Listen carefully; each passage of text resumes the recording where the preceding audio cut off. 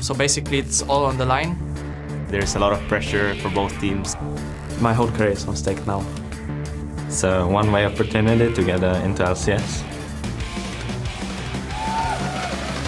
A lot of damage coming in from Nocturne, but gets exhausted, has to jump back. Krislin with the Q doesn't hit it. The finding, he's got no health. First blood goes to Freeze. 4-man ultimate coming out from Shook. They're catching the slowdown, but Connex sinks his teeth in towards one. Gets on towards Tabs, gets the reset. Millennium turning this game on his head. Best of 5 and it's about your future. It's such an important game that means everything. I'm really motivated to win and practicing really hard to succeed. It's basically your job and your life you're playing about. I've been waiting to try my best and win our way to LCS.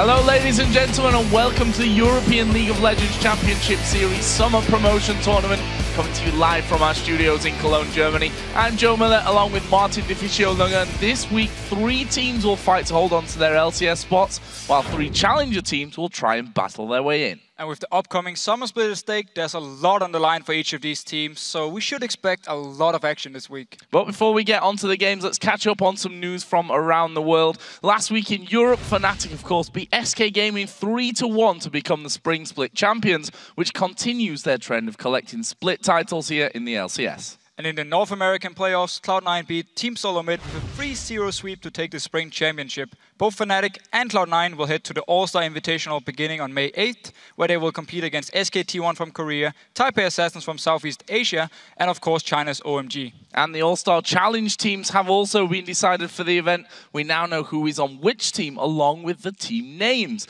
Team Ice will be captained by Alliance's Froggen and will feature CLG's Double Lift from North America, CJ Enters Frost's Madlife from Korea, Team WE's Salmei from China, and the Saigon Jokers Archie from Southeast Asia.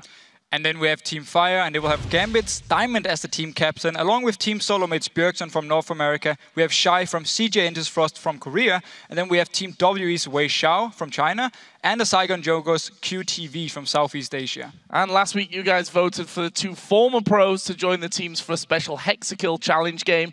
With the top votes, Messiah will join Team Ice and Toys will join Team Fire. But let's turn our attention back to the European Summer Promotion Tournament. The 3 teams that finished the Spring Challenger Series with the most points will face the 3 LCS teams who face in 6th, 7th and 8th place. During each best of 5 series this week, the winning team will move into the LCS and will compete during the Summer Split, and the losing team will head into the Summer Challenger Series and will be guaranteed a spot in the first Summer Challenger Series quarterfinals. And we'll begin things today with Millennium facing Ninjas in Pyjamas, and on Friday, Super Hot Crew will play Cloud9 Eclipse, while the Copenhagen Wolves will go up against Denial. And the 3 challenger teams bring some new faces with them, which means you have a mixture of familiar and unfamiliar players to watch this week. First up is Cottonex. Millennium's recent jungle swap has had a mixed impact on the team and really needs to have a good week to help keep the team in the LCS. Next up is Nukeduck. He's already been hailed as one of the top mid laners in Europe and will need to be on top form if NIP are to win back their spot in the EU LCS. And then we have Mr. Rallis. The backbone to Super Hot Crew's play will have to be extra firm in his do or die best out of 5 match to keep the LCS slot. With the most kills on his team, expect Mr. Rallis to be doing a lot of that, or else you will see him in the Challenger Series. Centurion is the next player to watch. He was not part of the original qualifying Cloud9 Eclipse team. Centurion, though, he steps in to replace former jungler Ko due to being too young for the LCS. Can he then fill the massive void that carry junglers left? We will see. And speaking of carry junglers, you can't forget about 2-time MVP Amazing from the Copenhagen Wolves. He's been a key factor to Copenhagen Wolves' success this split, and he'll have to keep going through the promotion tournament like we've seen him all season long. And don't forget, you guys can find the stats for all of these players and their teams, along with recaps, VODs, and much more over at lolesports.com. You can also find the schedule where you can choose who you think will win today's games. Just click your team of choice and hit submit, and we'll check in before each series to see who you think has the edge. And while you're voting, you can also submit your pick for a champion that will play on both teams during an All-Star Challenge Earth game in Paris. Yeah, the Fire and Ice Challenge teams will face off in the Ultra Rapid Fire mode on May the 8th, the first day of the All-Star Challenge event, and your vote will decide which champion will have to be played by both teams. You'll find a full list of the available choices at vote.lolesports.com, along with a list of the banned champions. And sadly, looks like we won't be seeing two Shens. However, Heimerdinger is open, and I sure would love to see two Dongers in action. I bet you would. But while you are on their website, or while you're on the website, you can grab a seat and join us here tomorrow for the second after summer promotion tournament. Just click the tickets link for all of the details. And we'd also like to summon you to Twitter, where you can tell us which of the teams in the summer promotion tournament do you think will perform the best in the next LCS split, and why? Honestly, looking at the teams we have here, I think it's so hard to predict even who's going to go into the LCS. We have so many close matches just today. NRP, Millennium. NRP, a lot of people saying their favorites. I'm not too sure. Millennium have been looking actually strong here in the end. But of course, we would love to hear what you guys think at home. So send your answers to @LOLesports with the hashtag LCS. We'll pick our favorites, and then Shox will read them later in the show. So let's head over to Shox and Demon, who are standing by with our special guest analyst for the day. Thank you very much, Joe. I'm Eva Shock, supporter, along with Lee D-Man Smith, and we are joined by Counterlogic Gaming's Dexter, who will be providing us with analysis throughout the games today. Thank you very much for joining us. We will talk about the games in just a second, but of course I want to touch on what we've heard about Counterlogic Gaming just last night, breaking news that Nyen will be stepping down. What are your general thoughts about that? I knew it like 5 minutes before I leave for a flight, and I was like, okay, is it really true that you leave the team? Because we actually wanted him to stay, and we didn't give him blame for any loss or something, and he didn't really deserve it from the community, which I think. And yeah, but he had like personal problems too, which I had no idea of. I was like, okay, maybe he's doing fine, but he didn't really talk to us about the whole Reddit thing, and it got out of hand really quickly. And then he realized, okay, it's better for you and better for me to just like 2 months off, and then maybe I can come back. But yeah, he needs a break, and he decided to step down. So. And of course, talking about the matches, the TSM game, you guys started up, went 1-0. How did it go really overall? I mean, obviously you managed to finish 3rd place overall, but that was really the game that obviously you guys, the CLG TSM, it's the classic. Yeah, going into the game, we knew that we were better. Like, flat out, we knew that we were better and we can beat them. First game went perfect. Like, we didn't do any mistakes. Communication was on point. We executed our picks really well. And we had really good coordination. And then, going to the second game, we had like a really big lead in the early game with a late game composition. And then the hook on Link happened, and bot lane died too. And then after that, the communication went down. Like, we completely shut down. We didn't do anything, and it was pretty bad. Like, in terms of communication, we couldn't really execute our strategy properly anymore. And the communication just went down, and we tilted kind of. So yeah. And then game 3, it was like, everyone was super shocked, and we didn't expect to lose. Like, we were already like celebrating, and I was saying, like, man, we 2-0 them, and yeah, but overconfidence. Overconfidence, like. And then game 3 was, yeah, we lost it in champion selection because we hadn't talked about the game at all. We came out of game 2 and were like, okay, what are we doing? Like, no one had a clue. No one wanted to talk, and yeah, we had no one there that actually talks to us, like mental speech or something. And yeah, we just went into the game and tried to win, and we just lost it in champion selection. But lesson learned, and 3rd place overall. Still a very, very good result for you guys over there in North America. Let's turn our attention to here, of course, today. Millennium versus Ninjas in Pajamas for that LCS spot. Millennium, a team you know very well as you played against them in the summer split last year. Why do you think it is that we haven't seen that very good team that we've seen, especially in the beginning of the summer split last year? I'm not sure what happened in the team, because I mean, they obviously lost their top lane, and Kerb had to switch to mid lane, but I don't think it was a big issue at all. It's more like that I think it was an internal problem in the team in terms of communication, simply because you could see that they're not very like the communication in the team isn't there, and they don't really have like a good strategy. They just go into the game hoping they can win through lanes, and yeah, they never learned how to play as a team pretty much. And maybe there was like internal problems with like people disliking each other or something, you never know, but I think that might be a problem in the team, yeah. And obviously turning attention to Ninjas in Pajamas, 3 players that you used to be with on the Lemon Dogs in the Season 3 World Finals. How do you rate these guys? I mean, have they got enough to get into the LCS? And really, more importantly, coming into game one, what is the important factor? Well, I played with them, and I can tell for sure that Zoro and Nuke Duck are probably like the best lanes in Europe right now. I mean, they're really good, and they have the individual talent and everything, but it's all up to them how they perform on LAN, because I saw in the past that they haven't performed really good on LAN, and they choked, and yeah. Game one will indicate how good they prepared, and I think both teams prepared pretty well, from what I could tell and talk to them. So the priorities should be right in terms of picks and everything, but yeah, it's a mental game pretty much. Like, if they're prepared, then they have a really good chance of getting in, but it can also go completely in the other favor of Millennium, and I think game one will decide the series, actually. So game one will be incredibly important, but I'm still going to ask you for your predictions for the series. Who will make it in the LCS, according to you, Dexter? Millennium or the Ninjas in Pajamas? I will go with NIP, actually. I think NIP has what it takes to bring down Millennium, yeah. All right, D-Man? Yeah, I'm going to go with Ninjas in Pajamas as well. I've heard very good things about Millennium, how they've been practicing. I've heard they've really improved. But Ninjas in Pajamas, you can't look past them. They are a fantastic team of players. Absolutely are. Well, we need to take a brief break, but stay tuned because we're just a few moments away from finding out if Millennium will head back to the LCS or if Ninjas in Pajamas will take their spot. We'll be right back.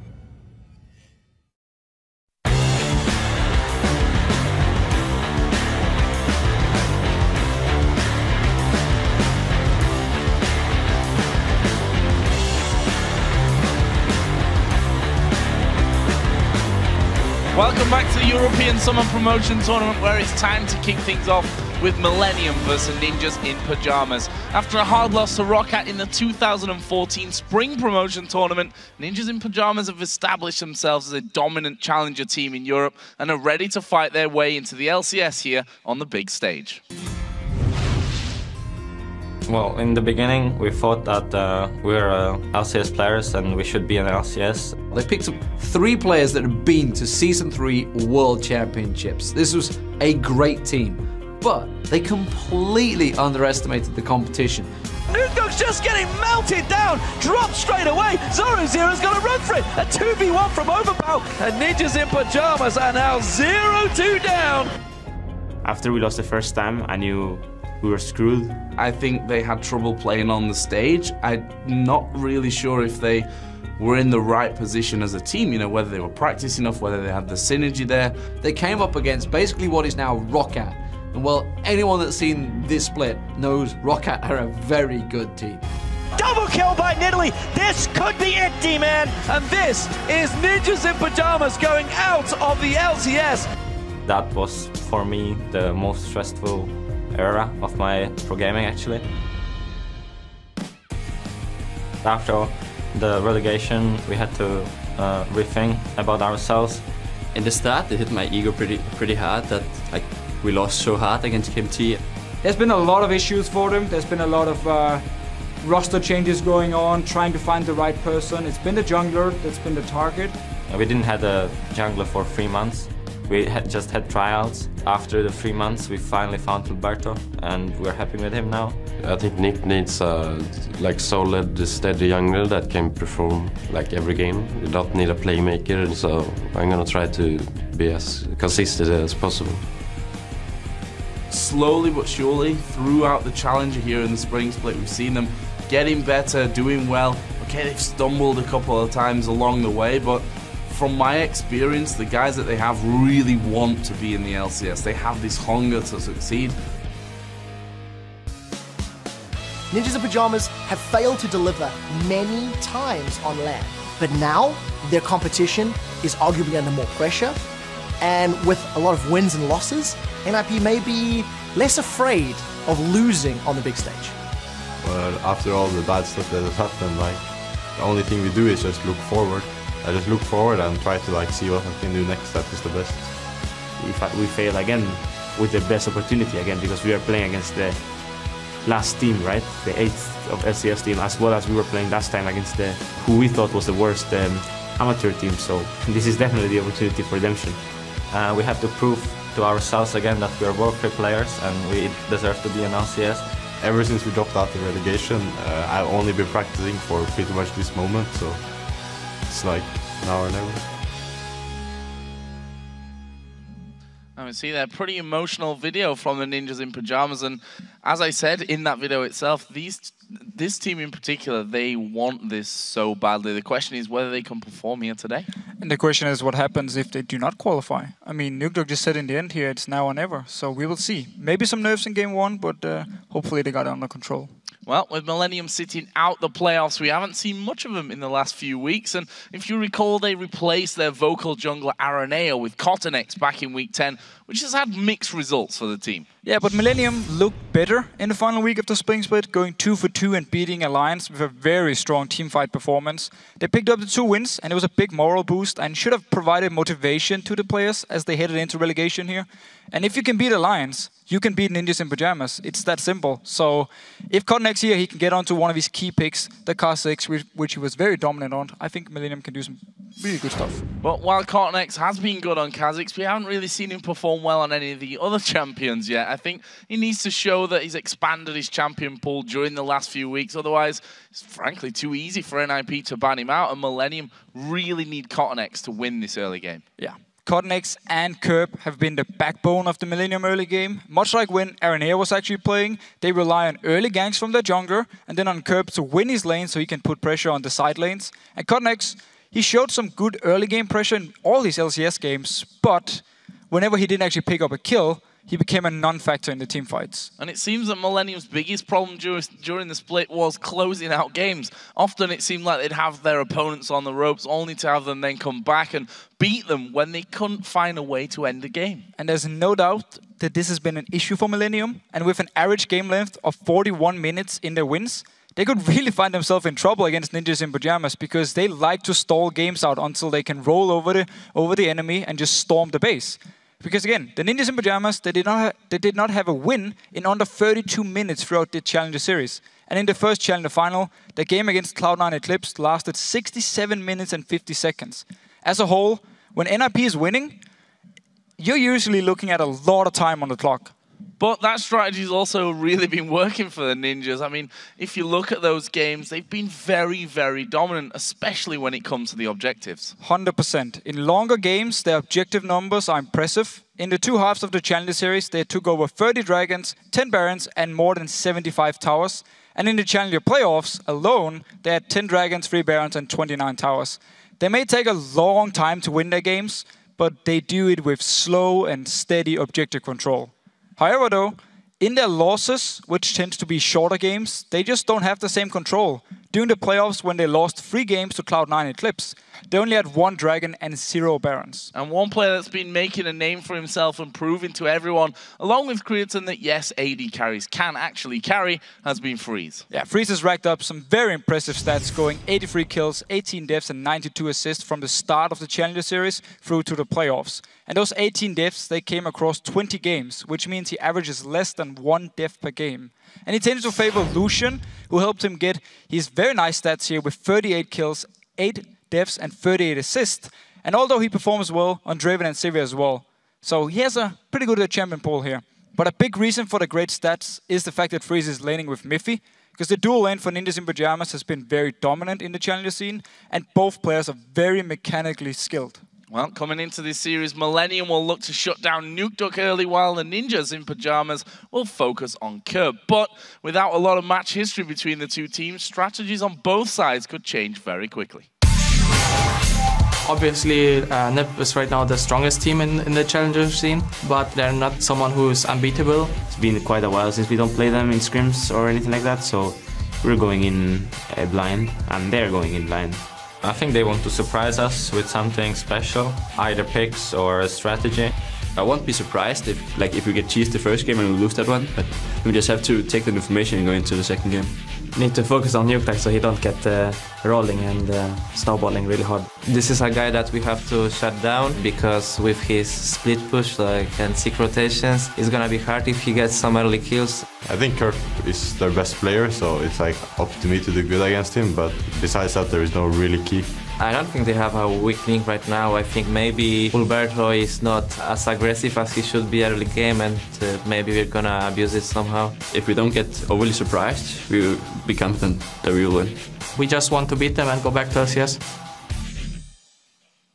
A lot of talk about the mid laners, which we're going to come to in just a second. But first of all, let's check out the starting lineups for both teams, starting with Millennium on the blue side. They have Kevin in the top lane, Cottonex in the jungle, Curb in the mid lane, and the duo of Creaton and J-Ree. And on the red side, we have Ninjas in Pajamas, Zoro0's in the top lane, Hilberto's in the jungle, Nukeduck is the mid laner, Freeze is the AD carry, and Miffy is the support. And today's featured matchup will take place in that mid lane where Curb meets Nukeduck. Alex Ich, of course, named Nukeduck the best mid laner in Europe earlier on in the split, and he has looked very strong in the challenger scene. He heavily favors those assassin champions like Zed, LeBlanc, and Ahri, and Ninjas in Pajamas put a lot of focus on getting him ahead in the lane, as Nukeduck often split pushes and snowballs that lead. Yeah, Ninjas in Pajamas, they love to 1-3-1 split push with Zoro0 in one lane and then Nukeduck in the other lane, which is why they need to get Nukeduck ahead early on so you can kill everyone in this 1v1 split push. The 4.5 patch, however, could actually be an issue for Nukeduck, as assassins have a harder time picking up kills now, simply due to exhaust reducing your damage by 50%. And that's why I like the fact he picked up Twisted Fate, who's a champion that can focus more on pushing and rotating rather than straight up fighting 1v1, and therefore isn't as affected by the exhaust. So Curb started out the season only playing the assassins as well, but in the last few weeks he switched around and started to pick champions, like Ziggs, which is definitely a change away. And it's big because that change in focus and play style it means that he's tending now to focus on winning his own lane and farming, while the Assassin plays are more focused on winning the other lanes by roaming. Yeah, but again, the Ziggs would be a smart pick for Kerp here, as he needs to shut down Nukedog in lane in order to stop the NIP split pushing. Otherwise, Millennium, they'll be on the back foot trying to defend all the lanes. I do actually hope, though, that he will pick an Assassin himself and try and kill Nukedog in the lane, and then all of a sudden, Millennium can start doing the split push towards NIP. So we're moving in towards champion select here then. Let's talk about some of the other areas of the map where we expect to see bans and picks. And you mentioned that 1-3-1 split push, so let's start there. Zoro0, he's surely got to be shut down as well. He's not a bigger factor, but as big of a factor as Nukedog in this game. Yeah, Zoro0 is definitely one of the stars here. And the weird thing about Zoro0 is I haven't seen him play Jax yet. So I'm actually expecting NIP to ban away Jax from Millennium, and maybe even ban away the Ziggs too, to make sure Nukedog can always farm in the lane, and also Millennium won't be able to just extend the games. Well, here we go then, into picks and bans. What are we going to see coming out? First ban actually will be Lulu from Millennium. Interestingly enough, we have seen Lulu, in fact, the last 2 games of the split, both losses against Rocket and SK, Millennium picked Lulu for that mid lane. On the other side, Jax, you said it exactly, they are going to ban that out. Don't want Kevin having that. Zoro0 obviously doesn't want to play it either. So he might still play the Jax, of course, Zoro0, but they don't want to risk Millennium first picking it. Millennium could ban away Renekton in the last ban here, then first pick the Jax. Not gonna happen, banned away. Kha'Zix, very, very standard ban against Millennium. Cotton-X, he showed it in the LCS, how strong he is. And it would obviously be the first pick for Millennium if it was led through. Thresh also was banned out here by Millennium, and we were watching a few NIP games back, and it becomes clear that Mithy is up there with the best Thresh players in Europe. He is very skilled when it comes to his mechanics, and that's where a champion like Thresh, you can make a lot of big plays on it, of course, with both your Flay, with your hook.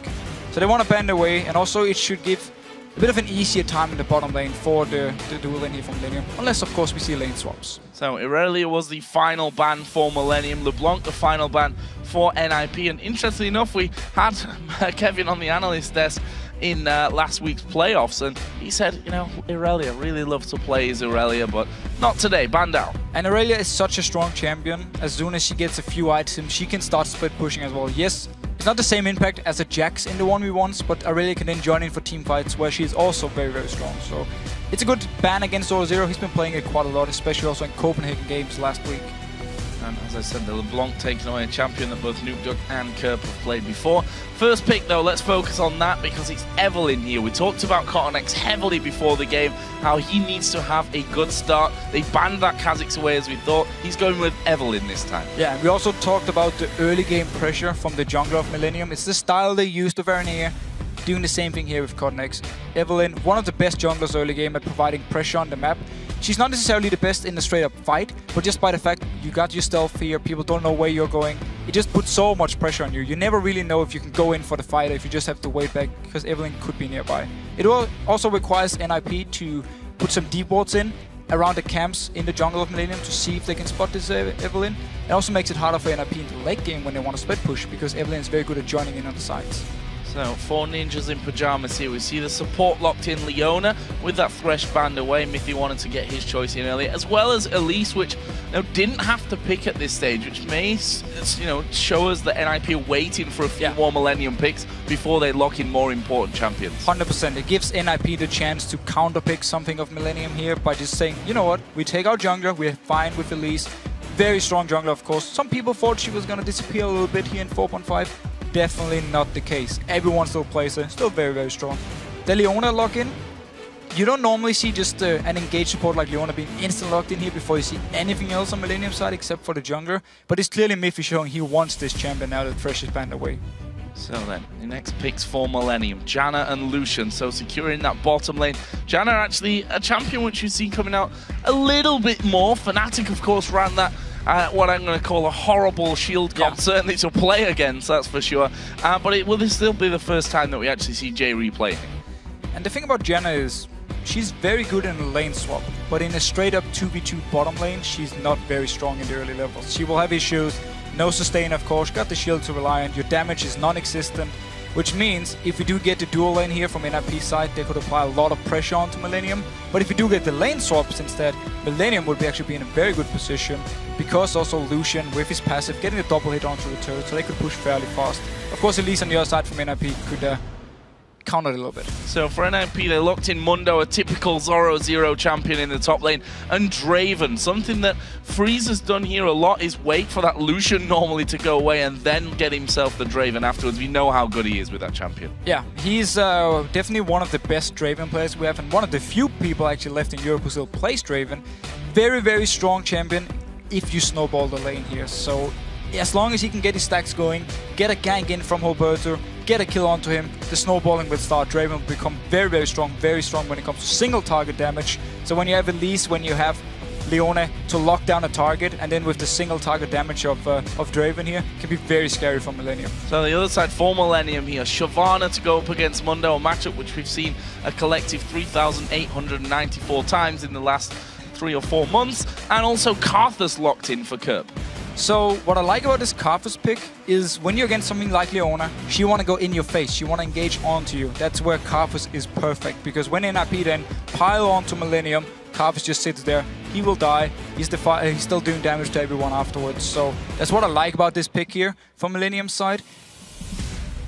When it comes to straight up pushing turrets or sieging in the late game, they don't really have too good of a lineup with it. I mean, yes, Janna, Lucian can do a lot of it, but Evelynn, of course, she's melee, she needs to go and hit the turret.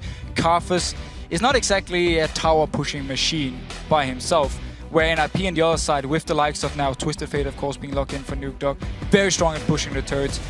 We have the range onto Elise, very good at pushing turrets either. Draven, of course, few issues when it comes to pushing the turret, because it can be hard for you if you get the wall by Karthus because you're standing in range of it, and then Millennium can engage onto you. Freeze will be in big trouble. So both lineups here, very focused on the small fights, not too much focused on straight up just sieging down a turret like we have seen a lot of here, especially in Europe. Well, we are going to be seeing teleports run as well in that top lane, which a big factor probably here for Ninjas in Pyjamas, specifically when Nuke Duck hits level 6, means that you can have all of a sudden a 2v2 in bottom, and then it's a 4 versus 2.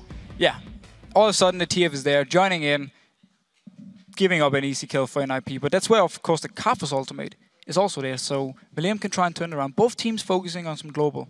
Well, with both teams here getting into the Rift, and with a spot in the LCS, that's it, I've only been saying it all year long, up for grabs. Let's check out your votes to see who you think will make the cut. According to LOLesports.com, you've picked Ninjas in Pyjamas by 71%, a big number.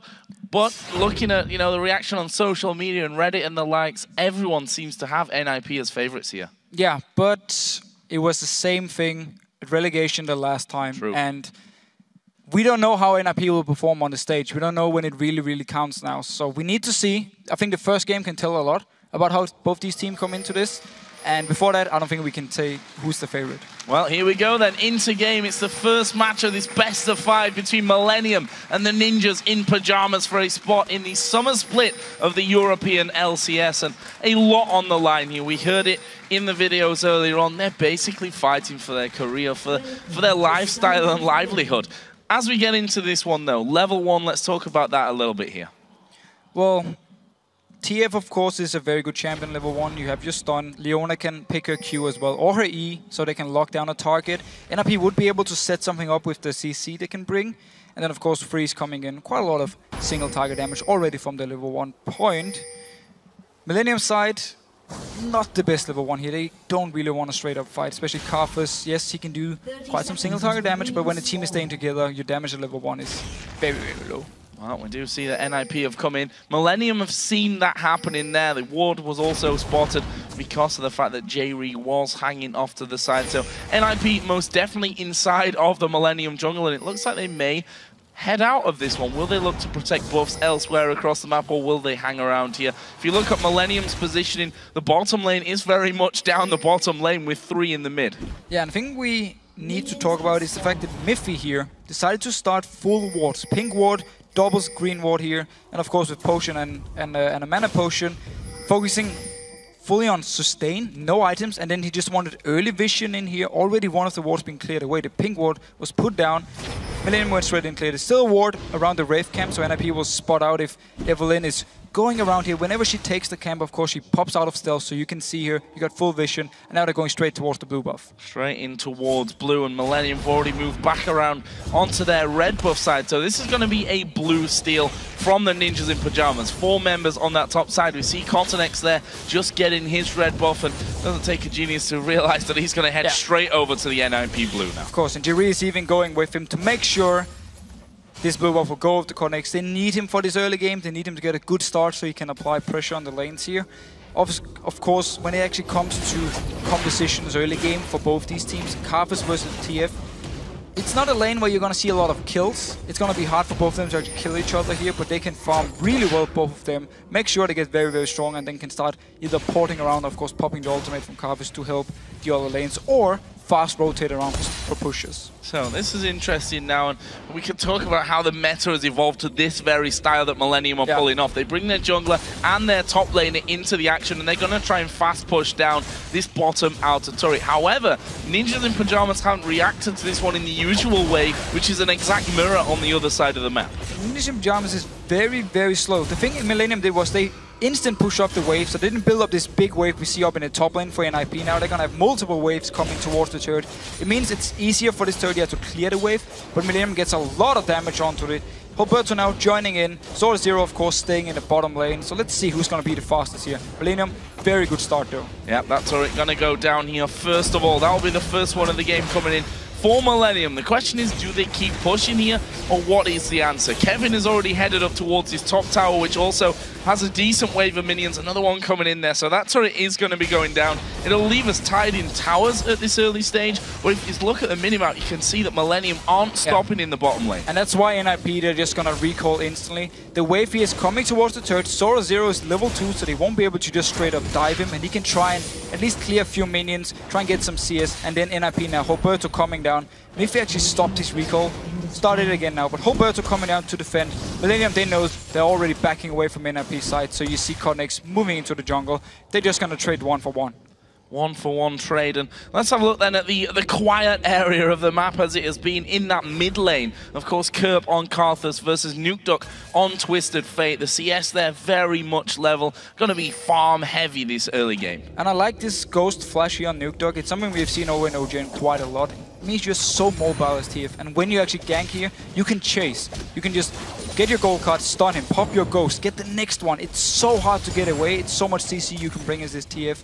So I like this setup. And also, if he decides to split push late game, but doesn't really want to fight, it's going to help him escape, teleport somewhere else, and maybe get a turret for NIP. Also seeing the top laners return to a 1v1 scenario, actually coming out really level after that start as well. We did see the Doran's Blade start for Kevin, Doran's Shield for Zoro Zero on Dr. Mundo, and they're just going to be farming up that lane as we would expect. It also, of course, brings us back to a duo on the bottom side of the map. Yeah, and we need to see how both teams will handle this one. There's obviously a big wave coming down for NIP. They could send down Roberto to try and force Millennium away from the tower once the wave actually hits in there. Try and deny them some CS, and you see Freeze already here. Level ahead of Creaton, forcing him away, trying to deny some XP from him. But a big wave coming in. Roberto is going to recall, so he won't join in with the dual lane. That will bring the CS total a little bit more even. We can see that both Creaton and Jerry very, very nervous about stepping too far out into this one and end up getting caught by Mythion Leona. We've seen him time after time crafting these first blood opportunities for Ninjas in Pajamas. They did that in the playoffs as well. Now that wave goes through to the turret, a bit more of a relaxed farm time for Millennium there. And we also need to see how Jerry, once we actually come to the team fights here, how he decides to use his ultimate. What he can do is when Miffy actually engages in, he can pop his ultimate between Miffy and the team, leave Miffy all alone in the middle of Millennium, and the rest of NIP shot far away, and that's an easy kill for them to turn everything around. Or he can just try and shoot Miffy away with the rest of the team, completely disengaged from Millennium's side with this Janna pick. Should mention as well that Twisted Fate has in fact hit level 6 now. I believe Kurt will be there as well, so those two global ultimates, it was what we can call Nukeduck. Basically a global ultimate, obviously being able to use that Destiny to teleport around the map. And Kurt will also have the Requiem as well, so we'll see if they come into play. 6.5 minutes in, we can see that the gold lead is currently in favor of the Ninjas in Pajamas. Still very slim lead at this stage though. Very, very slim. Just Sora Zero actually pulling ahead in farm up in the top lane here. Dr. Mundo is not the best laner, same goes for Shyvana though. Both of them really want to get to this late game point where they can start split pushing, but also team fight really well. Kevin though needs to be careful he doesn't fall too far behind. He's only level 4 to the level 6 here, but a very big wave coming in for him. Yeah, I was going to say that's almost the thing about that. The Dr. Mundo isn't so strong there, but he's doing very well at this point. Yeah, and look at this here. Roberto moving over here because one, they expect a gank onto Zoro, so he wants to join in. At the same time, they can also, if the wave hits the turret here, with Nuke Dog coming in, with Roberto, try and deny the entire wave from Kevin. Seems though they changed their mind and go towards this blue buff. Easy pickup. Kevin is forced to stay at his own tower because of the big wave. He can't lose out on this XP now. And of course, that is what happened at the start of the game. Ninjas in Pajamas took the blue buff away from Millennium, and Cottonex went over to the bottom side of NIP's jungle and did exactly the same. Not sure they're going to be able to do that this time around, though. We see there's a ward on blue. Leona is coming up to ward around the ramp area, which means they're going to get...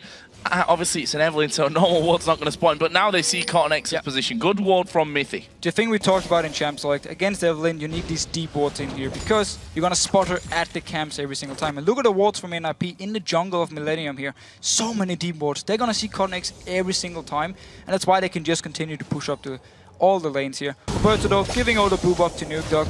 So 2 blue buffs for NIP. Curb needs to just farm without it, but he's Carthus, he can survive it. Well, be all right with that one, I think. Still not seen either Carthus or Twisted Fate getting too involved yet using those ultimates, but then again, we've not really seen much action across the map, as there's that ward you were talking about earlier by the white. Cottonex here is going to get spotted by Zorozero. There's no one to really back him up. Zorozero not going to have massive damage, but here comes Twisted Fate. Flash used by Cottonex. Cottonex really needs to be careful moving around the jungle here because of all the wards from NIP. If he, as we just saw here, down to like 50%. Boom, instant ultimate from Nuke Dog. Want to try and kill him. Forced the flash this time, but they also got the ultimate from Nuke Dog. So Millennium now, with the ultimate here from Curb, could actually try and set something up. Well, let's see, down on the bottom side, actually, bottom lane has in fact not recalled, but pulled back a little bit with that tower being down and the wave already pushing out. And to take those golems, every little bit counts here for Creaton. He's 74 to 66 CS behind. Actually, I was going to say there must be a lot of gold there for Freeze. He's sat on 1,600 gold, 1,000 gold to spend for Creaton as well. Yeah, so Freeze is farming up for the BF sword here. Once he goes back, rejoins the lane, that's where we can see the action start from NIP side, because that's where Draven really starts to hurt. Of course though, Jerry should be hitting level 6 very, very soon. And once he got that, he can always disengage, but for now he's only level 5. Is this an opportunity for NIP? There's a ward in that brush, so they will have vision of Mithy. Let's not forget that tower is in fact still there for Millennium. Yep. So that's going to be a push down. And Cottonex already starting to move in. Good timing as well, because Roberto is on his way down. So he spot Roberto here. Actually sneaked out. Roberto doesn't know. Cottonex is nearby, still in stealth. They're moving towards the dragon though for NIP side here. Could just be to ping it, clear the wards here. Of course, Elise is very strong at the early objectives. Actually decided to ping all the way up here. It's very standard, because you can see Cottonex move around with the small bush in the river, but they won't be able to clear at least the dragon area. This could be an opportunity for Millennium though. Yeah. The recall spotted, and yeah, they're going to go for this one. I mean, they saw 2 members from NIP recall. Roberto's the only guy here, Nuke Dog, no ultimate yet, but actually Roberto's enough to scare them away. They do, however, get the pink ward. Second one they actually take away from NIP very, very fast, so that's 200 gold wasted. Nicely done. We see the sweeper coming out here for Roberto. Actually, they've got 3 very early sweepers here, have NIP. Want to get those wards taken away as much as possible, have that dominance over the game that they've done a fantastic job of so far. And look at this, Ninjas in Pajamas coming back down towards the dragon after recalling earlier and stopping Millennium's attempt on it. They're going to get this one for free. There's no one around there for Millennium. So, due to the fact Millennium first spotted NIP recall, they went towards the dragon, but because Roberto was there to stop them, or well, because they got scared of Roberto with the 4 members at the dragon, they backed away, and then they had to recall, because the bottom lane, they didn't recall yet. Curb didn't recall yet. So NIP knew it was about this time they would have to recall, and with the 4 members returning from base, they could just go straight towards the dragon. Even though there was a ward in the pit, didn't do anything. have a look down some items here as that pressure comes in from NIP. The Rod of Ages is done there for Kerp buying that outright. Athene's Unholy Grail on the other side for Nuke, but this tower is going so very quickly. Miffy's going to join in, but I'm not sure that it's even needed. Kerp is going to be coming around, but it's going to be too late. That tower is going to go down. Continex was there as well, just a little bit too slow. And again, NIP just capitalizing on that completely as Free's going to get pushed, but again, Draven just knocks him away. Knocks him away, but very strong combination from NIP with both Elise and Twisted Fate to take these towers down as soon as there's a chance. Both of them doing really well on getting the towers down. So good move here. And it all falls back to the fact Millennium, instead of recalling when NIP recalled, went towards the dragon and then backed away from it again. So they gave the dragon and then also the very obvious recalls that NIP just took full advantage of. And we said it in the pre-game, NIP are very methodical when it comes to these objectives, and so far that's pretty much what they've concentrated on, just as we expected. We heard from both teams coming into this game that they were almost coming in blind because they've not been scrimming each other, they've not been really seen, or certainly Millennium have not been seen since the end of that summer spring split, as Nuke here just getting a little bit caught out. Actually will not be chased down, they don't go in for him. But again, NIP moving in towards the blue buff, timer on it from this. They took it the first time, took it the second time, get it the third time here as well. And again, look in the jungle of Millennium. Everything is warded. There's no way you can move in this jungle, even as Evelyn, without being spotted out. Unless, of course, you don't do a single camp. Nuke, though, going towards Cotnex. Gonna throw in the ghost, and there is a cocoon landing as well. Have they got enough damage? There's the Axis coming over from Draven, and it's Alberto that picks up the first kill. Can he get Kerp here as well? Exhaust goes on to Nuke, where he's flashed away. Janna comes around the side. It is gonna be a kill. Kevin has teleported down, but is he gonna have enough damage here? The Requiem comes down, but it's not enough to get one back. So NIP used the full advantage of the map here, that full vision of Cotnex, popped the ghost from Nuke, started the fight here. They were not afraid of Kerp at all. He even tried to flash in and exhaust onto Nuke. He just flashed away, and then the rest of NIP joined in. Both top laners are here, both had to use the teleport, but nothing happened with it. And look at this NIP, thanks to those wards you mentioned earlier on, so very deep in the Millennium jungle. Even though the entire Millennium team was there, they had vision of them moving away, and they were able to come back around, steal away another buff from Millennium, and then simply walk back on out. And they're just taking full advantage of the fact that every single lane, NIP, they have the pressure. Top lane, Sword Zero's been pushing down all the time. Kevin actually got it back in CS now, but they've just been building up these big waves for each other. A big wave is coming towards Zoro Zero now once he returns. Bottom lane wise, we've seen Kratos and Jiri stay very far back for a long time.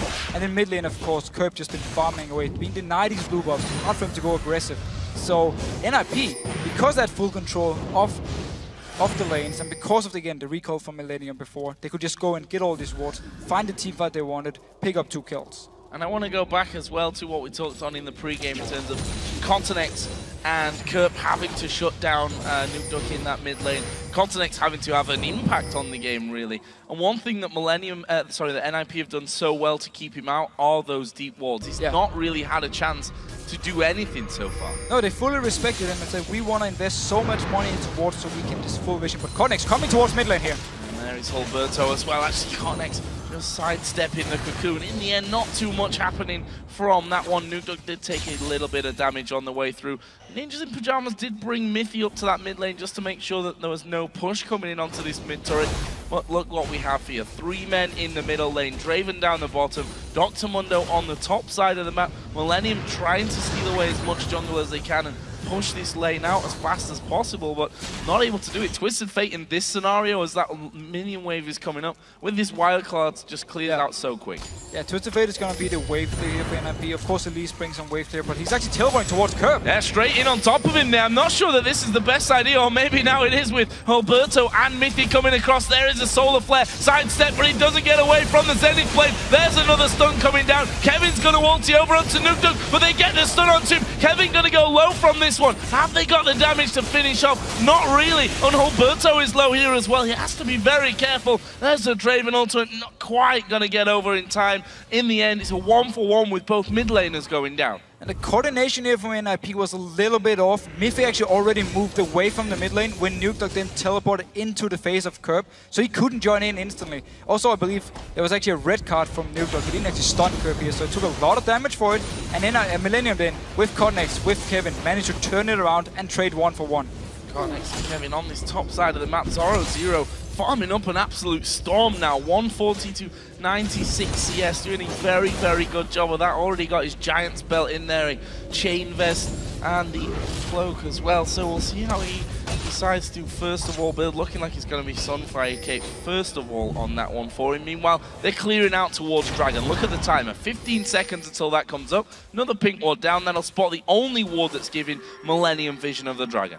Millennium, though, this time actually recalled before, and then they need to rush towards this Dragon if they want to have a chance of stopping NRP from doing it. Both Miffy and Freeze are nearby. Nuke Dog and Alberto already in position. It is already pinged. Jerrido will get vision, but the rest of Millennium, they're not in position to stop NIP at all. Not particularly trying to get in there from the side and throwing in those Howling Gales, but it will be smited down there for Alberto, and that is a second Dragon for Ninjas in Pajamas. Their game, you have to say, going completely to plan at this stage. Very much to plan indeed. I think the Carpus pick actually surprised him a little bit though from Curve. It's not a champion I would expected him to play. I thought he would play more of a lane bully here and try and shut down Nuke Dog, but instead he focused more on the team fight and the late game. Freeze though, going aggressive with the Kraton. Kraton winning the trade, however. And then backing off as Miffy comes around the side. Scared of that Leona diving in pretty tanky already. Is Miffy there, does have his ultimate available for that one as well. Should mention something we didn't touch on earlier on, the duo lane of Millennium both running Summoner Heal at this stage. And we can see Miffy going in, he's actually going to land the Zenith Blade. There is his ultimate as well, but Twisted Fate is going to join the party. That's a good knockback from the Monsoon, but I'm not sure it's enough to keep them up. That's a great Howling Gale, but we are going to see Nuke Duck coming around the side. He's picked the right card, flashes in, Crinton going to go down. Jerry should be able to get away from this one, but that's another kill for NIP. And right here you see the reason for Ghost Flash. So mobile, he can chase afterwards. Good knockback though from Jerry, disengaging everything. Sadly though, both summoners were ready for Nuke Dog. Chase up towards Kraton, who had to use both Flash and Heal before. Strong lead for the Ninjas in Pajamas, 6,000 gold. They're currently stood on, and look at this. This amazing objective control, or the buff control I want to really point out, because Millennium have not really had buffs for this entire game. Only Codex getting the double for level 1. They are now just been denied everything, of course. Curb wants to get the blue off in the mid lane. Nope, every single time. Also because look in the top lane here. Oh, Codex has been caught out. He is bitten off far too much than he can chew at this stage. Nuke comes in, all the pain goes down, and that will stop them chasing on through from that. But they do get themselves another buff stolen away here from Cotton X once more. And once again, they get the deep wards in here. But as I was trying to say, look at the top lane. Every single time Zoro is in this lane, he pushes Kevin all the way down to the tower. It means NRP can always roam between mid lane and top lane if they want to. And of course, if Connex goes into gank, they will spot him out and try and do something else on the map. Zoro though, he will actually be caught out here. Jerry joining in as well.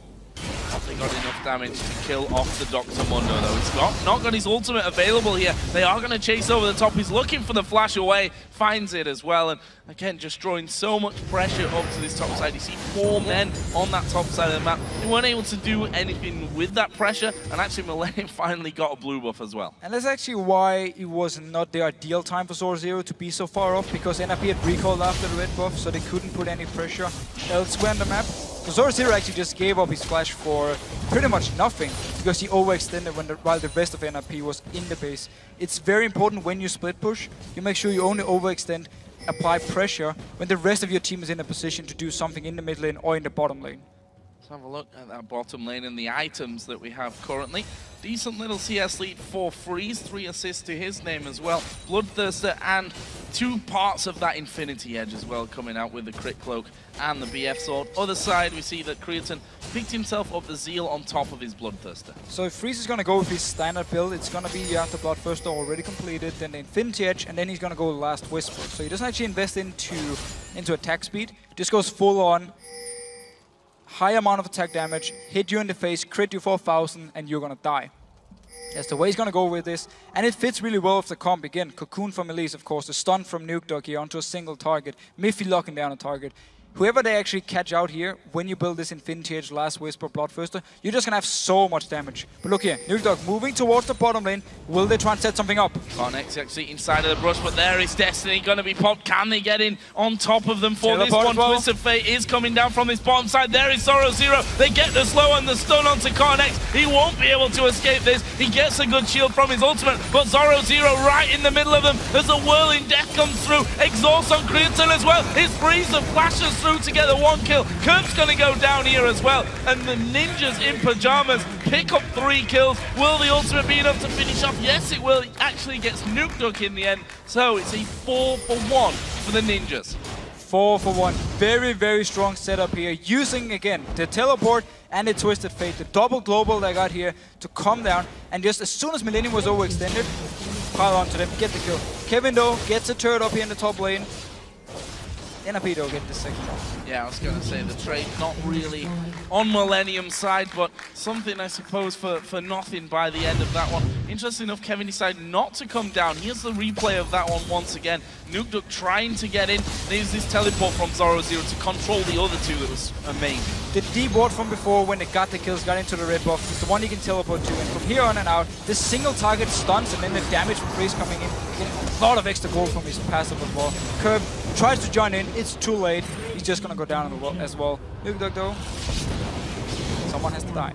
Well, that one tower hit certainly didn't help his cause. Maybe if that would have not landed, the Requiem wouldn't have been enough to finish off. But either way, that leaves us at a 9,000 gold advantage for NIP. 4-2 on turrets. And the next objective is coming up here very shortly. Dragon in just 20 seconds time. Alberto actually might be getting a little bit caught out. There's a Dragon's Descent from Kevin. There's some good damage from the side. Alberto trying his best to run away. Great Solar Flare from Miffy. Catches 3 of them and stops them chasing for the kill. Very, very good ultimate from Miffy. Nukeduck though staying aggressive here, getting some damage onto Curb. And Curb, he's been doing a very good job farming-wise here. He's gonna become very, very strong, but he might not get strong enough in time because NRP is putting so much pressure on the map because they're so far ahead already. And also with this Leona pick here, with the TF, they can always engage a fight if they want to. Get themselves a blue buff, but that will be spited away by Cottonex. That's 2 in a row. I think the best run of picking up their own blue buff that Millennium have actually had so far in this game. It did move in for that one, but weren't able to get anything. We see that the Infinity Edge, while we're looking at Freeze, is down. He's got the pickaxe and the longsword, so Last Whisper's coming soon. On his first kill, he received 1,020 gold from his passive here, because he's just been farming the entire time. Obviously, the second one only gave like 60 gold, but still, the first one gave over 1,000 gold to him from his Adoration stacks, meaning, of course, Infinity Edge, very soon the Last Whisper as well. So he's single target damage. If you get stunned by someone from NIP side here, you're gonna get chunked big time.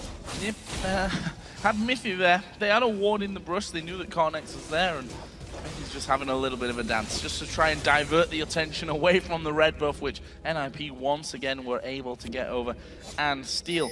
I want to look at this top lane once again because Zoro Zero has done nothing but pressure this top lane. Look at the level difference that he has in there as well. He's doing big damage actually on towards Kevin, who's gonna have to back away. That leaves this turret, which is already low, open to things as Cornex gonna get caught out. He's not gonna escape that one. They pile on once again. Every single ultimate from Nukeduck, apart from the very first one where they only got a flash from Cornex, gave kills to NIP. Zoro Zero, also due to no pressure from Cornex, no pressure from Kevin actually, just been dominating his lane, pushing it down every single time. And in the dual lane, they stayed passive until they had the teleport from Nukeduck. Then they started something for Curve. Coming in here, early Sonya's here, didn't even take a hit yet. Take a hit, but he's going to take it once that Zonya's actually wears out. Baron is still up. Kirp is going to go down. They've done good damage, but the Requiem is going to come in. Will Zoro Zero fall at the top? No, he won't. NIP getting low. Nukeduck will surely go down. No, he gets the flash off, and that allows him just about to get away. Zoro Zero actually going to throw his ultimate on here to get that good regen out. In the end, it's a very prolonged fight, but one that only ends in one single kill. And a bit of an aggressive Baron call from NIP. They got the kill onto the jungle, of course. There wouldn't be any smite from Millennium. But the rest of them were actually there. They could join in. We saw Curb coming in as the first guy. Almost picking up some kills here. Only guy to actually go down. Stop the Baron as well from NIP side here. So a little bit of an aggressive play, but that's obviously very different from the NIP we saw back at the last relegation where they would just play so safe. So I like the more aggressive style here, even though it was maybe a little bit too aggressive this time around. got still a bit of room to play with, though, I think we can safely say. I want to talk about Nukeduck and his build here, picking up that Lich Bane now. Also got Distortion on his Sorcerer shoes, so that Flash and Ghost are going to be even more effective for him, and of course extra movement speed from the Lich Bane as well. It's just mobility on mobility, utility. I mean, once he pours down on your face, you're not going to run away from him. He's so fast, he will always be able to catch on to you. Again, Distortion here in 4.5. Once you pop the Ghost, even better now. Once you flashes, I believe it's like 1 second speed up or 2 second speed up as well afterwards. So you're just going to be so fast at catching on to these targets here. And that's where NIP, as long as Zoro can split push in one lane and they can pressure elsewhere, then Nukeduck can find opportunities to join in on the side lanes, set something up. And if someone from Millennium is overextended, he's going to be caught. And let's not forget the Distortion gives you 20% extra cooldown on your Flash and Ghost as well. So overall, pretty good build there from Nukeduck, and he's currently sat at 6-2-3, so having definitely a good game as Ninjas in Pyjamas once again move towards the Baron area. There is a ward there though for Millennium, so they're going to have full vision of the Ninjas in Pyjamas moving in. And NIP actually, they do start the Baron here. Millennium are going to come out here very, very fast. Of course they're going to spot them, but still, being caught here in the pit against the Carthus is not a good idea from NIP's side. And they don't even have to start this Baron, they could actually just split pushed around. But let's see here, Millennium coming in for the fight. Are they going to go in? Yes they are. Curb going to get Dirt 1-2, he pops his Zhonya's very early on, and then flashes into the rest of the NIP team. He gets his first kill on this one. Myth is going to go down. Oh, Berto dies as well. This is a great fight for Millennium so far. A 3-for-1. Zoro still chasing, and Nukeduck is chasing down J-Ree inside of the Baron pit. They get that kill, and Zoro, I tell you what, he's tanky enough, and he's got decent damage here. He may be able to pick up another one onto Cotton X. He will get that kill, and now Nukeduck is tracking around the other side, ghosting in for this one. Is he going to be able to get the stun down? He's very close to being in range there onto Kevin, and there it is, plus the teleport from the back. Kevin's going to fall here in just a second, and what looked like a great start to the fight for Millennium. Ninjas in Pyjamas get the ace and turn again to Baron with just 2 men. So Zoro's ultimate is going to be ready soon, meaning he can tank the Baron here, doing a lot of damage with Nukeduck as well. Oberto rushing in with the rest of the team to try and help them out here. Ultimate needs to be ready very soon. Also, Zero, you're dropping very low from this. Probably a little Curb's bit ultimate is up. Curb's ultimate. Yeah, Requiem coming in. He's got enough regen, I think, from this one. Though. In fact, Nukeduck doesn't even go down, and that will be the Baron continued and finished off here for the Ninjas in Pyjamas. But the ultimate from Zoro just came up in time here. Delayed it by 2 more seconds, and the ultimate from Curb would have killed him here together with Nukeduck because Baron would just send the blasted towards Nukeduck. That was very, very clutch. Clutch stuff, and Millennium actually looking to maybe get something back from all of this that's gone wrong for them. 15-5 behind on kills. Gold lead is very much so in Ninjas in Pyjamas' favor, but they do get their 3rd turret of the game there, taking down that middle outer turret. It leaves them though 13,500 gold behind. Yeah. But we talked about how the Baron call was still a bit of a... Again, it's a bit too over-aggressive from NIP, because the fight actually went in favor of Millennium from the start. Then Nukeduck, though, stayed in the back, and Zero was so tanky because he's so far ahead of Kevin. He stayed alive. So they managed to win out the fight here, but it was way too close for the goal lead NIP got here. They didn't have to go for the Baron. Good response by Millennium, coming in, picking up some kills. Curb now with 3 kills and on border farm here. He can still become very dangerous once he gets to death. Yeah, Rod of Ages is done for him. Went Zonya's second. We've seen him already pop in that in a couple of fights, and has an insta-large rod as he works up towards that Rabadon's death cap. But Zoro, you have to say almost 100 CS in front. Actually, they're going to step forward from this one. Twisted Fate actually doesn't follow his destiny through. Nukeduck here will stay down the bottom lane. There's no Zonya's Hourglass onto Nukeduck here, so he can just engage in the fight. If he had the Zonyas, he would jump in the face of Millennium, pop it in as soon as he pops in, as soon as he stuns a target, and then they wouldn't be able to kill him, and that could be the engage from NIP here. But because he didn't have it, because Miffy wasn't in range to start something, he decided not to pour it in. Ultimate gone, but NIP though got the tower, and now they're staying and pushing all the lanes. Actually, no, Nukeduck joining in here, 5 members in mid. Gonna come up mid. Kevin is still down on that bottom side. It's Zoro that has to tank stuff up. He's pretty much 27 health every tick here without his ultimate running, so that is a lot of regen coming in as Kirk gets caught by the wild card there at the back. He goes low, gonna be forced to now back away. Whirling Death comes around the backside, and they force themselves in on that inhib turret. The inhibitor can't be defended realistically here from Millennium. Full attack damage Draven. And TF was so fed with the Lich Bane as well. You take turrets down instantly as soon as you get a chance. They forced Millennium away just a few seconds onto the tower, and it was gone from NIP's side here. Look at Freeze as well. I mean, if he hits you in the face, if he hits Jerry in the face here, he's going to take like 85% on a crit. 5 months if that crit does land onto you. Could get a little bit lucky and avoid maybe 1 or 2 crits in there, but generally he's going to win out anyway. Another red buff going over. I don't think they've had any red buff since maybe the second one. Actually, here Millennium. Zoro I'd like to say gets caught out, but he is so ridiculously tanky. You can see him sticking onto Cornex. There they land the Solar Flare as well. Cornex actually throwing his ulti down to get that shield and stay healthy enough, but NIP just forcing them straight back into their base. Nukedog is all the way up in the top lane. He won't be able to join with his ultimate in case Millennium wants to engage here. This could be the time for them. They just tried. It didn't work. The ultimate Cornex is gone. That's the main part of the engage here. So NIP feeling safe, just staying around, applying pressure while Nukedog pushes down the top lane. Just going to try and force someone from Millennium to come away.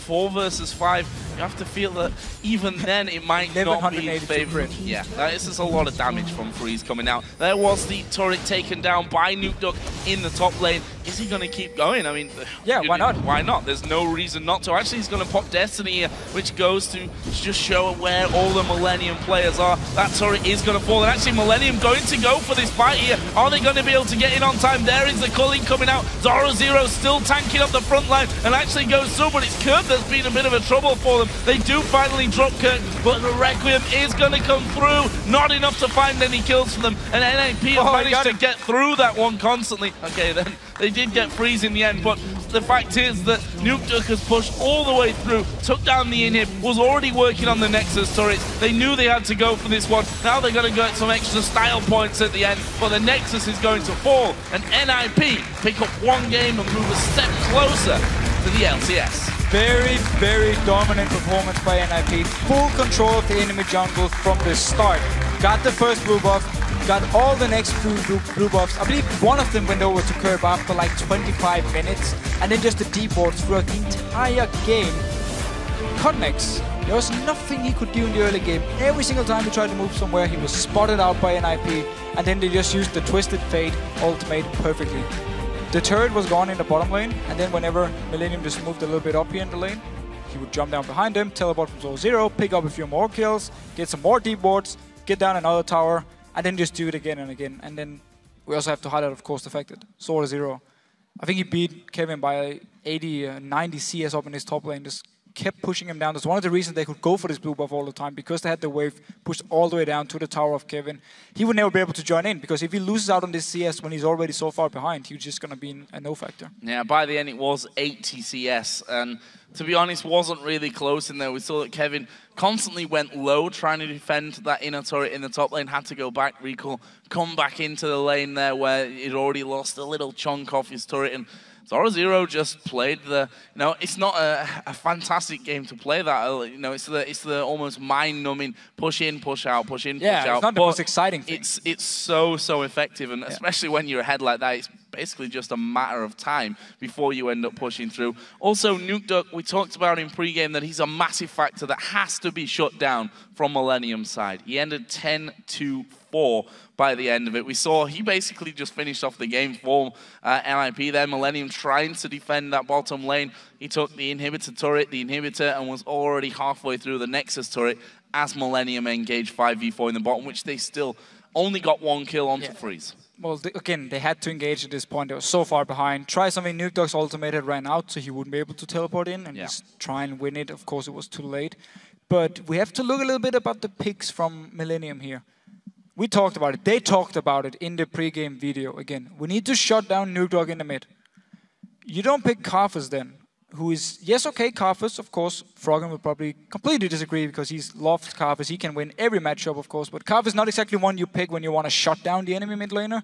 It's more when you want to be very strong in the late game, in the team fights, and of course the pressure of your ultimate.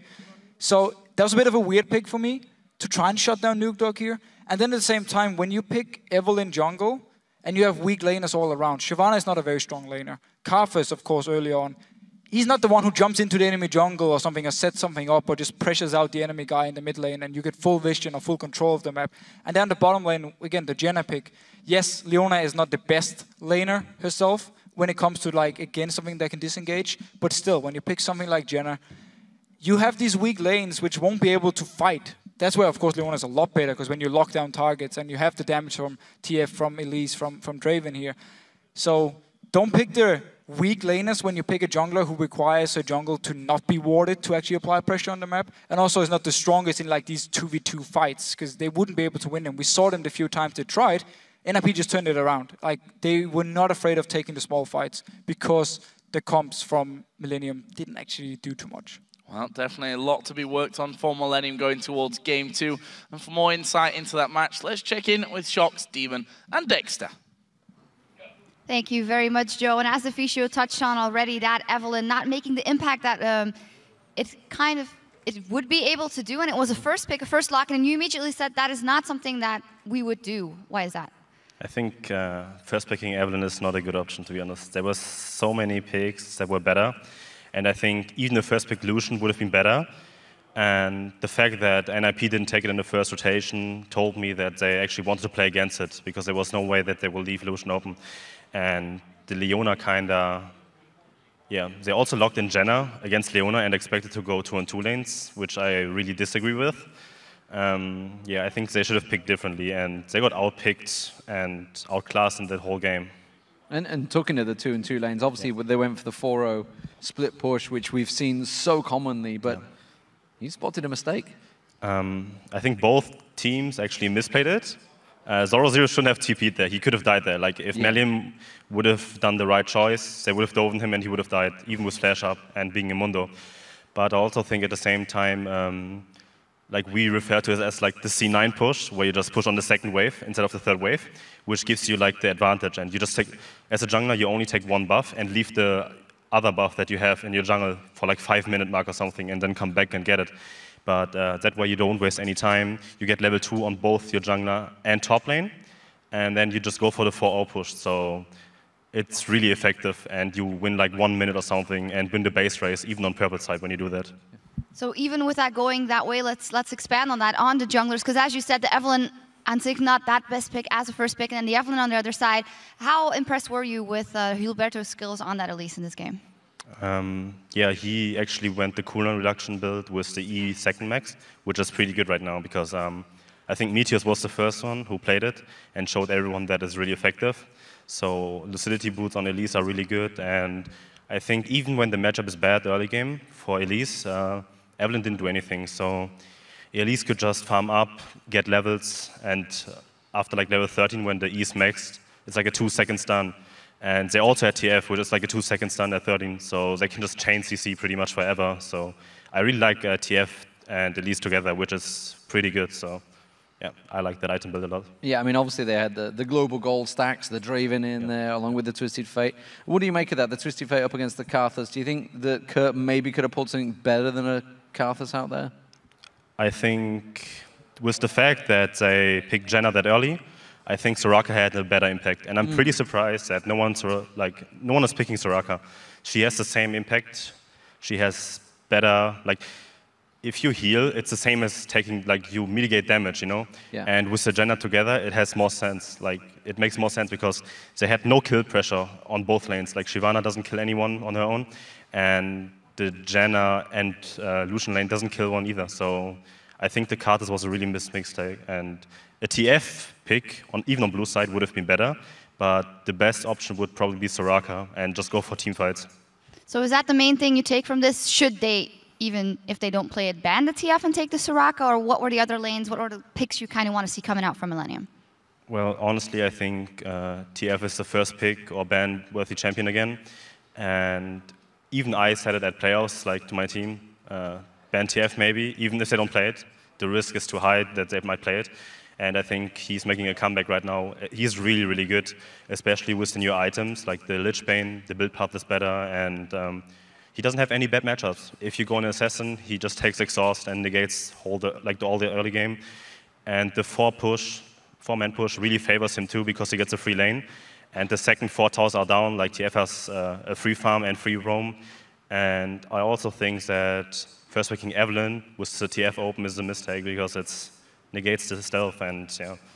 So obviously rolling into game 2. Game 1 we said a lot hinges on that. Yeah. Do we see NIP now rolling through this one, or what can Millennium do to maybe turn it back around? It depends if they have another strategy prepared for it. And NIP has blue side right now, so I guess they expect to either get like Lucian maybe on the second rotation, or they leave it open again, and they really want to play against it. And yeah, apparently the Draven is a counter to it. Friesen is a really good Draven player, so I trust his abilities to do that lane. So yeah, it's all a matter of who plays the matchups out correctly, and I think NIP outclassed Millennium on every lane this game. Well, we will find out soon how that second game turns out, but first it's time for us to head off Rift for just a moment. We'll be right back with the second game between Millennium and Ninjas in Pajamas. Stick around.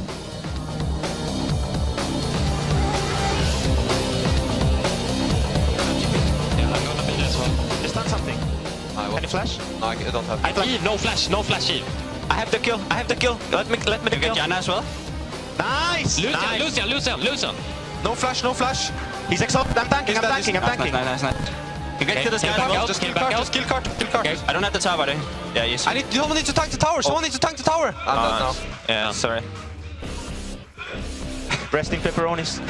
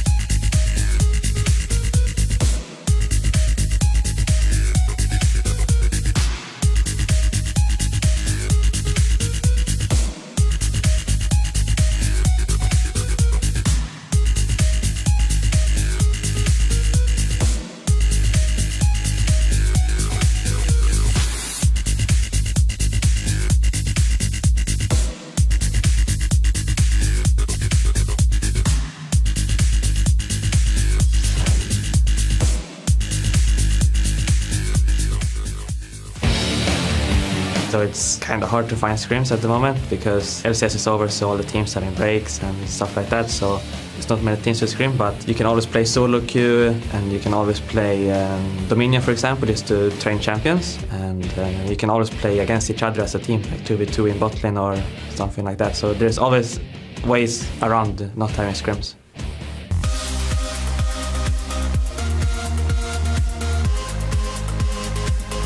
Welcome back, everyone. After that winning Game 1, the Ninjas in Pyjamas hold a slight advantage over Millennium, but of course anything can still happen as we head into the second game of this best-of-5 series. First person I want to talk about from game number 1, the man in the middle there for Ninjas in Pyjamas, Nukeduck. Went amazingly well for him with that Twisted Fate, finished up 10-2-4. Very, very strong performance, but also it boils down to the fact that Millennium picked a very weak early game comp, so they had nothing to try and shut him down with, and it also meant the entire lanes from NIP just said, you know what, we are going to pressure our lanes, you can always just join in with TF whenever you want, pick up the kills, never really any issues for him in the mid lane. And that's another thing we just, again, with the Millennium comp here, Source made a very good point on Twitter. Picking Karthus when you don't have any kill potential in your lanes doesn't make any sense. Like, Shyvana is not going to kill Mundo up in the top lane. Maybe if Shyvana gets a very good start, gets an early breakthrough in King, she can pressure down the Dr. Mundo. But bottom lane-wise, when you pick Janna, it's like the anti-we're going to kill anyone. So when you bring that in with the Karthus ultimate as well, like, the synergy between them makes no sense. And also, of course, with the fact you want people to be on you with Karthus, and Janna's going to shoot people away. So at the same time, in team fights, it would, like, they would have to coordinate it absolutely perfect for it to make sense. So I think Millennium going into this game, from we just saw here, as Dexter said and also after the game here, Millennium, they were outclassed in every single lane this game. They need to pick strong laners. Like, you can't rely on having this late game comp or something. You need strong laners so you can win the early game against NIP and then try and take the game from there. Well, we'll find out here shortly. The teams are about to select their champions. So we'd like you to get on Twitter and let us know who you think will win this match. All you have to do, send your choice to @LOL Esports using the hashtag NIPWin or the hashtag MILWin. And we'll check in when the game begins to see how you guys have been voting. So, champion select here for game number 2. Are there any changes to the bans that we saw from game 1 in your eyes? So, NIP could still ban out the Jax if they don't actually play it here. Maybe Millennium will even ban it if they don't actually know if Source Zero plays it or not. And then the Twisted Fate was an issue. I'm not sure if Curb wants to pick it up by himself in the very first rotation just to make sure Nukeduck, or maybe try and last pick it if they think Nukeduck is not going to take it early here. But we talked about how Assassins now in 4.5 are weaker due to Exhaust, so the Twisted Fate pick all of a sudden is very important for him. I wouldn't be surprised to see them either banned away or early pick it themselves to make sure Curb is playing it now and not Nukeduck. I have to wonder if they're somewhat missing their old mid laner Forelmore, who was in the olden days the master of TF and drew a ban every game. But in this one, we see Jax banned first of all here for Ninjas in Pyjamas. Yeah, so Ninjas in Pyjamas banning away. Source Zero simply just not play Jax, so they're just gonna ban away. Show now also to Millennium, of course, we do not play it. You don't have to ban it a single time, so they just want to get rid of it. The Lulu ban coming in from Millennium, same deal as last time. Nukeduck has been a very strong Lulu player. Yeah. Miffy played Lulu as well. Not in the Challenge Series, but it's a champ he plays. So banning this one away, simply also to make sure the very strong lane pressure from Nukeduck won't be there. So what will they be banning out here for the second one? It's going to be Kha'Zix here. What a surprise. Yeah. Take Cotton X out of the game. We saw the impact he had as Evelyn wasn't anywhere near the impact that Millennium need. So again, actually NIP could first pick this Kha'Zix if they really wanted to pick it up, but instead they want to just try and hurt Millennium. This means NIP now can either first pick someone like Evelyn, can first pick an Elise, can even first pick Lucian as the last option for them. And it means for Millennium's side here, it's going to be hard for them to actually pick something up, and it's not going to be Lux. Be very surprised if we had a first pick Lux at this stage. Twisted Fate was the final ban here for Millennium, so deeming that worthy this time around of taking away from Nukeduck after his performance in game number 1. LeBlanc, by the way, was also the final ban for NIP. And I think this TF ban here either tells two stories. First of all, maybe Curb doesn't feel comfortable enough playing it, or they think NIP would actually first pick it because they ban away these potential first picks in Jax, in Kha'Zix, and they were like, well, what's left now to first pick? Obviously, they want something special here. Aurelia, though, was left open. Banned away in the last game. Source Zero loves to play it. Been playing it quite a lot. If people saw Copenhagen games, he played it in a lot of the games there. Very strong pickup for NIP. Always fun to watch a strong Irelia player as well, and we'll see what Zoro Zero can do with it this time around. That brings them Millennium's first 2 picks. Let's see what direction they're going to go. Already locked in fact, with Rise there for Kevin, or for Curb. Obviously, that Rise could be in mid or a top lane, but definitely Lucian for Creatine. So again, Lucian for Creatine really wants him here. He's considered by many the #1 AD carry because again, he is good in every single aspect of the game. Very safe, good wave clear, can push turrets very fast in the lane swap. He brings so many things to the table here. And then with Rise, if it's going to be top lane 1, against Irelia here, he should be able to farm pretty well. It's going to be hard for Zoro Zero to actually directly shut him down unless he gets some help here from Roberto. Rise is a very strong laner by himself. However though, lane swapping wise, he's not the best. So next picks then for Millennium. Already got the Rise, already got the Lucian there for Creatine. Last support pick of course was Janna. Didn't really have the strength they had in the early game. Well, let's be honest, there wasn't a late game to get to there for Millennium either way. Hovering here over Nami. I'd say J-Ree's probably the most, along maybe with Edward, the diverse support player. We've seen some weirder stuff out of Inzillion, of course, is one that comes to mind. Plays a lot of Blitzcrank in there as well, but it is going to be the Nami locked in for him, and they're going to take a little Nocturne almost as the Sin switch in the last second. Nocturne in the jungle here for Cottonex. So switching around a little bit, it means for them they can have the Nami wave now as a follow-up when Nocturne engages in, so they can bring in some CC, of course, lock down a target with Nami. Very, very strong once you actually land both the ultimate and your bubble here. It's a lot of CC onto targets. Her early game in the lane is not the strongest, but the same can be said about Leona over here on the other side. So even if they do get a 2v2, both of them should be fairly fine. It can be very dangerous for Nami though coming into the level 6 mark, where of course your mobility is very low and it's very easy for someone like Leona here to land the stuns onto you and you're going to be very squishy. So it could be a potential for NIP to shut him down. And one thing we didn't talk about, Evelynn was locked in for them here. They decide to actually go for it this time, even though Cottonex picked it last time, it didn't work for him. But that was mainly due to the early game pressure, the map control NIP got, all the deep wards here.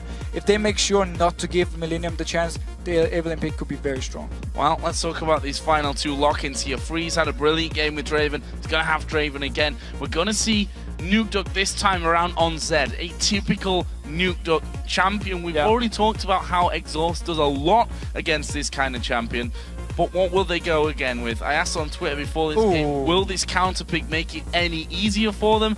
And they've locked in Soraka.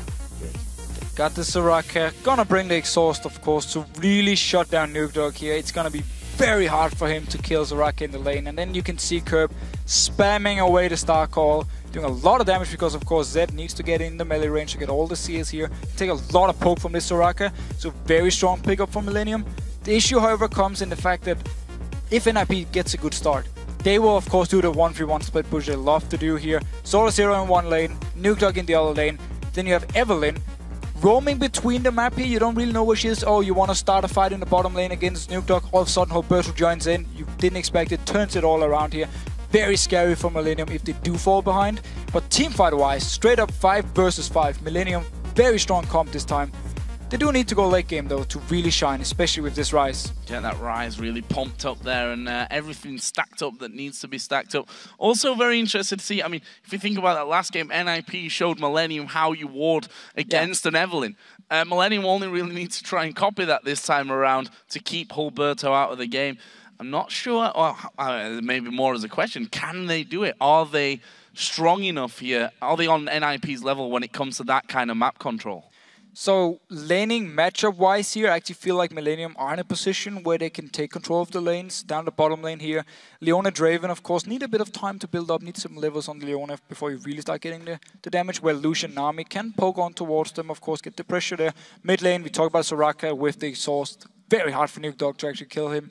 And then top lane-wise, okay, Rise won't be the one to just destroy his lane and shove you or push you out of it, but he will do, or should do fairly well against this Irelia. So in that case, yes, they can actually get the wards in if they manage to do well in the early game. So here we go then into game number 2. Ninjas in Pajamas 1-0 up against Millennium. Just 2 wins away are NIP from the LCS Summer Split, a position which No, they probably feel by now is rightly theirs. They've done so well in Challenger. Maybe a bit of underestimating KMT happened to them before, but they're not going to make that same mistake twice. Or so you would definitely hope as an NIP fan. Millennium right now stacked up around the red buff. NIP, more of a line setup. And there is the vote. 89% for Ninjas in Pajamas. That's swinging even heavily in their favor since the LOLesports.com vote at the start of the game. NIP though needs to be careful going in towards this jungle of Millennium, because with Nami, with Ryze here, there's a lot of CC you can chain onto a target. And Soraka at level 1, very, very strong. Just runs around, spam Starcall all the time. And throws bananas, the real danger of a Soraka. NIP here are waiting on that bottom side. We already see the recall hit by Nami there on that backside, but NIP are going to come into this one. Have they spotted him there? Nami is gone. Kevin trying to recall here as well. They're going to come into this one 5 versus 4. Spotting Millennium walking away from that one. Question is now, will NIP stay here? We already saw them in game number 1. They went to the enemy red buff, warded, came back out again and made sure that there, and then double back onto the blue buff. Exactly. Yeah. They can do the same here. It's getting really late though. They have to run straight towards the blue buff. Millennium staying with every single member around this area, making sure they can pick up the red buff. Opened up for NIP then to go. They're actually pinging over there. Maybe they just want... No, all the wards are gone from Miffy. He started the same thing. Full on wards and then of course health potion so he can sustain himself from the poke from Millennium in case they get the standard lanes. Look here, he's going towards top lane. They know Millennium's dual lane is going to be top here, so they want 2v2 this time. No lane swaps. Not challenging on that red, even though they had vision. And if you look at the minimap, probably a wise choice as well. 4 men on that top side. NIP here going for that blue buff. Kevin is going to try and run some interference on that one. Try and stop NIP getting it so cleanly. Won't happen for them though. Hulberto smites that one away. He can retreat then off towards his red buff. It's going to leave us with that 2v2 on the top side of the map here though. Connect's actually spotted out by the ping ward from Miffy, but both supports moving down here. It's going to be hard for NIP to try and stop this one. Miffy going to take some poke, being forced back. Once again, they trade buffs, but it's NIP doing the aggressive moves and also making sure they know where Millennium is going beforehand, so they decide the lanes. It's going to be Draven, Leona versus Lucian, Nami up on that top side of the map, and we've already seen that Miffy being a big contributor to First Blood so far for NIP. Connex coming up from this one after picking up that blue buff, closer obviously to this top lane after that steal. He is spotted by a ward though, so NIP shouldn't have any problem. Cottonex backs off. And I like this full ward start from Miffy. As long as he can survive the laning phase without this item, normally you would say you don't want to go in a 2v2 when you start full wards because you're at a disadvantage from level 1. You don't have any item here.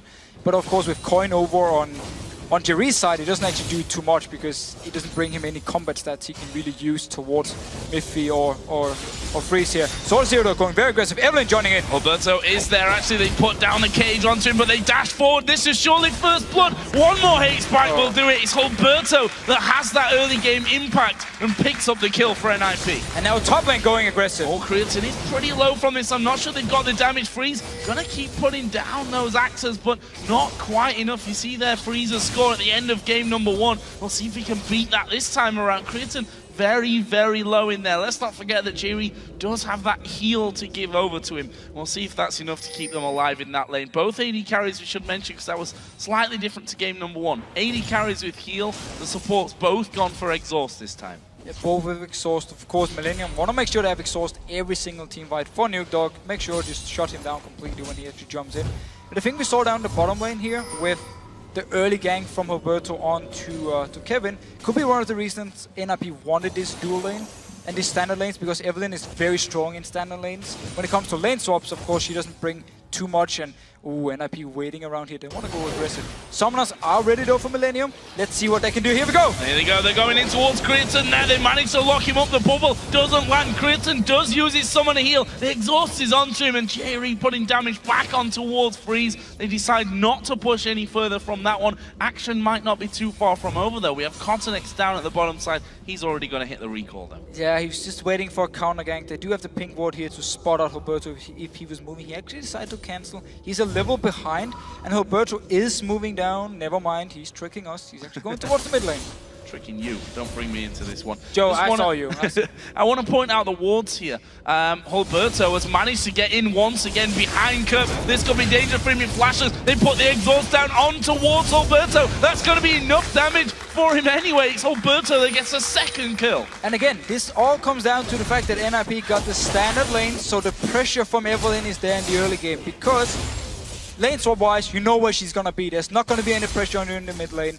Now though, because it's standard lanes, because Alberto's been very aggressive, at both the solo laners here, picking up 2 kills, really trying to shut down Millennium early on, like we saw in the last game from NIP. And we see Nocturne, obviously Cottonex, a champion who wants to spend a bit more time in the jungle now to get that feral flare going on. He's still behind or just slightly ahead in the CS despite Alberto spending so much time in these lanes. The thing is, Cottonex actually spent time himself trying to gank, but the first one he tried to do up in top lane, that was a ward, nothing happened. Then he moved up a little bit between mid and top, couldn't really decide where he wanted to go, ended up in nothing. Then he went down bottom lane to try and counter gank Alberto. Alberto was going towards the mid lane, so once again, Cottonex was just wasting time. He's behind in CS, he's behind in XP. Obviously 2 kills on the side of Alberto as well, but now he's coming towards his bottom lane here. Kevin is zoomed though. Zoro is actually going to turn this one around. Has he got enough damage to finish off the ultimate? One more would do it. Doesn't have it available though, and that means he has to turn around. Almost coming out with a kill there in a 2 versus 1. That is a very bad sign here for this early to mid-game sequence for Millennium when they can't even 2v1 Zoro. So the double Dawn's Blade here on Zoro make him very strong in the lane. Of course, Rise want to get some time to stack up all his things. He simply didn't have enough damage to lane. His mana was almost gone. He could do one more spell, and then Cottonex without any buffs, of course, wasn't he actually able to do much either. Zoro just turned it around, and again, he's doing so well against Kevin in these 1v1s. Fair enough, he got the help from Alberto early on, got the early kill here, but obviously went over to Alberto, so didn't actually do too much from Zero's side. Almost took himself a kill there as well as they spot that pink ward, which would hinder Alberto's progress around the map. That's going to be cleared out here. Not just yet by Mythic, just afterwards. You'll see them coming in, and actually they will end up losing that ward that Mythic did just put down a couple of moments ago. That came from his trinket though, so not the biggest loss in the world for NIP. Let's see here, actually, Millennium taking a different tactic to how you want to try and ward against the Evelyn. They do some defensive pink wards all around the map and hope for Alberto to then move very far up before he ganks the lanes.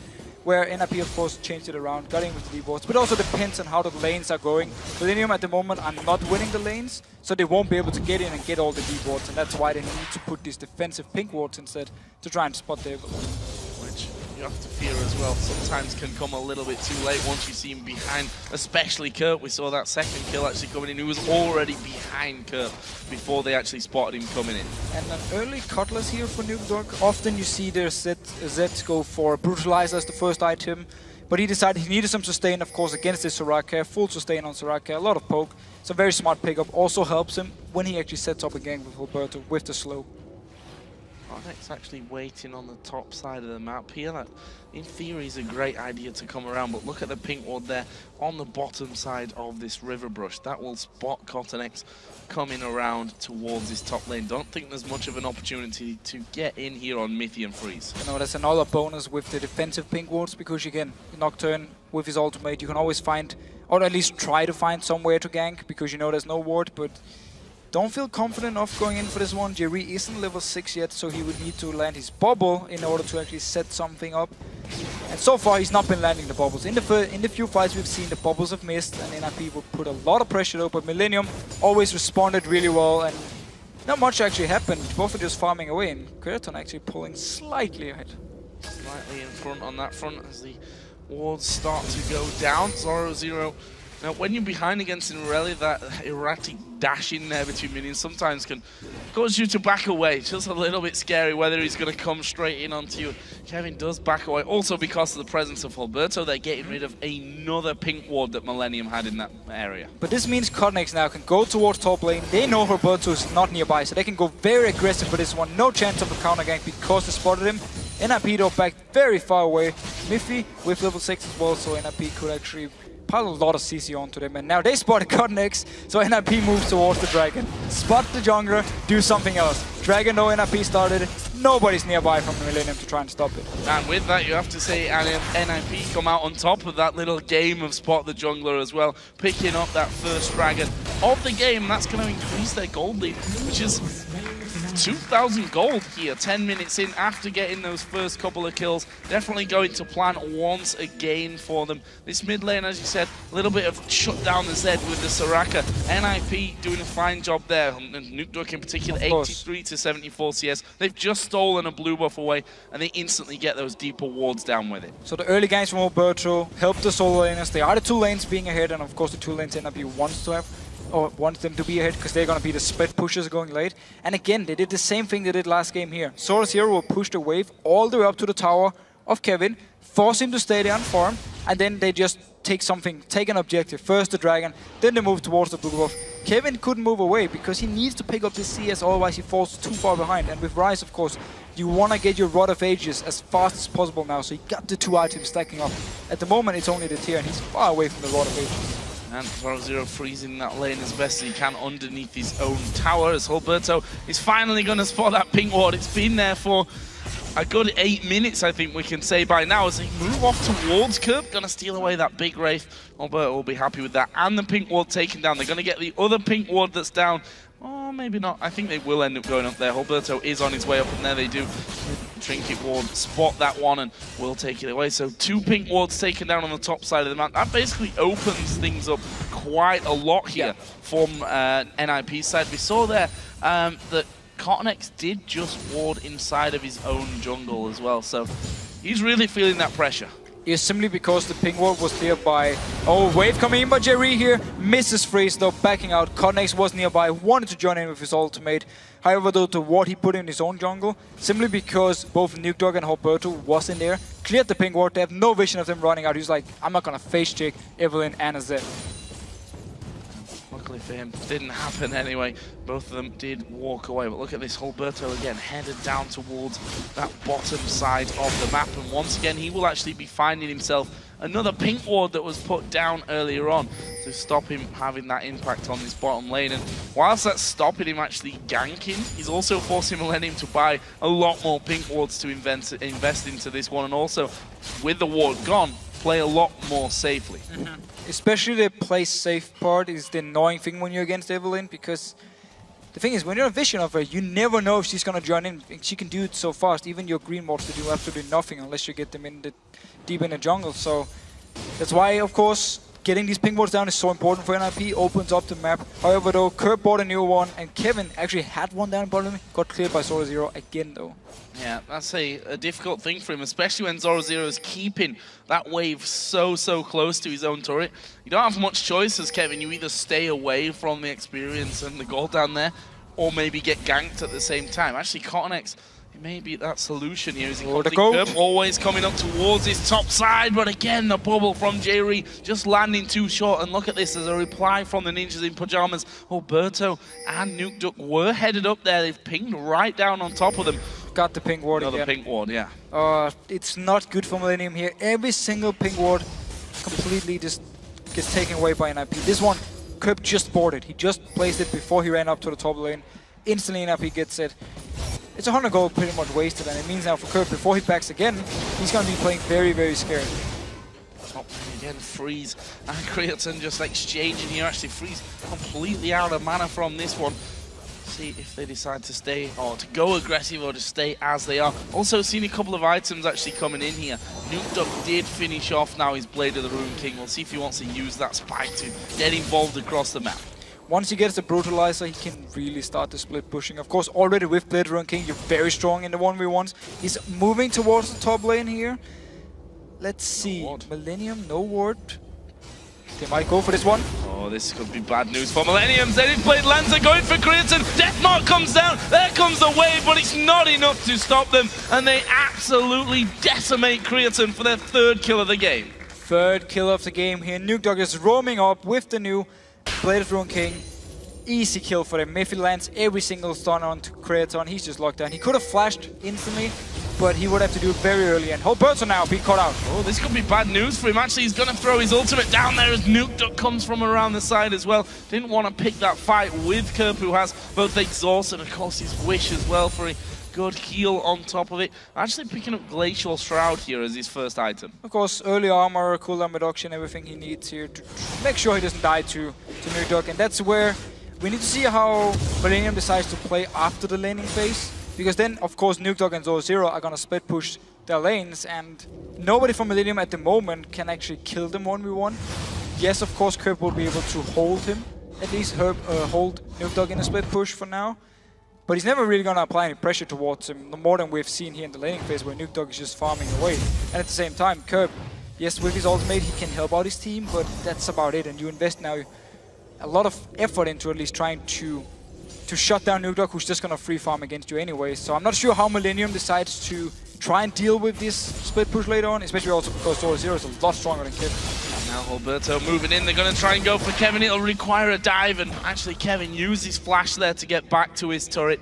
And well, NIP not actually wanting to follow through on that one. No risks really needed for NIP. Don't have to risk the lead that they've built up for themselves. Here, there's a death mark going on to Kurt. He's out of mana here as he puts down that exhaust, but I'm not sure it's enough. It's not going to be enough. Nuke goes in, goes straight back to his initial shadow, gets another kill. 2-0-1 now. A very good move by Nukedog. Notice there was no mana on the curb. His ultimate is still ready, couldn't use it, could do nothing here except for exhaust him, and Nukedog just chased up, continued to go with the Blade of the Rune King, of course.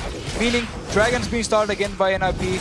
Nukedog gonna join in. Zoro Zero is actually in the base, but teleport is ready, so he can come in if something should happen. Doesn't look like it. Top lane though, the bubble lands. Bubble does land. The tidal wave gonna go afterwards as well, but they're not taking too much damage from this one. Exhaust goes down. They manage to lock up crits, and the damage massive as a wish comes in as well. Now we can see a double teleport. Nifty is going very, very low. Actually, Zoro Zero cancelled his teleport, and that will be the first kill of the game back for Millennium. So they finally picked up a kill here. Bubble landed from Ifin. Now Connex going aggressive. Onto Nukedog here. This is 1v1 and doing a great job of it as well. Connex picking up a very simple kill in the end onto Nukedog. A very easy kill. Nukedog overextended, tried to get the turret because Kerb wasn't nearby, and Connex just went straight for him. Double buff, killed him.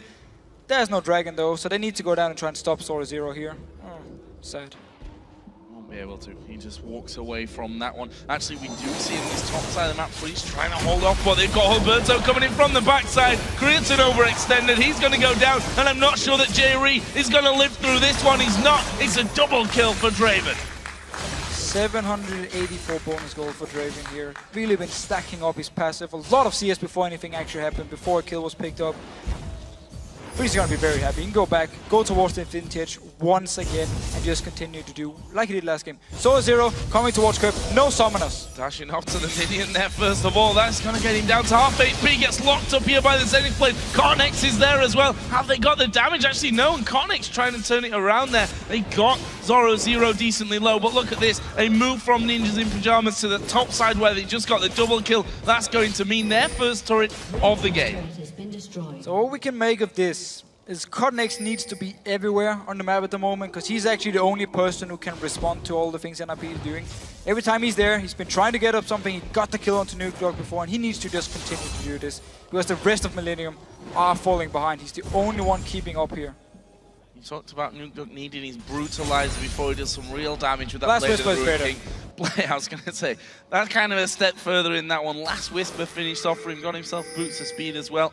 Frozen Heart was finished off by Kerb, and probably kept him alive there as he was attacked by Zoro Zero in that middle lane. He's just going to try and farm back. He's a little bit behind, 25 CS or so in this mid lane.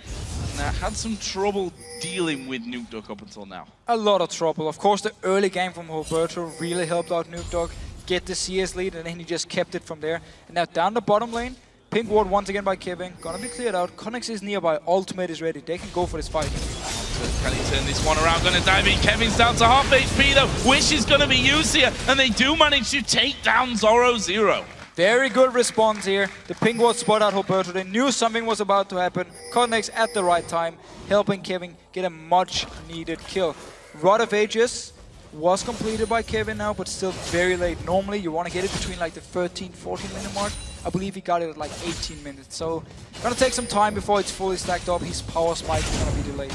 Have to give credit here though to Millennium. And certainly CottonX has managed to read Hulberto now a couple of times in a row. Obviously helps when he stood on top of a pink ward as well, and you can actually see where he is, but he was down there in anticipation of Evelyn trying to come in there and get that kill onto Kevin. And they've picked up a couple of kills in a row here, so it's not looking all that bad for Millennium. And of course, the longer the game goes on, the stronger they're going to be getting as well. Yeah, but still also the split push from NIP is going to get stronger. Irelia in the late game, very, very strong. Zed, of course, very strong. And we already see NIP now going out in these lanes. The issue for NIP, however, is actually the lack of wave clear in the mid lane. Freeze, yes, he can use his ultimate to clear the wave, but then once it's on cooldown, he actually needs to just auto-attack kill the minions. And that's where Millennium can apply a lot of pressure, try and land a bubble, set something up with CottonX. For now though, the turret is gonna go down. Yeah, not having any problems there. Actually managing to knock Creighton away. There goes Zed, and that's a kill for Nukeduck. No, not even needing the death mark there by the end.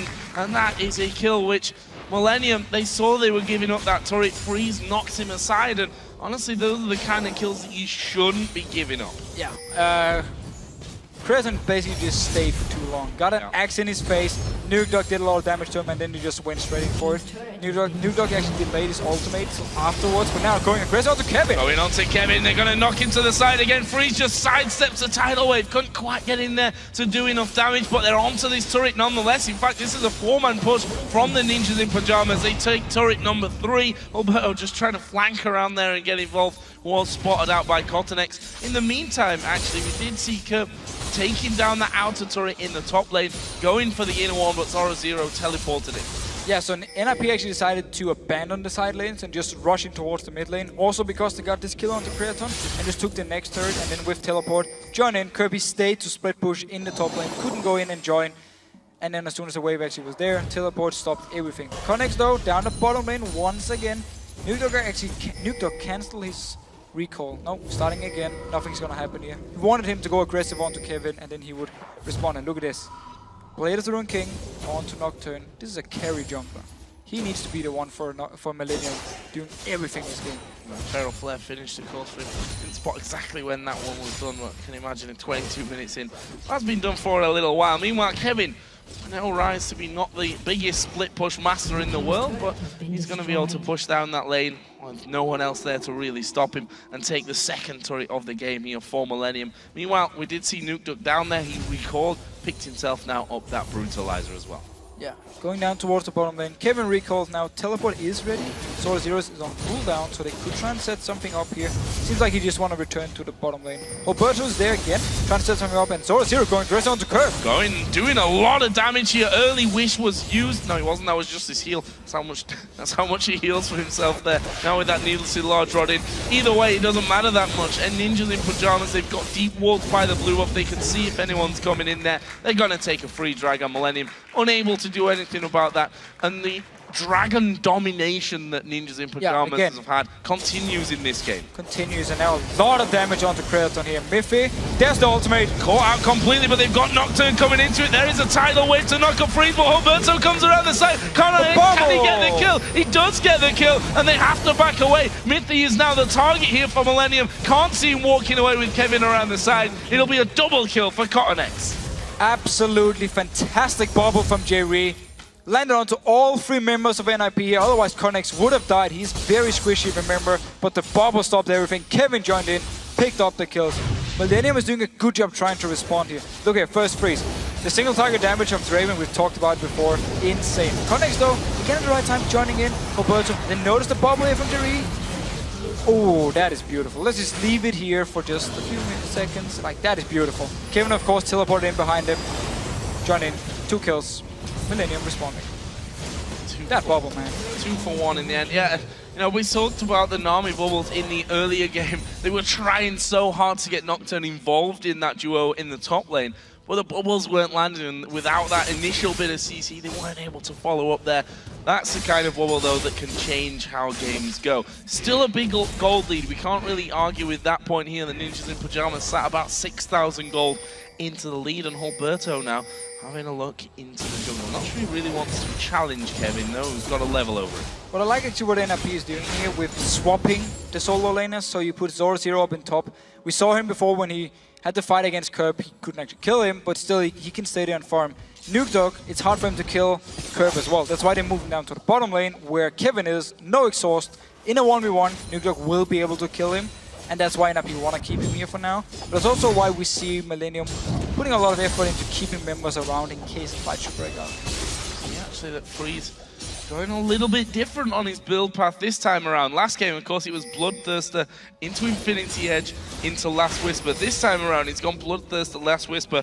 Got a Quicksilver Sash now as well, and he's probably going to go now to his Infinity Edge with that BF sword. So the Quicksilver Sash simply to make sure the CC from Millennium. Here, oh, Nukeduck going very aggressive in the bot lane. Yeah, Kevin here is going to be under a little bit of pressure, but Nukeduck himself will be chased down, and look at the damage out of Cottonex. He's now on a rampage, and this might not be over. Alberto got to be pressured. Mithy was coming around. They have Draven in the mid lane. Millennium will be happy for the one-hit kill and run away with that one on towards Nukeduck. And we just talked about how Millennium keep members nearby towards Kevin here because they know Nukeduck wants to go aggressive.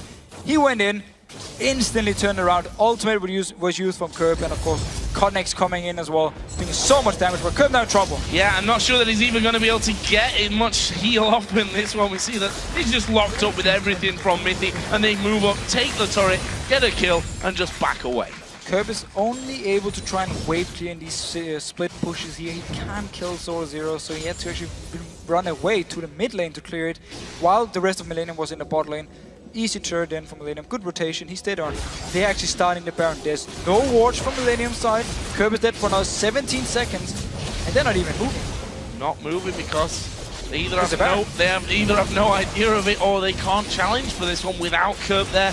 Either way, they're not going to get close to this one. That Baron going down so very, very quickly. Yes, falling a little bit low on health, but they can smite that one down. First Baron of the game goes over to NIP. Can they jump over here? They decide against it. Actually, I'm not sure how much vision they had on that top side. No, doesn't really matter to them. They get the Baron, they clear out that ward that went through. It's a good chunk of gold to go home and spend. Very good move. I mean, they knew Cottonex ultimate was on cooldown. They knew Kevin. Well, Kevin actually... No, Kevin didn't teleport either, so he wouldn't be able to join in. And of course, they spotted some of Millennium far away. Curb being gone. Instant going for Baron. No response here, so... Very fast, very good pickup by NIP, and making sure to take full advantage of the kill they got to Curb. Who's really building anti-Zed and Aurelia here. Sonya's Hourglass now. So much armor. Sonya's with that frozen heart. Actually, there's 2,000 gold for Zoro to spend with that Aurelia when he does finally head himself back home, which he has just done here. And he's going to finish off the Randuin's Omen. All good on that side, and actually picking up a pickaxe in there as well, so getting a bit more damage into that build that he's got going on. It's a 7,000 gold lead here currently for NIP. Yeah, and who's gonna kill him? I mean, Zoraka is not exactly the one who runs in and just instantly bursts you down. He needs a long fight here, and he's also gonna focus so much on just trying to push down these towers, so the extra attack damage is gonna do a lot for him. Cottonex though, he is the guy we have highlighted before, and he's really the guy trying to keep Millennium in this, trying to avoid Millennium going 0-2, which of course would be very hard for him to come back from. We said it earlier on that he's done very well with Kha'Zix. Not really impressed us with any of his other champions, but this one may be a different performance from him. Already at 4-0-1, trying to get into Zoro, but he got stunned up straight away. Actually, death mark there onto Kevin. They can pretty much just heal that all back up with Curb hanging around. But NAP looking like they want to at least pressure, maybe force Millennium to back away from this inner turret on that bottom lane. Of course, the last inner turret that stands on the map for Millennium. It's very hard for NIP to just siege down a tower. They don't really have any champions doing it well. They can dive onto Millennium, but that's risky against all this armor, against the Soraka, of course, the ZC from Nami. So they need to actually just fall back to split pushing. Even though they are so far ahead and should be winning every single team fight by now, they can just go in and just push down the tower because Millennium is there to defend. So they need to split out on the map and try to set something up there. As long as Cottonex got his ultimate ready, he will also be the one to actually reply, put some pressure from Millennium side, trying to set something up. And also that making the forcible defense there from Millennium on that inner turret also basically gives them a free dragon to just fall straight back onto. Got the wards down in the jungle to see if they were being chased through as well. And that was the 4th dragon of the game that's been killed. All 4 over to NIP, of course, with that Baron. So doing a really good job of those big global objectives once again. Now just going to run through, probably going to push out this top wave here as well. Obviously, as I said, the inner turret in the bottom lane is the only one left standing currently for Millennium. Probably the reason why they were trying so desperately to hold on to that one earlier. And all this dragon control from NIP you talked about, it just, again, it boils down to the fact that Millennium is losing the lane. They're losing the early game. Roberto this time was the big guy to do the 2 early kills they got in the lanes. Put his solo laners ahead. And then for there on, especially also with the dual lanes being top, when your solo laners are so far ahead, you can take these dragons without any issues early game. You get the timer, you get the lead going, and NIP just kept on to it. With the Baron as well, of course, Millennium just defending away, making sure they don't actually want to go in for a straight fight as long as there's a Baron buff on the NIP side. And we do see now, Lucian up in the top lane, Nuketock thinking about going to actually ping him out, but instead goes towards the mid lane. And look at the ward control though from Millennium. In their own jungle, full vision of everything. They want to know if NIP is moving around. Well, NIP are moving around with 3 sweepers, trying to get that control back. There are a couple of pink wards in their inventory as well, so that they can hold on to that one. And one of the differences here between the 2 Evelyns that we've seen, in fact, forget that because he may go for Zoro-0. Not something that they should do, though. The rest of NIP were just waiting off to the side. But if we think back to that last game, they controlled the Evelyn so well because the lanes were ahead and they were able to go into the enemy jungle and get deep vision of them. This time around, Millennium weren't ahead. They had to scramble, throwing down pink ward after pink ward after pink ward. I actually love to know how many pink wards were bought this game by Millennium. A lot. Because that is going to be a fairly big total, that's for sure. And without that control, Alberto just ran rings around him in the early stage. And you just mentioned the control they had on this top side. NIP already started to move up there to gain a little bit back of it. But still, NIP don't really know where they can go at the moment because, again, killing Soraka is not going to happen. And we've seen every time they try to kill Kevin, Connex would be there to join in, turn it around. So NIP just farming away, actually pushing the waves, now backing off for multiple members, going back to base, back to shop. There should be quite a lot of goal on some of them. But as you said yourself, the Evelyn pick, or the Evelyn thing early game. Millennium, they got the ping wards after the damage was done. The 2 early ganks had already happened, the 2 kills had gone over to him, and then they went back for the first time, bought the ping wards, managed to avoid ganks for quite a while. But then from there on, as soon as NIP spotted all the pink wards, they just cleared them away, and Millennium didn't really get too much from it, actually. We're not too far away from a 10,000 gold lead here as well, and we have 1.5 minutes until the next Baron of the game is going to start to come in play. See that a couple of wards were cleared out by Millennium here a little bit deeper into their own jungle, but they're certainly going to need a stronger control of the vision if they're to even challenge for this next Baron to when that comes into play in just over a minute's time. We already see that Zoro-0 here moving up from the side. Will be spotted by that ward that was put down just a few moments earlier from Millennium. And you see that NIP starting the scans on the top side. And also look here, Zoro-0 with the Zephyr picked up, of course, with the enchantment to his boots. His mobility, like he's so fast around this map. He can just rotate around, very hard to catch him out.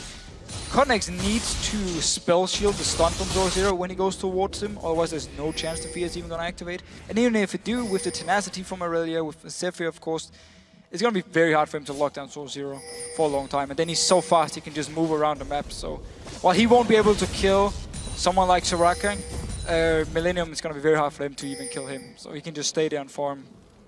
And he plays the perfect distraction here with 15 seconds for Baron. They know that they have to stick around for Zoro-0. Yeah. Teleport available if he then has to go towards his Baron. So it's a bit of a make or break scenario here for Millennium. Do they go in there pretty much blind at this stage? You can see trying to check out those brushes, using the spell shields as they go through. NIP actually starting to fall away. They know that Millennium are coming their way. Myth is actually going to go right into the middle of them, puts down the solar flare. The teleports are going to start coming in. Continex actually going deep, but he may get locked off from this one. We do see the Witch come down, but Continex is going to fall. They did manage to get 1 kill onto Alberto, but I don't think any more are going to follow from them. Meanwhile, Nuketock off to the side here. Currently a 1 kill apiece scenario. Don't think any more are going to come down from it now. Very, very strong team fight showing from Millennium though. They are very far behind in goal and yet managed to actually trade 1 for 1. Nuketock stayed in the backside. He wasn't actually touched. Got his Guardian Angel here.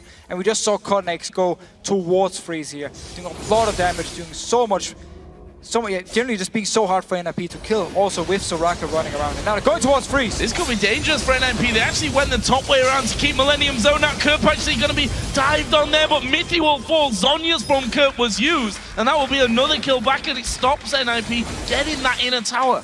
And we talked about it all the way back in Champs, like how the team fighting come from Millennium is very, very strong. We see it here again. NIP tried to do something, turns around. Like, our last being popped from Curb, he's not gonna die. And then Miffy just stays in there, like there's no way for him to go out. And he's dead. Easy for Millennium to simply get a kill here. And hard, very, very hard for NIP, even though they are so far ahead to actually win a team fight. Gonna take a Dragon here. 35 minutes in, still worth a decent chunk of gold for them. That puts them closer to that 10,000 gold lead. And again, the stats, complete control over the Baron, well, the Baron as well, but the Dragon so far for NIP. Millennium are pushing out a little bit further once again, though, and make that point once more that they need to make sure that they've got wards down on their top side of their own jungle and a little bit further out as well to see what's happening on the Baron itself. Right now, going into their own jungle as a group, that's how unsafe they're feeling about maybe walking into the likes of Nukeduck. NIP are going to move towards Baron once again. More wards down. NIP almost need to bait out a split push, because if they do go out in a split push, we've seen it before. Soraka is fine in her own lane, just wave clearing, end up in top lane with Kevin. Nocturne will join in, turn around and actually win in favor of Millennium. So NIP needs to bait out a split push, or it could be an option for them. Now it seems like they want to go for the Baron, but if they do bait out the split push, force Millennium out in these lanes, and then quickly rotate 5 members towards the mid lane, and instantly just go down, take down the tower. Zoro can tank it even if there's no minions. It's hard for them because of the lack of wave clear, so it's easy for someone like Kraton to just clear the wave beforehand, but that's why NIP needs to force Millennium out in the lanes and then just rotate quickly towards the mid lane. There's a lot of mobility on the Zed. We talked about the movement speed on Zoro, so they can be there faster than Millennium to try and set something up. Unless they want to go for team fights, but we've seen it before. Millennium actually do really well in these fights. That ward just timing out before Miffy could get his scan down.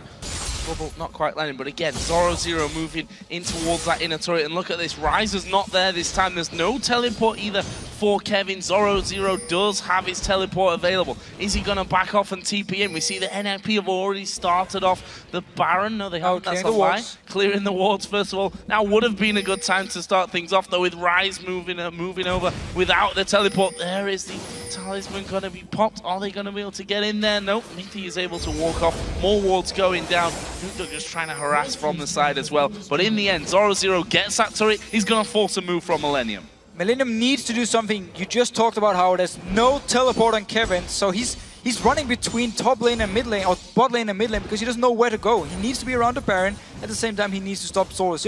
So NIP doing a very good job getting a tower here because of the teleport, and now they started this Baron. Millennium, though, are very close. They should come in here and ward it.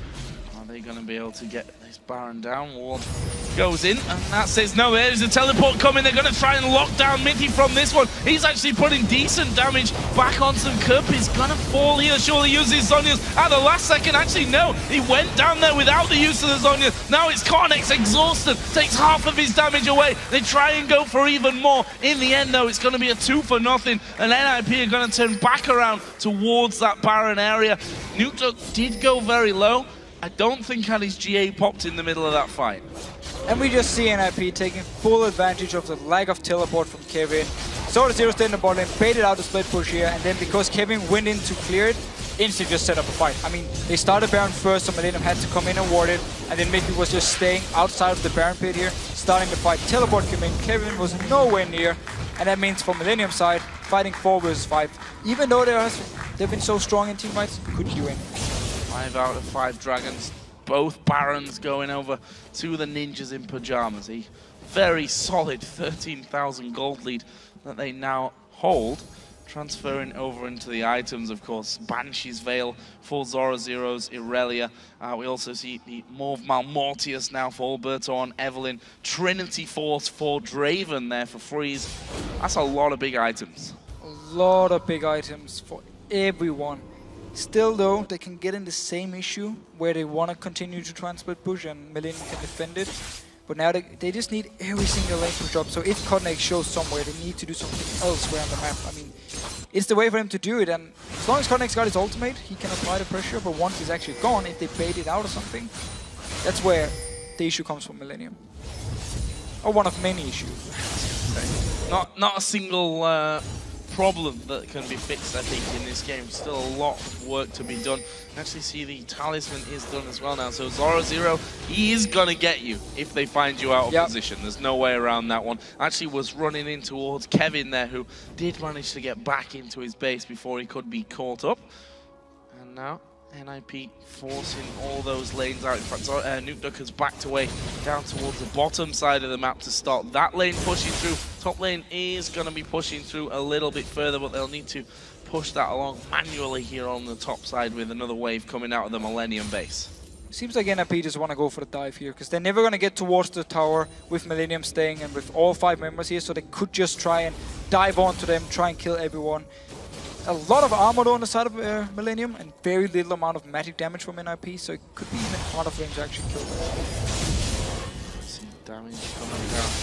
Once again, just trying to chip someone low. The problem is you're never going to get anyone from Millennium low for any long and you're never going to get to the tower. You need to dive onto Millennium. If you keep all 5 members here, with all 5 members of Millennium, you're never going to get a few hits onto it. If Freeze goes in too close to try and hit it, that's where Jerry can just sit ready with his bubble or his ultimate, try and catch on to him. If he gets knocked up or stunned by the bubble, he's just going to, everyone from Millennium is just going to pile onto him and just destroy him. So, very hard for NIP, and that's why we see him go out here.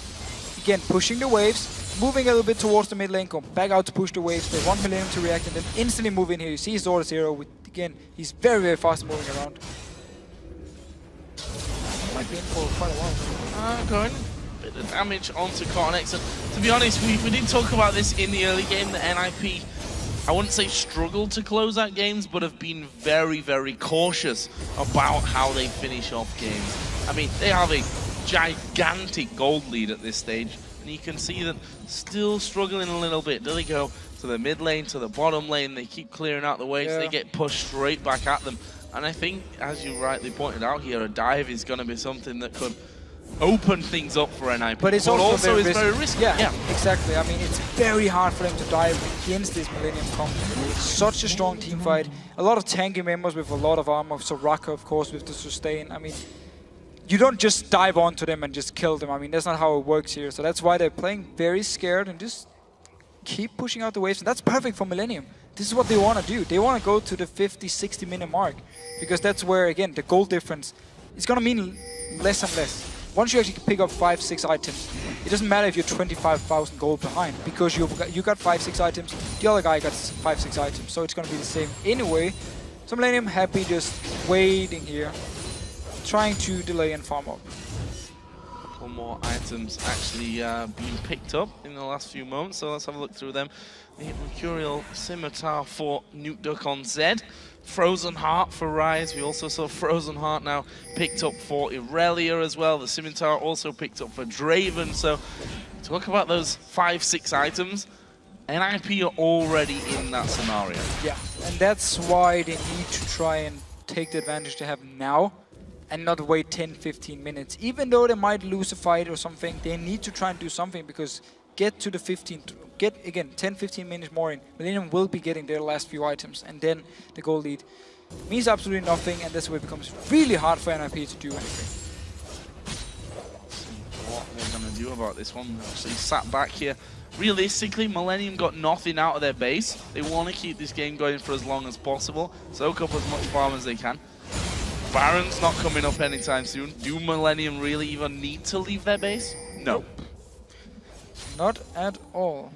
Happy just staying here and farming. NIP playing away on Freeze. Obviously he wants to sell these boots now as the last item, pick up a Zephyr by himself. That's gonna take quite a while though. He just picked up, or just upgraded his QSS before, so still a while before he can sell his boots. But still, farming away. Nothing's gonna happen for at least 1.5 minutes here, because NIP are waiting for that next Baron. Don't care what they'll say about this one. That's exactly what they're doing, setting up this 3-man. And Millennium don't care. And Millennium don't care, of course. Why would they ever risk now walking out? They know that that Baron's coming up, you know, roughly in that 1.5 minutes time area, and they've got no vision out there. They're gonna face check, and if they lose one man here, then it's over. They don't have any wards, but they picked up 2 scrying orbs, which is very smart here in the late game. So they can use them for the vision when they want to go in and try, if they want to go in and try and stop the Baron. Use the first one when you walk in, use the next one on the Baron. So very smart pickup by Millennium. And they obviously know we're not going to get any wards in this jungle pretty much for the entire game now. Oh, we see literally nothing happening apart from minions spawning, coming in, being wiped out, waves pushed back and forth over and over. Crimson needs to be careful how far he goes out there, but I mean, even if Zed went full on into him, you've still got the wish to then back that one up. We'll have to see on that. We've got 25 seconds for Baron though. That's the point where, well, is it at the point where NIP back away, or is that the point where they back away and get Baron, or is that the point where they continue to set a trap, hoping that Millennium are going to come out looking for that Baron? No, it's not. Thank God they are backing away towards the Baron to pick that one up for a third time. Well, Millennium, twice they gave up the Baron for NIP, twice not really anything happened with it. They don't want to risk going out here in an open team fight. They're just going to stay in the base. And we don't care about you getting the Baron buff now.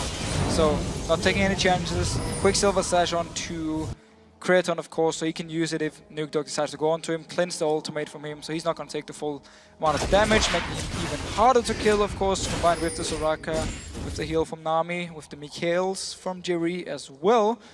It's going to be hard to kill these targets. And now, third Baron buff for NIP. Last time they picked up 1 tower with it. This time around, they really need to get in the base of Millennium. And they're obviously just waiting for Millennium to make a misstep. It could be Millennium moving towards the Baron to try and stop it. NIP could turn around and kill them. But Millennium just making no mistakes, which is obviously is pretty easy when all you have to do is stand in your base. Yeah, not actually really do much apart from push those waves back. Actually, we see the entire NIP team are moving down as a unit here onto that bottom side of the map. Going to start to push this one out. No, actually I say no major items. A random in Zoma was finished off by Hulberto during that last trip. That is actually because they need to go on, they need to dive onto Millennium, so they need this tanky frontline who can tank all the tower hits here, and that's going to be the thing for NIP. Just they have to dive on, especially now pushing up as 4 or 5 members. Millennium are just going to stay there with their entire team ready to clear it and force NIP into a risky situation. And I guess we can use the time now to say, yes, Scrying Orb in 4.5, it was buffed. 1000 more range now and also lasts for a second longer, I believe it is. So, fantastic trinket. Well, built for this exact scenario. Built for this. Built exactly for this. NIP now up to the steps of the bottom lane. The question is, will they trust themselves to actually go through? Lucian has got a lot of damage behind him here. We see that they move a step closer. It's Freeze that's looking for that one hit here, one hit there to try and knock that one out. Actually, Cotnex had backed away from the rest of the team. Always join in with ultimate, of course, in case something should happen. You see Freeze moving in. He got like 1 hit. Stepped out, got 1 more hit, stepped out again, and it's gonna be the way forward for NIP if they don't want to go straight into a fight. Just get a few hits every time. And that's where, of course, Jerry can try and land an MVP bubble. But whoa, ultimate already used actually from Miffy. Decided not to go in for because he didn't hit anyone. Damage coming down. Actually, it was Kerp that I think went the lowest out of all of them there, and the Whirling Death, the Solar Flare, both used out. Over on the other side, Kevin pops his ultimate, but that's Ryze's ultimate that doesn't take any time to be back up. They still have the big important ones, the out of Nocturne, out of Soraka, for example, the Culling as well as Army's Tidal Wave. None of that actually used in that one. And it was an almost dive from NIP. I thought almost. They were thinking about it there, but actually they're just testing the waters a little bit. So again, if they landed the ultimate on a perfect target, stunned them up, they could have maybe gone for it, trying to kill them instantly. It could also be just to try and zone Millennium away from the turret a little bit so they can get a few hits and then back away, because Miffy's ultimate is already ready again, so they can try and do the same here. Land it, maybe get a few hits on the tower and then back out. They don't necessarily have to go all in just because you used the ultimate. Step forward once again, Miffy gonna get locked up. Kerp actually taking good chunk of damage, shields himself up, and that's all they need to do. They need to do this over and over and over again, but slowly but surely, they will take down that turret. They just do it so Millennium steps back a little bit once the ultimate is there. Risky. Don't want to, of course, to stay out in the front once you're already, or there's a chance you're being locked up. So actually getting some good damage onto this tower. Once they kill it, which is not going to be now, because now they're backing away. But once they actually kill it, they can take down the inhibitor, open up a lane, go towards the mid lane, try and do the same. At this point in the game, however, it's not going to be too hard for Millennium to actually defend and open or defend it from the super minions in one lane, as long as not all the inhibitors being gone. Also saw a Guardian Angel picked up just a few moments ago there. Oh, actually it's 2 minutes ago by now, but thinking relatively that is just moments ago in this game by Cortenex there. So he'll be feeling a little bit more confident of diving in there. He's got a lot of damage after all. We've seen he's the one that's carrying most of the kills here.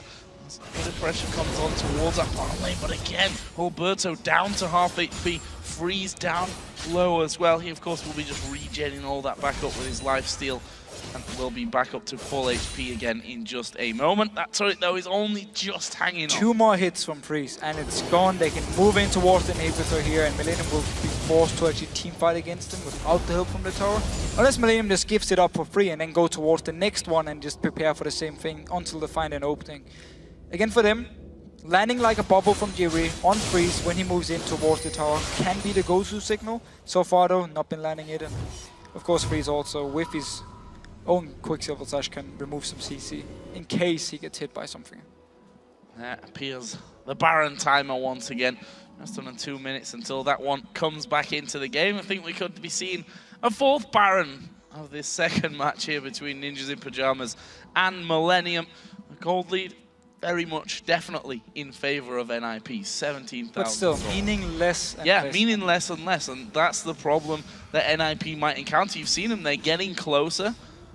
Kevin pops his ultimate and does a lot of damage across the board. Yeah, I mean, Kevin, look at his items, Void Staff, with all the mana items he needs as well. So he could be building into something like an Hourglass here as his last item. So, not an Hourglass, sorry, I mean something like a Randuin's Omen for even more armor, making it even harder for NIP to actually kill him. Because he got enough damage here, he doesn't actually need more damage.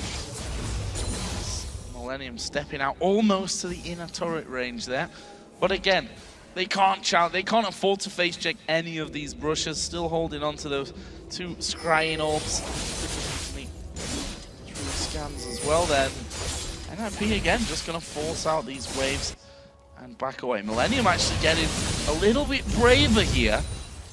I was going to say maybe push out that mid lane. They did technically push it out a little bit further than they've done for a few minutes Hand here. in hand, 5 members to push the wave, backs away. No chances taking. Going straight out of that one.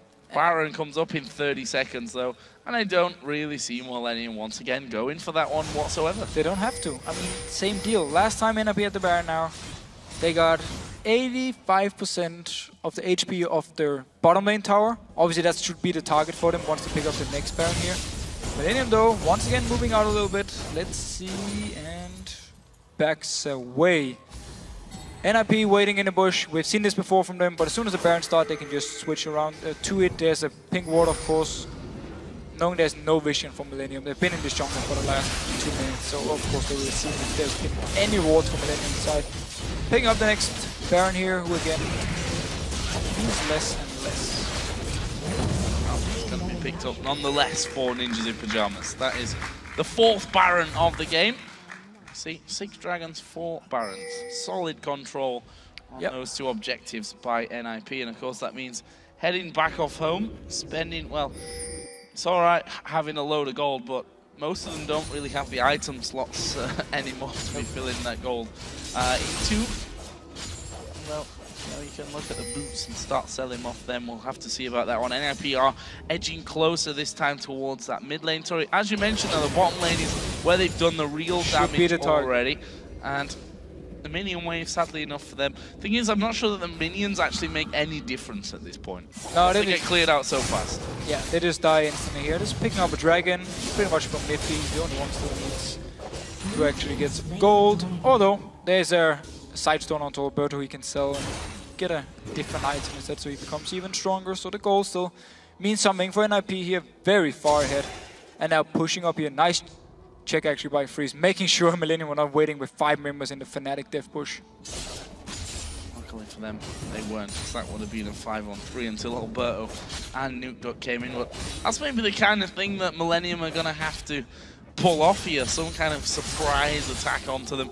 Either way, they're of course going to sit here. We see that turret has regen up now, more towards the halfway point, but I mean, if it's 1 hit or 5, it's only going to slow them down. Shouldn't make too much of a difference in the grand scheme of things. There you see it again, the minions, as I said before, don't even mean that much. They basically soak up 1 turret hit before they go down.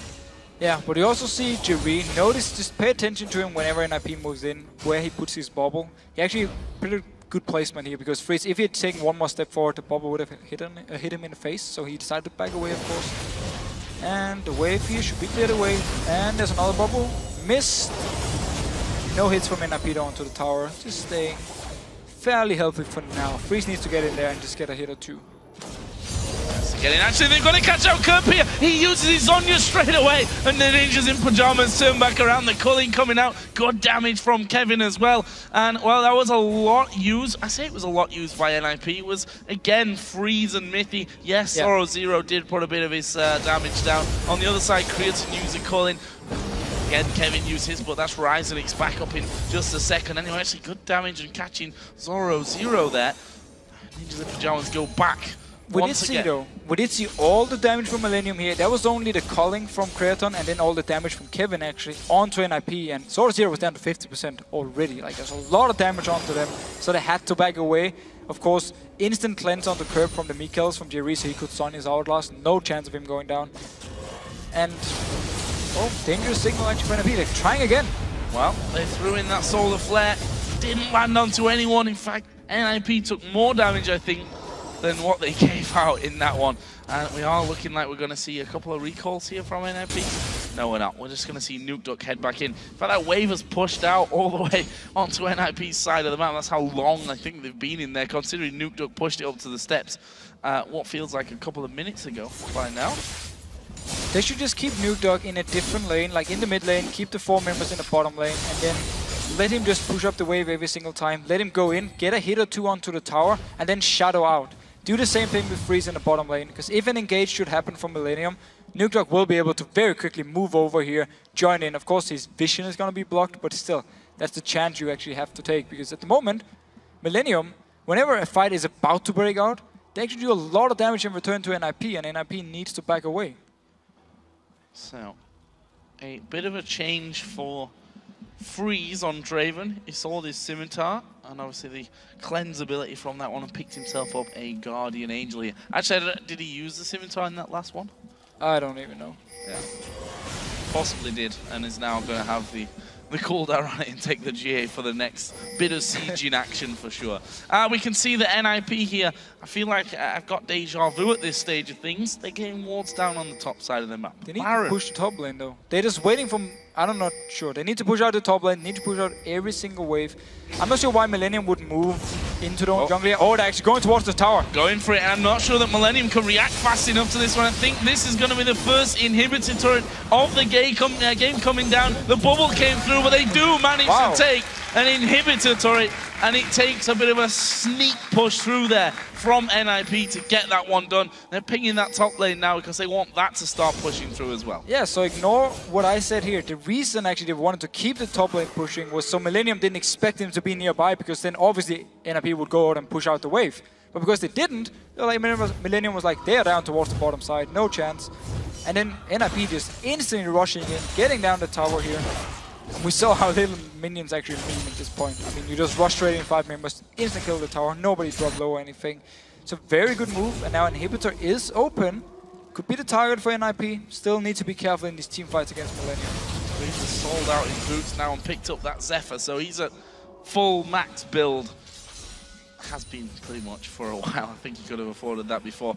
A couple of wards coming down. We've seen Millennium at a further point on the map than they've been for what feels 20 like minutes. About 20. I think it is actually 20 minutes. Not that it feels like it actually is 20 minutes in this one. Baron. We've got another Baron coming up though. And then Dragon afterwards. The 5th one. Yeah, I mean, they're coming up at the same time here, so I'm not sure what NIP are really going to want to do, you know, split between it at this point.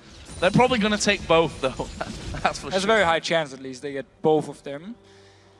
Seems for now, though, don't want to try and rush in for Inhibitor, pushing out the top wave. Millennium actually pushing up in the mid lane here. Oh. This is a different approach, but what I feel like is they're going to get rid of this wave. And then back away from things. I may be wrong. No, they continue. Because the tower is going to top lane now, they don't actually just want to wait in the base, they want to try and move out. They're actually going to get the vision control now around this area. Never mind, there was no ward, so the sweeping lanes actually hit nothing. However though, no vision from NRP and Millennium here, they can actually be caught out.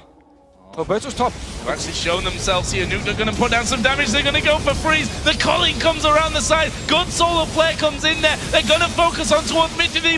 The wish was used. Cornex actually having his GA pop. Mithy goes low. Didn't actually fall. That's another big heal. They've gone for Nuke Duck. He's got the GA now. Down. And the ultimate from Alberto comes in from around the side. Nuke Duck jumped back in. He died to Creatine in the end. That's a 1 for nothing. Mithy's still there. Don't think Kevin quite had sight of him just around the side. Millennium might walk over for Baron. They're going to go for Baron. They could go, yeah. Kevin gonna recall. Teleport is ready.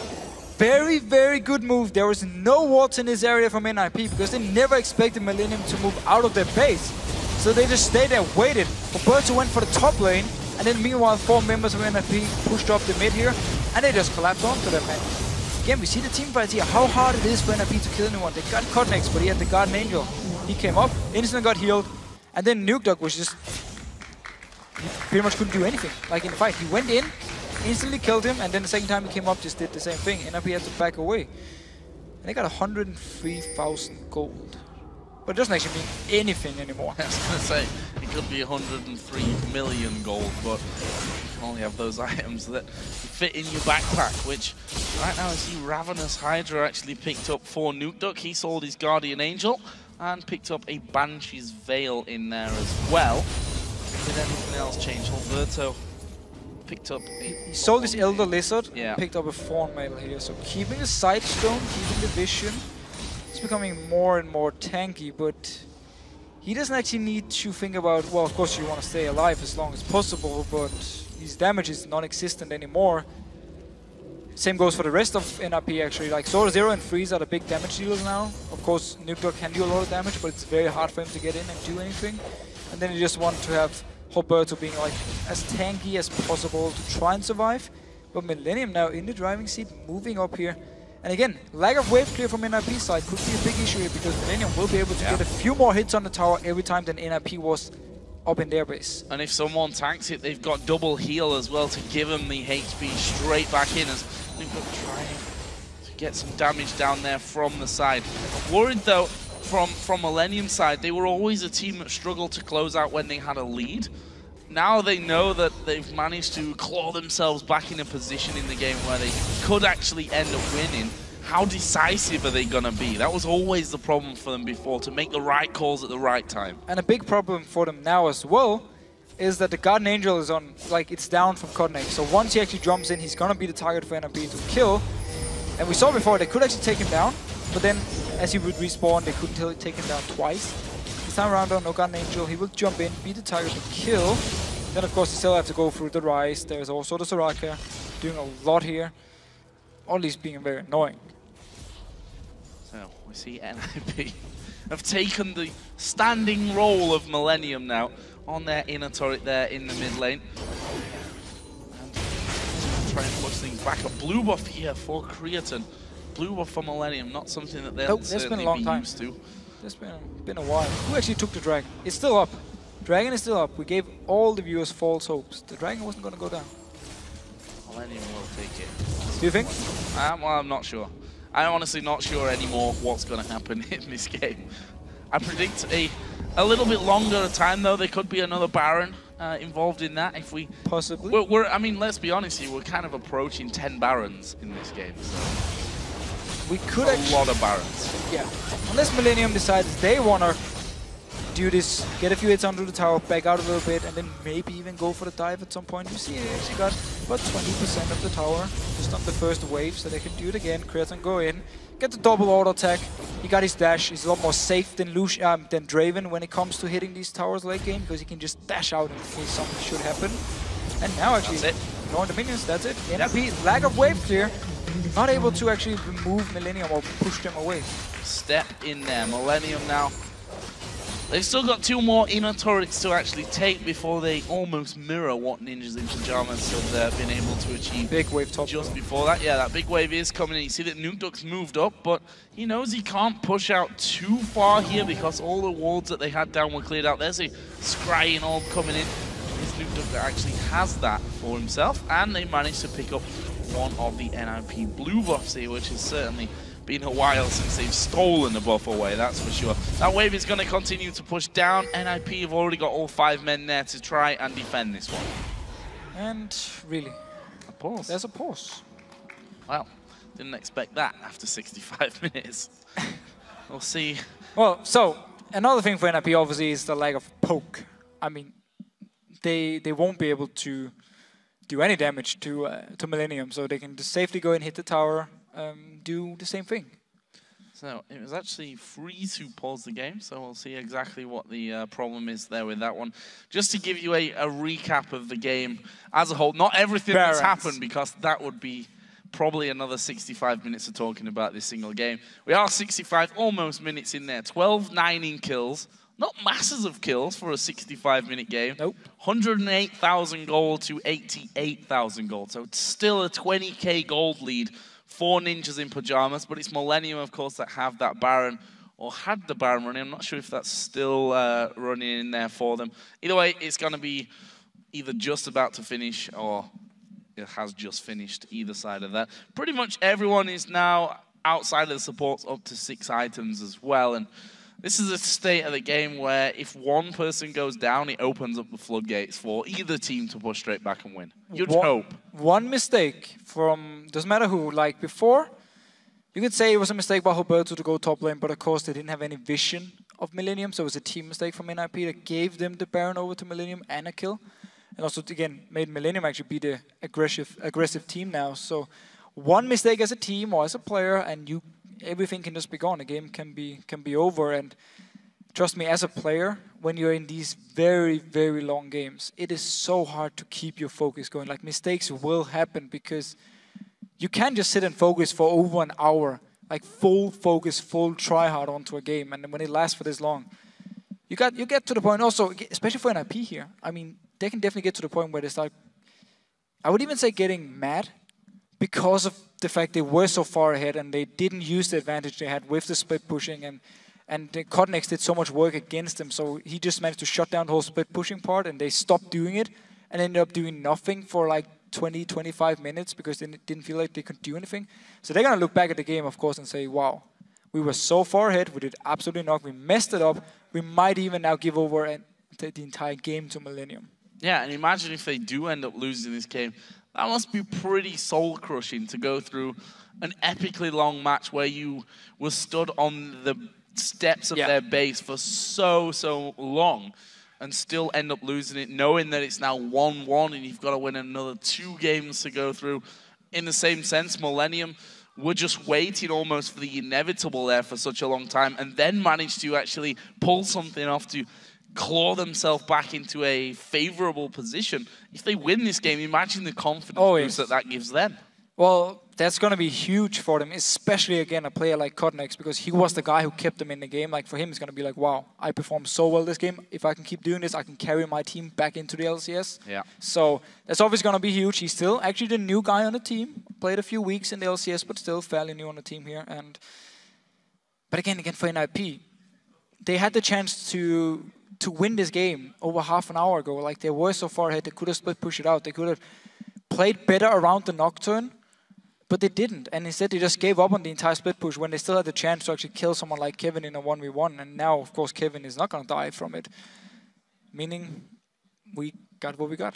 Good news, everyone. Pause is over. We're back into game. 65 minutes in. Millennium are pushing down towards the inner turret. Actually, they've gone in here. They're going to go for Kevin. That's some good damage for Alberto. Once again, getting caught out. He will actually flash away as the calling does come through. If we look at the health bars, Alberto, the one that took the brunt of the damage, Everyone from Millennium, even if they did take damage, they have since then been healed back up by Kerp on Soraka, by J-Rig as well on Nami at this stage of things. Another wave coming through. We've already surmised that waves don't mean all that much, but as they get closer here, we see NIP with tower. one man having to back away. Hilberto wasn't there, and they take down the inner turret. That leaves us at 7-5 in towers now. So NIP tried to land engage here onto Millennium and then try and just straight up engage, but nobody got stunned by Miffy, and Zoro never actually got in there. So once Alberto showed up, he was going to be the target, had to flash away. And we just see the way Millennium in these fights, as soon as the engage comes in from NIP, they just pop Talisman and go the opposite way, backs away from the entire engage, and then they can turn around if NIP chases. And that's what we saw here. So we need a perfect ultimate from Miffy, and then we just need NIP to pile onto someone and just instantly kill them. But it's so hard because, again, yes, you can stun the Soraka so she won't be able to use her Hourglass, but then there's just the Mikhails onto Jerry. He can use it onto him, cleanse him from the stun. He can pop the Hourglass. We saw it early in the game.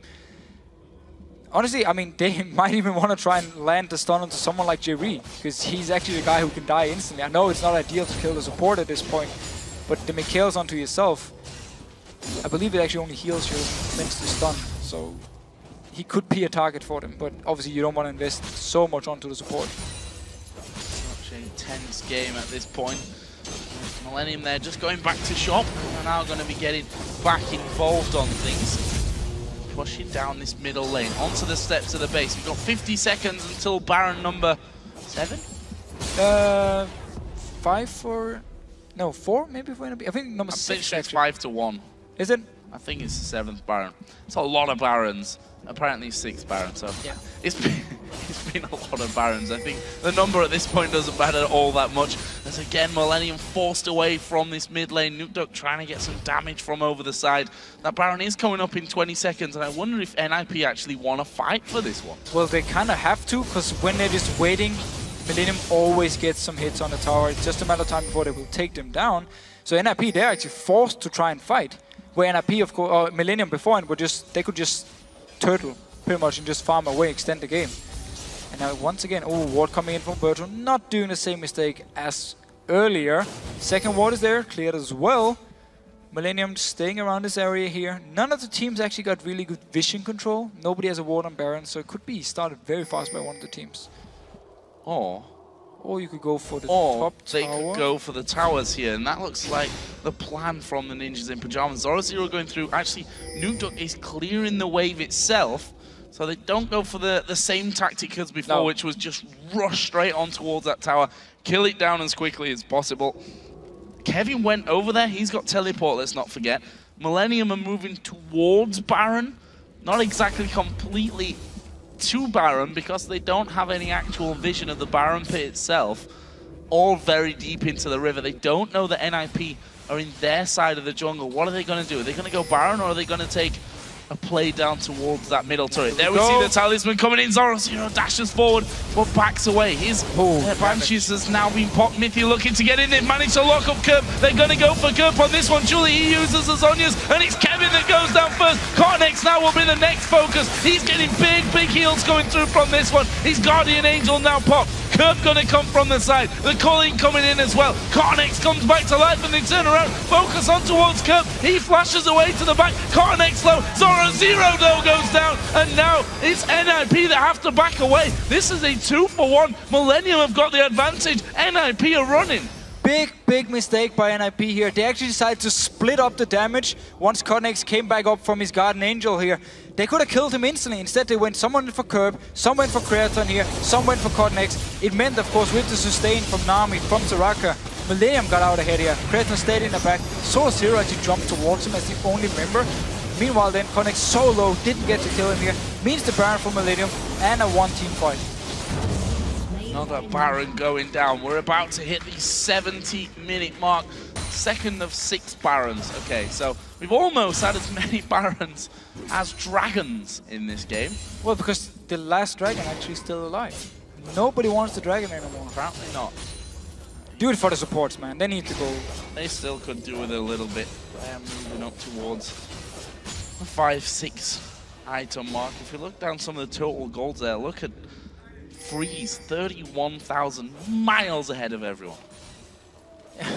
what are you going to use 31,000 gold for? I mean, the only thing you can do is have a Guardian Angel and sell it once it's popped and buy something else, which is what he's going to do. I'm actually not sure if Nuke had his Guardian Angel for the last team fight. I think he actually had sold it because it was on cooldown. And then he went into a backline and died. And now obviously his Guardian Angel is ready because he just reboarded here. So he didn't have it for last fight. That's obviously a big deal here. Codnex Guardian Angel is down for this fight. Meaning he could be the target, or Kevin could be the target again. With Sonya's though, it's gonna be hard to kill. Arton starts to step forward, and we saw it before that Millennium can get onto these towers. Can step forward, and NIP have been forced to back away a number of times from them. Again, the minions being cleared out. They're still using the minions as a guide for stepping back and forth when I think they can afford. It's not really about the damage I think that tower's doing, it's about the chance of one of them getting locked up by someone. Get rid of those minions. Cotnex actually moving forward once again, but Millennium very cautious about how far out they go. So Zero though, taking a lot of damage from Kevin every time he moves closer. Nuke down bottom, they should mean the tower from Millennium. Yeah, they are going to throw in there. Damage coming up towards Kevin. They dive in towards the backside as it's Mithy that's right in the middle of them. He may just go down. He will fall. Freeze is at half HP. Zoro Zero has gone down as well. It's now a 5 versus 3. This is surely it for Millennium. 70 seconds spawn timers. I was going to say go for the Nexus turrets here. Nuke Duck dives into the middle of them. He puts down the death mark. He's surely going to get finished off. His GA does get popped, but when he comes up, they'll lock him down. Kevin picks up that kill. Millennium turn around for the Nexus turrets. They take both of them down. NIP have to flash away, and Millennium, after 72 minutes and what feels like an eternity hiding inside their base, turn it around and pick up game 2. Incredible. So they simply got to the point again where the big goal lead for NIP meant absolutely nothing. 6 items on every single member except for the jungler. Nuke Dog became a non-factor because of Quicksilver Sash. We had the hourglasses as well. Like, there was nobody he could go for and kill. He was basically just bait in every single fight here. And it just meant the team fights were so much stronger for Millennium, and they used it to their advantage, and now it's a 1-for-1. Absolutely insane games. 6 Barons. You see the laugh from Kevin. To be honest, I'd be laughing if I was in their scenario as well, because they spend 20 minutes stood on their inhibitor turrets just waiting for NIP to do something. NIP themselves were setting up traps inside of the Millennium jungle. Millennium weren't having any of that one. Funnily enough, though, in the end, the big turnaround was a trap from Millennium on the river where NIP had no vision. Most unexpected trap ever. Like, you've been in your base for 30 minutes. And we didn't expect Millennium to move out, especially not in towards the Baron area, trying to set something up here. Caught them out, got the kill, got the Baron. And I've only ever seen one game that I can compare to this one. Let me guess. Old Moscow 5 against CLG.EU. That was, I think, 6 Barons. I think it was about 30k gold lead. It was a trap at the end that actually swung the game. Pretty rare occurrence, something like this, but we talked about the psychological factors of this before. That is going to be hard to swallow for NIP. It's the worst. I mean, they had the game in the back. They were the position so far ahead. They just needed to go in actually and just win a fight or kill someone in a split push, and they could just roll in the base, get double inhibitor gone. And instead, though, nothing came of it, and it's just, as a team, you know, as players, of course, you're very tired in the head at the moment. Even I think you and I are very tired in the head. Everyone after at home this. as well. I think everyone is who watched the entire game. So imagine being the player now, have to refocus, like tell yourself, okay, we can do the, or should we change anything here? Can we do the same thing? Because it worked, we just need to finish the game in time. You know, it's very hard now for NIP, and obviously Millennium, they're just all happy days. Yeah, and I think that match then gives them a boost rather than taking away from their energy, like it definitely will for NIP. Still, they have to fix the early game. Well, yeah, I mean, they wouldn't have been in that scenario anyway if their early game was actually strong. Okay, Ninjas in Pajamas, you can definitely argue, didn't capitalize on this lead that they had. They let this game slip away from them. And funnily enough, in the pre-game, this is what we were aiming for in our talk about Millennium, that even when they get ahead, they struggle to close out games. NIP have just shown us a bit of a masterclass in how to do that. There's at least a lot of maybe we can do this. No, never mind. Back away, back away. Maybe a little bit of this. No, no, never mind. And in the end, it gave nothing. And that's when you lose. Well, we're going to check in again with Shocks, Demon, and Dexter, who I'm sure have got plenty to say about that last game. Indeed, we do. Thank you very much, Joe. The comeback from Millennium in this one, and you called it the Soraka pick coming out there, which paid dividends in the end. Can you tell us a little bit about how central that Soraka pick was to a long-out game like this? The longer the game goes, the better gets Soraka. So it's pretty much endgame Soraka with tank items as unkillable, and she just provides heals. And the reason why you don't build to AP is because of her passive. Like, her passive works with, for every 2% missing health, her heals get 1% more effective. So if you have a late game tank like Ryze, who has like 4k HP or something, you can heal for 700 basically when he has like low HP. And the fact that they had Ryze and Soraka together, they had enough magic shred from the E from Ryze and the Q from Soraka. But yeah, both, they kind of dragged out the game because of weird itemization, I think. And Soraka should have went full tank with like Randuin's, Ninja Tabi, and a Thornmail. Then the game would have been over much earlier, I think. And talking about, obviously, the long game, we were talking off air. It's because the Aurelia was picked into the Ryze. Yeah. Obviously, big advantage for Aurelia, but Ryze just has to farm. Yeah, I think NIP did a really good job of calling the 1-on-2. And they wanted to have the Aurelia with Ryze matchup because Aurelia smashes Ryze so hard. Like, 0-0 had perfect CS at 15 minutes, and Ryze was like down 60 CS, I think. And if they had a better team comp to push the advantage, like a different AD carry maybe even, like a Caitlyn or like something with more range, they could have sieged towers way more effectively. And yeah, I think that this 1-3-1 split push isn't working in late game, simply because Ryze can take Aurelia later on in the game, and they can never teamfight because Soraka wins every teamfight. Like, it's, yeah. And obviously, one of the things we noticed was the fact that they did have so many melee champions. Yeah. But they had the Draven in there, but you were saying it's simply too short a range to actually, it was just too risky. Well, Draven can't do anything simply because he gets Ryze rooted instantly and dies. Like, one WQ with a Soraka silence, he can't even flash out or heal or something. And he has a Nocturne diving on them. So the second he gets into melee range to the Ryze roots him into Nocturne ultimate, and he dies. So, yeah. You talk about the Ryze and the Nocturne. You were kind of talking about how it isn't actually that good of a combo because Nocturne needs all that farm to stack up his Feral Flare.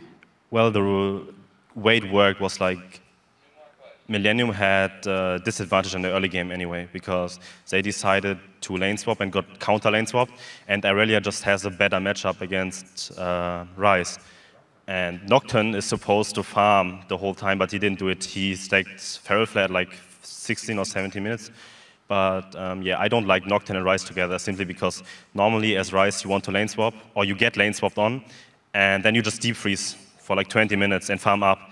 And yeah, that's how I don't like these two picks together. I think if they had a different top lane instead of Ryze, like a Renekton, then it might have been a shorter game actually. And obviously, they're now all equal, 1-1. Yeah. It was a very long, drawn-out game, mentally draining for these teams. You called it game 1. You said they need to pull out Soraka. Well, they did that in the 1. What are they going to do in game 3? Okay, the problem is, even if they don't get Soraka, Millennium plays Ziggs, and Ziggs has the same effect. He can stall forever. So as long as Alternate keeps picking late game comps, and NIP is not changing their style of 1-3-1, then I think we will see another 50-minute game again. Well, that would be fun, wouldn't it? Yeah, absolutely.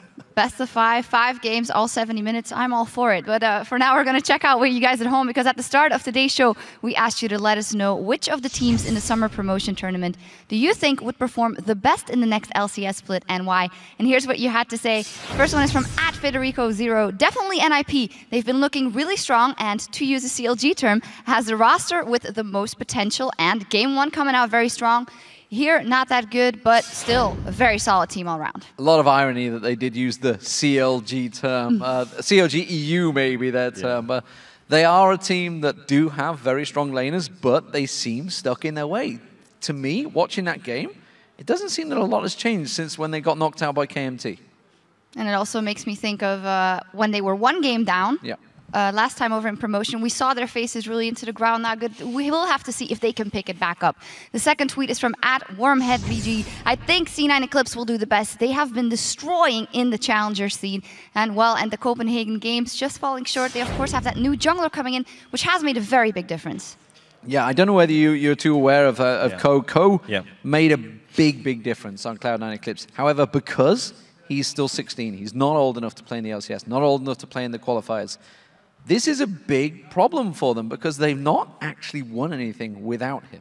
So they got to the quarterfinals when they were using the previous jungler. They've now got Santorin in, who they just got to the finals of Copenhagen Games, but he just doesn't seem effective as Ko. Ko is a fantastic jungler in Europe.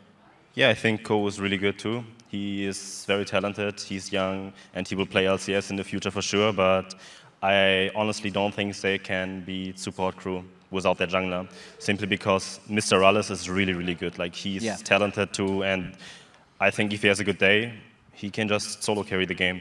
And yeah, C9 is good too. They have like a lot of help from their analyst, Charlie, and they play a different style to the C9 and NA, and I think that might help them a lot actually going into this game. But on the other hand, I think Support Crew is, even if they're like a relegated team, they're still good. So. I want to stick on the Cloud9 temp, because Cloud9 Tempest also play EG in North America. How do you see that one They're also really going? good. Yeah. C9 is also really good in the NA scene. Like, they have Altec, the AD carry. He is also young, like 16 years old. And yeah, they're also really good. So. All the young talents bursting onto the scene. The last tweet is from @MertRusso. LMQ. Everyone has incredible mechanics and they play with a confidence which have not many LCS teams have. And I gotta say, just in the challenger scene, LMQ all over. LMQ is good, yeah. But it's challenger scene and they showed some signs of choking. So they will have a hard time getting into, like, they won't get the 3-0, I think, against XCG. And it's really a matter of, is XCG mentally prepared for this game? Because I think they can definitely take it. Like, it's gonna be close, and yeah. Very interesting. Well, you guys at home, thank you for those answers, and we'll see if your predictions come true. Remember to keep chatting about the Summer Promotion Tournament games with us by sending your tweets to @LOLesports with that hashtag LCS. We need to head to base and complete our last Whisper, but we'll be right back for the third match between Millennium and Ninjas in Pajamas. Stay tuned.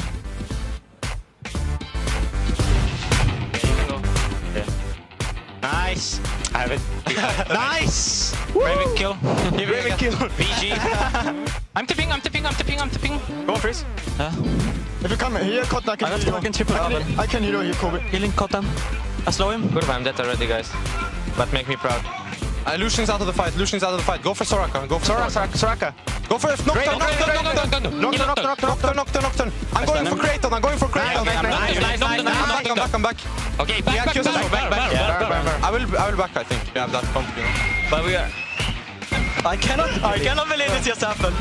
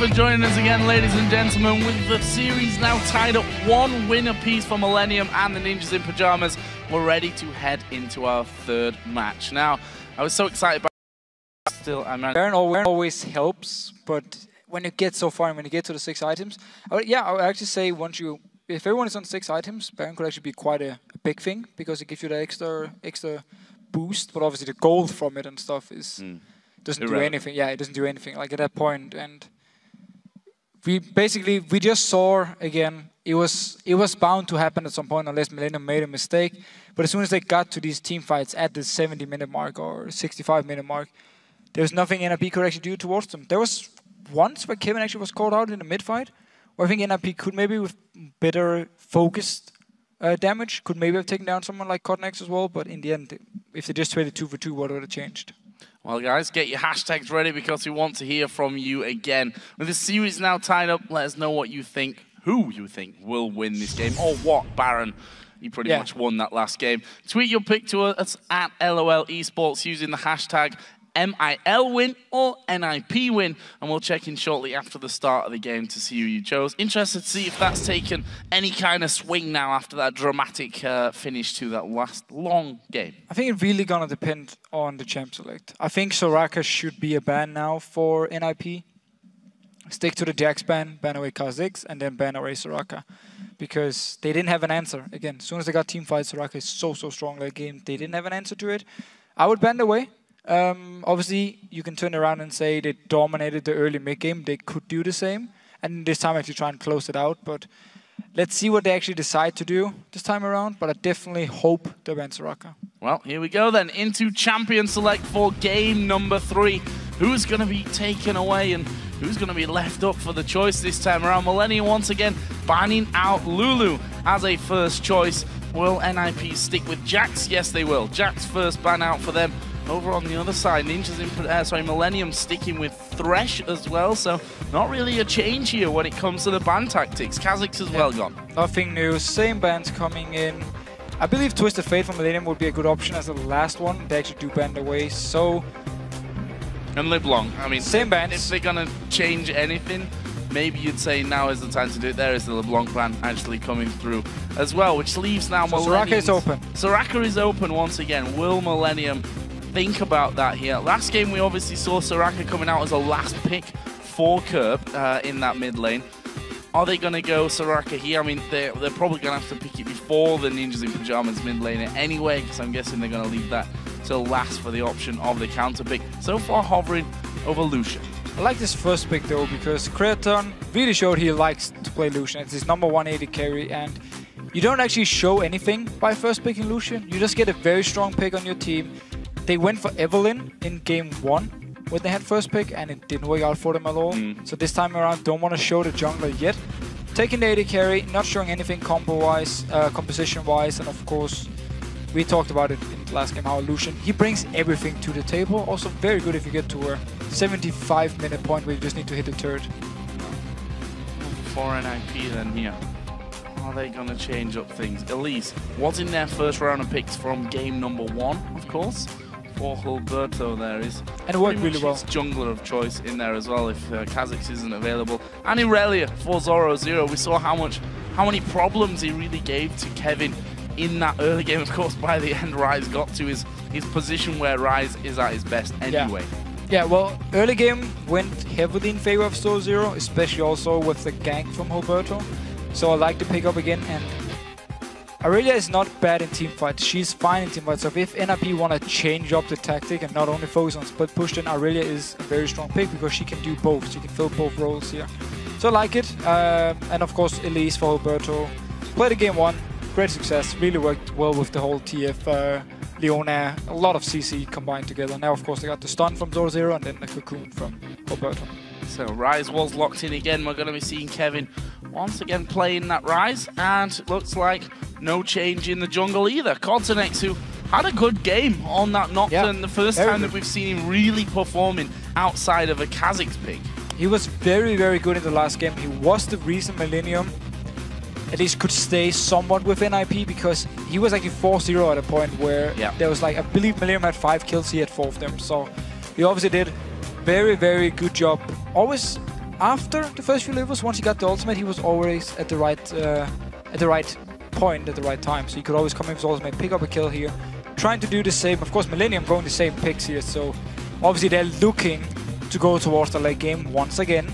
So Rakesh again is still open, they can pick it in, and wow, this is going to be Velko's support for Miffy. He's actually, he played it again. He played in Copenhagen games, in one of the games, and combined it with a Corgi, you have a lot of damage. Like, a lot. Your laning phase, you really bring a lot of damage. However, Velko's very low mobility. Like, there's nothing. If you get caught out of position, you are dead. You have to flash, that's for sure. What am Millennium going to run against? Because this is a very different lane. We've not seen Corki at all in the European LCS. We have seen him appear in a couple of different OGN times. and OGN, yeah, exactly. NA plays him. Just not really made his mark back in Europe, which is funny because we did have a time where Europe were the only ones playing Corki as well. So this time around, Velkoz's Corki bottom lane for the Ninjas in Pajamas seems to have caught Millennium possibly a little bit off guard here, taking a while to lock in those final picks. We are going to see by the looks of it, Kerp going back to Ziggs, which we mentioned wasn't a champion that he really played in the early season here, in the early spring split, but he has picked it up a couple of times, and also Leona here for Jerry. So the Leona pick here can really shut down Velkos. I mean, if you land your CC onto him, he won't be able to escape. It also gives Millennium a very good engage combined with the Nocturne. And then, of course, you have wave clear from Lucian, wave clear from Ryze, wave clear from Ziggs. He's one of the best in the game at doing it. So Millennium here, again, looking to go for team fights, looking to go late game, where they can just, if they fall behind, they can once again try and extend the game, and then just wait for NIP, or wait to the point where they outscale NIP. Because Corgi as an AD carry, he's not bad in the late game, but he just doesn't scale as well into late game as some of the other AD carries. And also, one of the reasons the European AD carries don't actually like Corgi normally is because your one-on-one potential is not ideal, simply due to the fact your ultimate doesn't bring too much in a 1v1. And that's why the European AD carries, that's one of the reasons I got at least, for not picking up the Corgi here. But Freeze did pick it, and with an Italy, the mid-game now for NIP, that's a lot of poke. Like, Corgi is great in the mid-game, so much damage, a lot of poke. Velkos, of course, with a lot of poke in the mid-game. NIP are just looking here to win the laning phase, and then just start grouping up and just poke away onto Millennium with Solar split pushing in the lane, joining in with Teleport. Again though, if Millennium can manage to hold them off, go all the way to the late game point like we saw before, then Millennium once again will have the stronger team by far actually. And I have a very much opposite kind of composition here. The likes of the Nocturne, Leona going to throw everything straight in there. Ziggs can throw his ultimate down in that one. So going to be interesting to see whether Ninjas in Pajamas #1 can get that lead. I have to say the feeling from games 1 and 2 is that they have had those stronger early games. So it's going to be up to Millennium to see how they match that this time around. It's going to be hard though for Nuke Dog in the mid lane against Ziggs. I mean, Nidalee, she's not a laning champion. She needs to get out of the laning phase where she can start poking away. So Ziggs is going to have a lot of pressure on her there. He's might need help from someone like Alberto to actually, if they want to get Nuke Dog ahead, of course, in the lane. Might just be happy with him farming away, and that's it. Well, we are going to be getting here into game number 3. The score, of course, tied at 1 match apiece here between Ninjas in Pajamas and Millennium. Who's going to move into the lead from this one? We're seeing some interesting choices coming out. Quick question in terms of those duo lanes, since we're seeing that Corki Velkos lane, do they want to go 2v2 here? Well, I think for both of them, so with all the poke on NIP side, as long as they avoid the engage from Jerry, Leona won't do anything to them. Like, they can just poke him every time he tries to do something with a lot of damage. But however, if Connect shows up, if the CC lands in from Jerry, then again, the Velkos is going to be such an easy target for them to lock down. So in that case, it can be risky for NIP here. Lane swap-wise, Elise is a very strong lane swap jungler, so NIP should be happy with it. It does mean, however, that Nuke Dog won't be getting any help in the mid lane, as the junglers will be busy pushing the towers early on, which means that Ziggs can put a lot of, just pretty much push the wave into the tower for Nuke Dog and just poke away on them all the time without thinking about the jungler for the first 5-6 minutes. 56% of the vote going to Ninjas in Pajamas. That has dropped considerably since pre-game and after the first couple of games here as well. So I see you guys at home feeling it a little bit more for Millennium. See what that is, because we've got at least one more game after this one, of course, needing 3 out of those best of 5 games to take the victory and move through into the summer split of the LCS. About level 1, we've seen Ninjas in Pajamas in both games so far, doing this route around to the red buff on both sides, getting the ward down, and then backing away and looping over to the opposite side of things. So, not sure if we're going to see that here. We see Creatine is actually waiting. It's a line across the map from both teams. Yeah, both teams just staying back. NIP didn't really feel like they could do anything with their composition level 1 here, so didn't want to risk anything. We talked about how Leona, of course, can lock down a target, Ryze can lock down a target. It can be very scary to go into someone like Millennium. We're going to get standard lanes here. No lane swaps at all, no lane invades. It's very rare we see that here on 4.5. Not often whatsoever. Not seen it too well. I say not seen it today. Game number 2, we had a 2v2 up on the top side, so they at least switched where they were going to do the 2v2 in that one. Interesting to see, though, how this Vel'Koz Corki lane is going to work out. And there is the initial poke, actually landing onto both Creatine and J-Ree. Nice little confidence booster, I think, when you hit those initial skill shots. And it's very, very hard for Creatine and J-Ree to do anything here in the early game. You also see how NIP put all the focus on hitting Creatine. They don't even care about J-Ree, because Leona, she needs a few levels before she can actually go in towards you, and that's where NIP can just poke away, get him so low that he won't be able to do anything, and that's what they're doing now. Early level 2, only level 1 here on the side of Creatine. Needs to stay back and just try and pick up as much farm as possible. Now we see again landing those skill shots. Mithy, we did see both junglers going in and pretty much having a standard route. Both starting red, headed down towards blue as Creatine takes another big hit. I'm going to try and get that plasma fission in there is Mithy.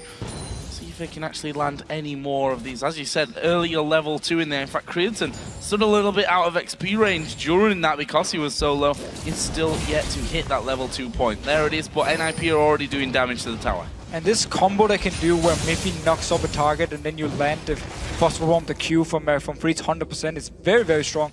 And you see how Alberto moving down here early on, simply to be ready for a counter game because they are putting so much pressure on the lane. So they expected Cotnex to be there. He wasn't, and Alberto just moves away up towards his own Wolf camp now.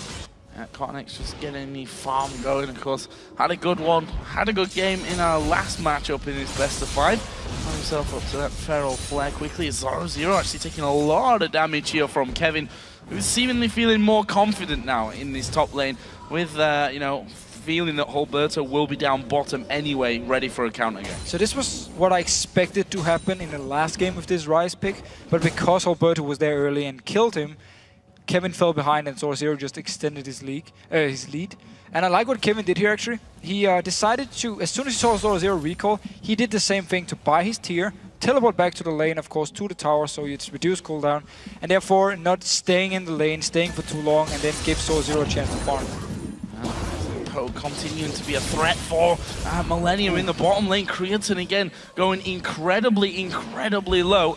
They need to be so careful about this one. A knock up from Mithy will pretty much seal his death at this stage. Although also keep in mind that both AD carries running that summoner heal. Both mid laners actually running that. The supports continue the trend from the last game, which was to run the exhaust.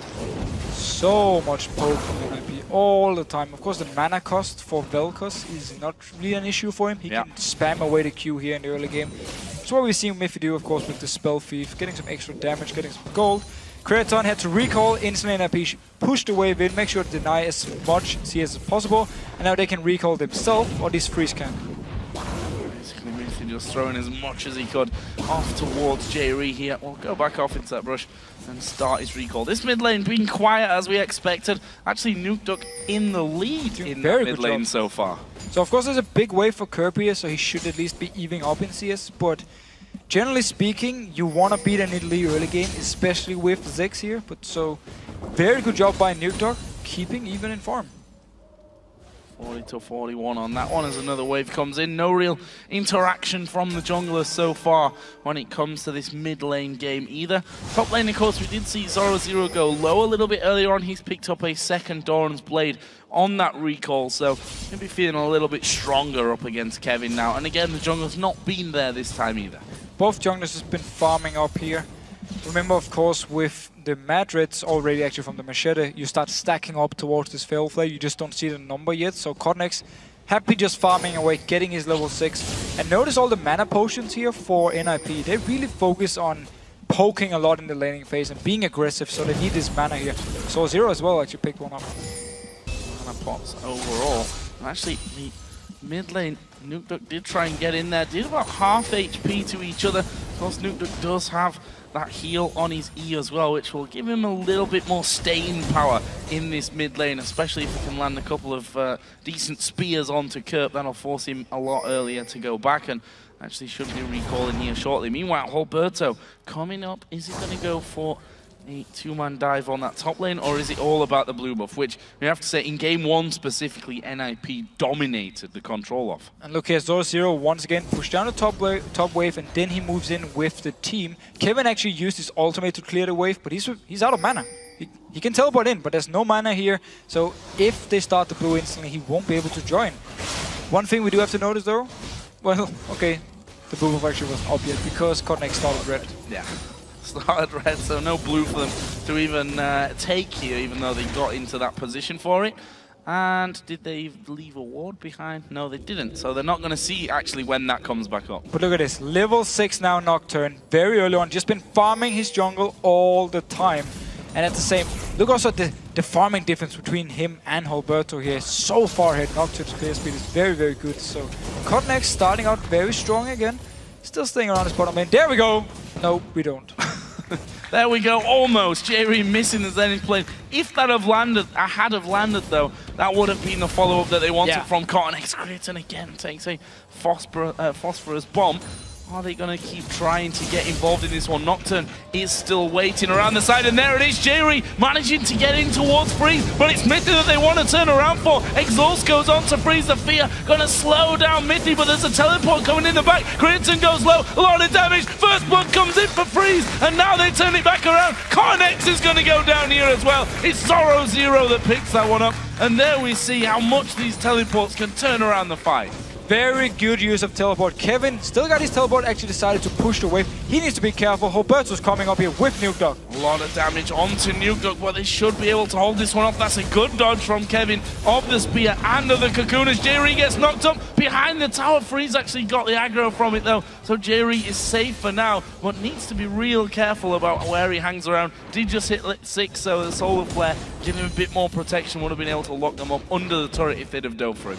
But we have to highlight the fact that Jerry, his engage was actually onto Freeze, who then jumped out, and then the flash from Miffy meant he didn't get stun locked by Jerry. So it meant when Cotnex actually came in, they had to chase Miffy up. Kierstan couldn't even join the fight. He tried to run with them. He never really got any damage onto them because the engage was first onto Freeze, and then they had to switch it over. They wanted to target, of course, straight onto Vel'Koz, and they didn't.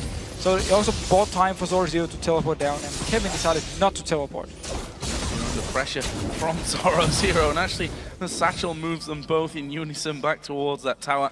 In the end, not a massive damage done either side of things, but will they start to move up towards that blue? Even if they do, a little bit too late on that front of it. Back down into that bottom lane with Creaton. Of course, a kill for Freeze. He's got that Vamp Scepter, got himself the BF sword as well, along with Boots of Speed. A full BF sword behind is Creaton, and we already saw how much poke damage he was taking, mainly from Mithy and then the Phosphorus Bomb. Really bad news in that bottom lane. You can see that that Cotnex already moving down there to try and stop any further pressure, but also this dragon that they've just spotted Hulberto pulling out. So Hulberto feels confident he can start this dragon because his dual lane is so far ahead compared to the one from Millennium, and also a spear from Nukeduck in the face of Kerp. Cotnex though, again, actually, he needs to be the guy helping out the bottom lane. They just abandoned now. They're going straight towards mid here. And, well, Nukeduck just going to be knocked back towards safety and landing a good amount of spears here as well. Keeping everyone a little bit on tenterhooks on how far forward they can actually push in this middle lane, especially if it hits someone like Creaton. That's like half perfect. HP just going to go away from him.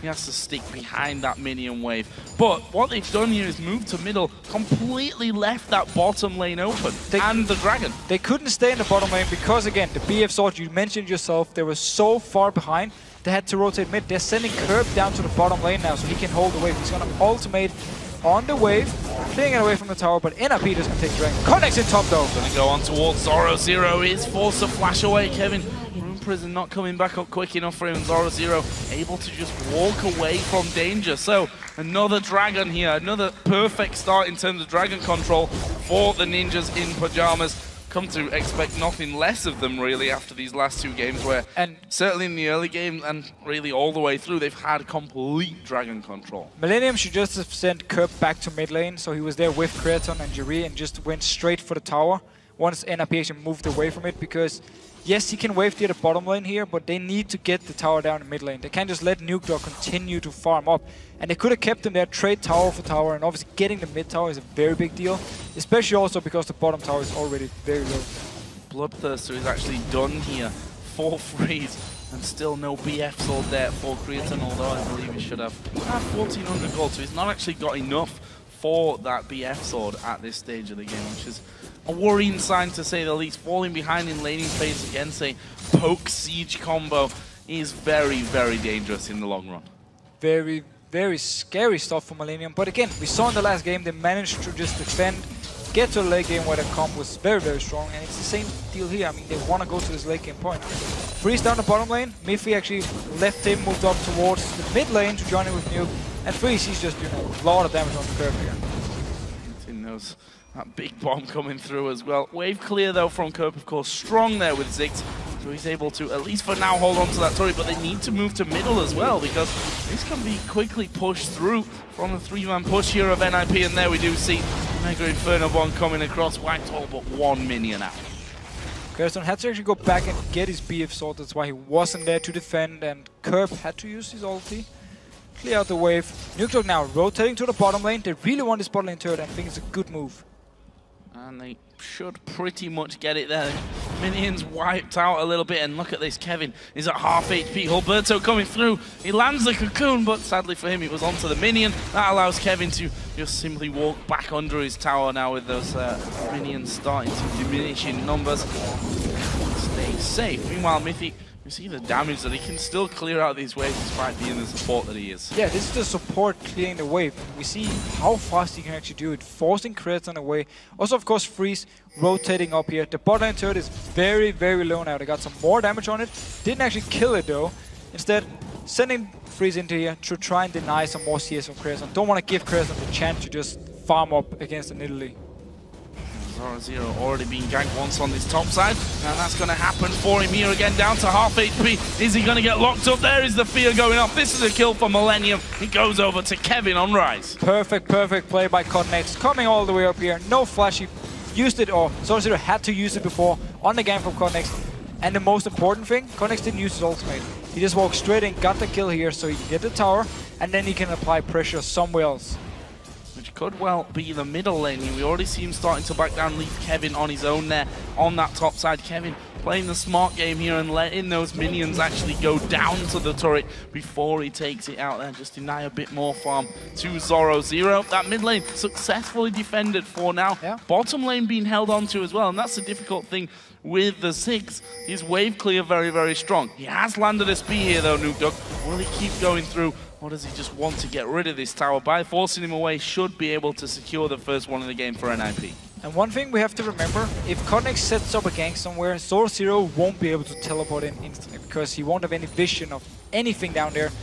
And that means for Millennium, they have this room of 2-3 seconds where they can try and pick up the kill in the gank before there's a chance of teleport coming. And also Kevin, of course, he can teleport instantly because he will have the vision. So Millennium can quickly put many members in one spot, and NIP won't be able to respond. Now, continued push from NIP. 3 men, make that 4 now in the mid lane. Nukedog coming in, and this is where it gets very hard to hold on to, with spears flying in, with the poke out of Vel'Koz, with the bombs from Corki, and that all that damage at once. If it lands like 2 of those skill shots in a row, then you're already at half HP or less and you have to retreat from it. We can see that Kerp is there. He's probably going to be forced to use his ultimate when it comes off cooldown once again. Trying his best here to keep that away, but now they've got Zoro with them as well. So all 5 members in here. Zoro Zero didn't want to stay in the top lane. His tower is gone. And also if Connex moves up there with his own ultimate, Zoro Zero could potentially die again. However, the flash is ready. Just a few seconds, should be able to escape the gank then. But NRP, because they got the bot lane tower, rotating mid now with the poke comp and just doing what they can, or at least trying something, but Kerp doing a good job wave clearing. Clearing out these waves one after another. Actually 162 to 151 CS, so has built up a little bit of a lead over Nukeduck, but again, credit to Nukeduck, he kept it very, very level for the pretty much entire phase that they were 1 versus 1 in that middle lane. One big difference though, again, between the AD carries, something that we'd expect after Freeze did get such a big lead early on, got that early BF sword in that forced Creatine to rotate around the map to have some safer farm in the mid lane. He's 156 to 113 CS in the lead. Both of them though now do have Bloodthirsters, and I can only imagine, well, just close to 2,000 gold for Freeze to go back and spend next time, and that's not going to be just yet because Dragon is coming up in less than 10 seconds time. So 2,000 gold on Freeze, multiple members from NRP with over 1,000 gold, which it didn't spend yet, and we might have a Dragon fight here. It means for Millennium, they're actually in a lot better position. Everyone has been back to base and shopping. They can take this fight because NRP got so much gold in the back that does nothing at the moment. A big spear or two, though, could change all that, as we do see a lot of damage to Jerry as he gets knocked up. The spears continue to come through. There's Kevin down to half health. The Dragon now spawned in and ready to be taken. But what can NIP do about this one? The bouncing bombs causing them a few issues. Finally, a pink ward will clear out the vision there in the Death Brush, and Millennium have decided, okay, do we let them have the Dragon? Let's put some pressure on this mid turret. It's fairly low anyway. We'll see how much clearage they can actually manage there with Vel'Koz in that mid lane. Just as NIP start things off, Millennium sweep back down there, stop them doing the Dragon, and they're going to play this game for a little while they go between mid lane and trying to pressure NIP away from the Dragon itself. Yeah, but Millennium again, they got a good position. They can rotate towards mid lane if they want to. NIP though, the Dragon going very low. Here goes Jerry. Well, there's the Solar Flare. Didn't really catch many of them, but there is the extra damage coming through. Zoro Zero going low. Alberto's going to die to Cornex, and Zoro Zero needs to get away as well. Miffy now coming in from the side. There is the laser, not doing masses of damage, but a spear comes through and lands on Cornex. Doesn't get the kill, but he will stay low. And now Nukeduck in chase, just saw Creatine there. Spear lands onto him as well. He can keep chasing here. He knows that those spears already doing good amounts of damage. Cornex trying to lifesteal, taking a lot of damage from the trap there that he just stood on. Also giving Nukeduck the complete vision on that side. Creatine turning around. Now J-Ree's gonna come in. Good flash from Nukeduck, gets him away from the Zenith player. So NIP here actually split up before the fight started, so the Nocturne ultimate is just, it's so powerful. If you're not standing as a group, there was no way for Miffy to come in here and help his team. They got the kill onto Alberto, and of course we have to remember, NIP didn't shop yet. There's so much gold on the side of NIP that didn't spend it. So Millennium are actually stronger at the moment, and that's what we saw in the last fight. Well, Dragon is going to be started off here once again. Who's going to be able to take this one? It's going very, very low. Look at Nocturne, bottom side. Cornex is going to come around, and he actually managed to smite it out as well. Alberto being trapped in there. Nip trying to turn this one around. Creatine goes low. One more spear from the side would do it here. And we see that Nukeduck trying to get to the back of that Baron pit, trying to get in. Oh, but the Mega Inferno bomb from Kerp comes off cooldown, almost took Miffy with Zoro Zero as well. But again, it's so weird by NIP here. They tunnel so hard on this Dragon, but they don't even need to get it at the moment. They were ahead. They had so much gold to use. They could have gone into the mid lane here, try to hold off Millennium from starting the Dragon, get some members back to shop and get back in here. Look here, 2,400 gold on Freeze, 2,000 gold on Nukeduck. Zoro Zero just spent these, I believe he had 2,000 gold as well. And then we just see Millennium here in the actual team fights. As long as they can just back out a little bit, land some poke onto NIP, or engage when NIP split up, they were just so much stronger. And nice ultimate by Kerp in the end as well. Well, what came through there with those purchases? We saw the Mikhail's Crucible for Miffy. You mentioned Zoro Zero had a good chunk of gold. He actually picked up the Trinity Force, the Phage as well. coming out from Freeze, who's gone with those Sorcerer Shoes to capitalize on the magic damage that comes out of his poke. And as you mentioned, if they'd have had those items in there, the Trinity Force for Irelia, it would have been a massive difference. Massive difference. But then, of course, again, Ninjas in Pajamas need to land some poke before the fight actually starts. Like, that's what they need to do with Corki with the Italy, where Millennium can go more all in. How they go all in here. Sorry, is so tantalizingly low for Millennium. Very much a target that they'll be wanting to get in these next few minutes. Cotnex just waiting on top of a pink ward, so he knows he's not spotted. Looking for any kind of opportunity maybe in that mid lane. Doesn't really present itself though, and he's going to go back off to get his farming going. Feral Flare already coming out for him. Yeah, he's very, very strong. Going towards the Blade King again, and now also to Miffy. Wow, that is a lot of damage. Last second heal from Nukeduck keeps him alive though. That's a lot of poke, and it's going to take away the potential that Miffy has there to help with that wave clear. We see the blue buff came up. This is a possible chance for Millennium, while it would be if they'd not actually backed away completely from that mid tower. And the big kills actually from Miffy. Managed to save him here, but I just wanted to talk about Cotnex. Almost doubling the farm of Roberto at the moment. His Feral Flare is very, very stacked. Of course, gets stronger and stronger the more he farms. Going towards Blade of the Ruined King again. We saw in the last game how strong he was in these fights. And whenever he could find a target, it's going to be the same deal here. I mean, Cotnex is going to be so hard for NIP to deal with. Speaking of Cotnex, he's just waiting in range of an ultimate off towards Zoro Zero. He still doesn't have that flashback up, so he'd be a target if he'd not already moved away. It looks like NMP might want to make a numbers game push on this middle turret, but again we see the strength of this Millennium team in wave clear. Before it really gets into tower range, it's already down. NIP not looking to just take the wave into the tower and just get a few hits on it. They're looking to land some poke, force someone from Millennium to go back to base, and therefore being able to take the tower from NIP's side. But yeah, again, they need to land the spears from Nukeduck, they need to land the poke from Freeze before they can actually do it. And then of course they need to make sure Zoro Zero can actually stay in this lane and split push. At the moment, Cotnex, he's been staying for quite a while actually, to try and, if Zoro Zero did anything, if he moved too far, Cotnex would be ready to jump him. Funnily enough, the moment where Zoro Zero just come out there, Cotnex had already backed off, and he's got Nidalee now moving on to this top lane. So Nukeduck is going to be in a position, spotting Rise out there.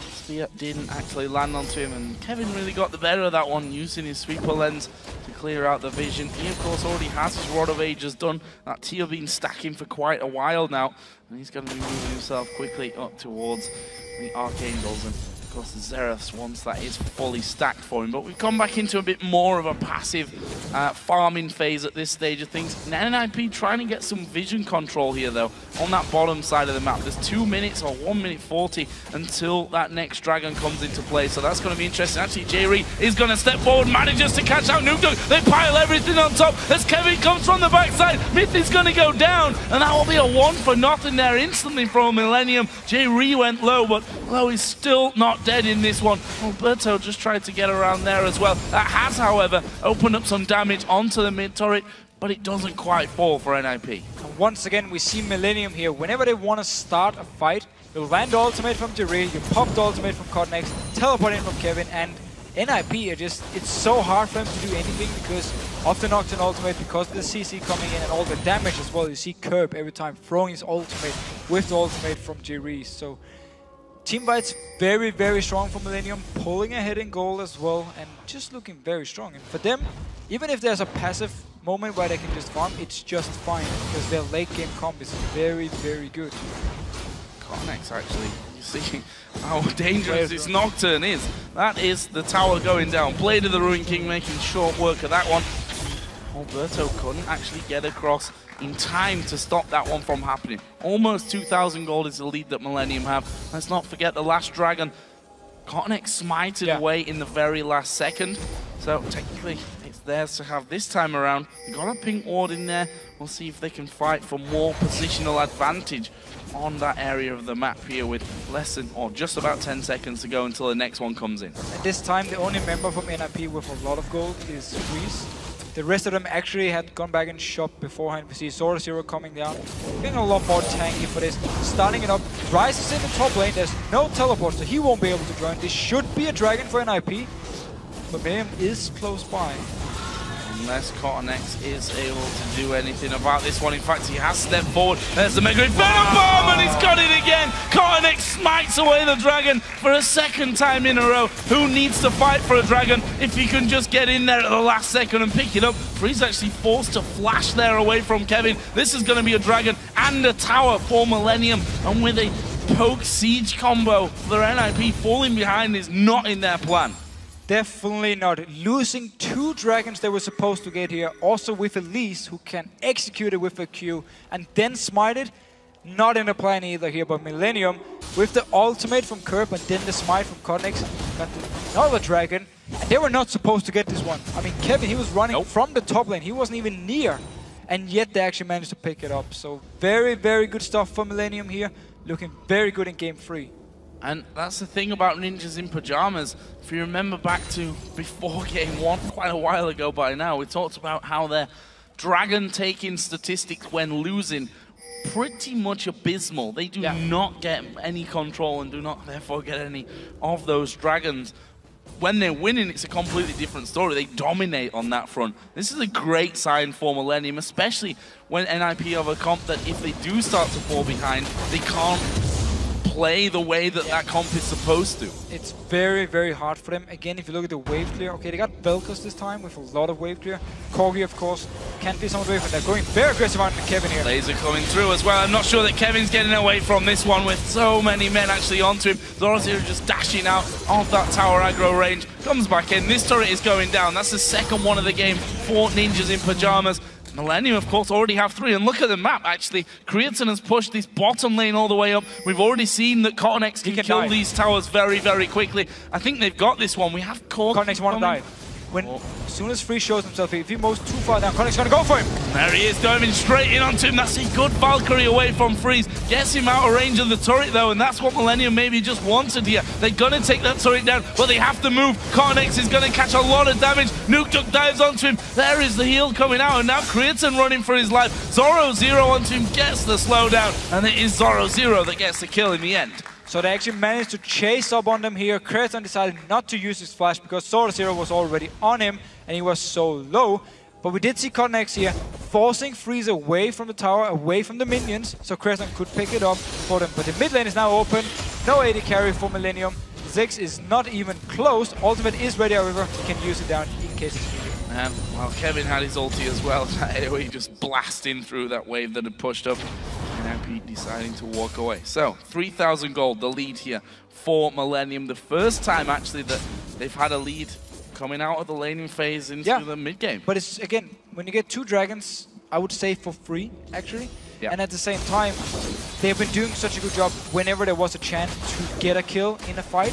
They would take it. Like, Jerry would land his ultimate, Cottonex would pop his ultimate, get this 1 kill, never got more than just 1 kill apiece, but still got a kill, got some gold, could go back in the lanes and farm, and we have the tier, of course, been fully stacked by Kevin for a few minutes now. His Rod of Ages should be fully stacked by now as well. So he's really going to be hitting the point where Ryze has become so scary, and of course, even further into the game, better and better for Ryze. We saw him in the last game, how strong he was in the team fights. Great start for him this time, 2 kills, of course. And then again, things are just looking good for Millenniums. NRP's been trying to respond, been trying to get us some kills, get a tower, but Millennium continue to be ahead in gold also because, again, 2 dragons, which they shouldn't have gone. So this turret, NIP, feels like for about 20 minutes now, been trying their best to get this middle outer turret. Still yet to succeed and actually take that one down. We can see that they're closing in a little bit there on the Millennium jungle. Got a couple of deep wards in there as well. They're trying to catch someone out in that area. Cottonex, who once again having a fine game on this Nocturne. And that's the problem now. When he's brought 2 great Nocturne games in a row, you think, okay, do we get rid of Nocturne? But then who do you leave open? Do you let him have the Kha'Zix? Do you pick the Kha'Zix? Do you pick the Nocturne maybe? So, I don't agree with the LeBlanc ban from NIP. I don't feel like they have to take it away from Curb. I think Nuke Duck should be able to handle him, even though he plays LeBlanc. And instead should have gone for something else. I mean, We talked about Soraka in the last game. They didn't pick a distinct game, so obviously NIP chose the right thing by not banning it. But Nocturne then for next game could be an option because it's been a big issue for them dealing with Cognex on this champion. Oh, there is that turret finally going down. It's taken an age really to get rid of that final outer turret here from NIP's, from Millennium's map. Interesting now how NIP start to get the vision in there, because with this poke comp, if you've got vision of people in their own jungle, you can surprise them with those spears being thrown in there. We'll have to see how that all works out though. For now, they sent a couple of guys back to spend a little bit of that gold that they've been really hogging throughout this game. We've mentioned already 2 or 3 times where they've looked to step up to a dragon and had maybe a little bit too much gold on them that wasn't spent, and obviously they're not effective gold. We've got 20 seconds here again for that dragon coming. There's 1,000 gold again to spend for Corki. We'll have to see how this one goes. NIP are already in position. We've seen already that apparently position doesn't matter for Cottonex. He's stolen away the last 2. Again, he's going to have to come in from the bottom side of the map if he wants to get in there to steal this one. Actually, Kevin is a mile away, but teleport is off cooldown, so he can rejoin this fight should he need to.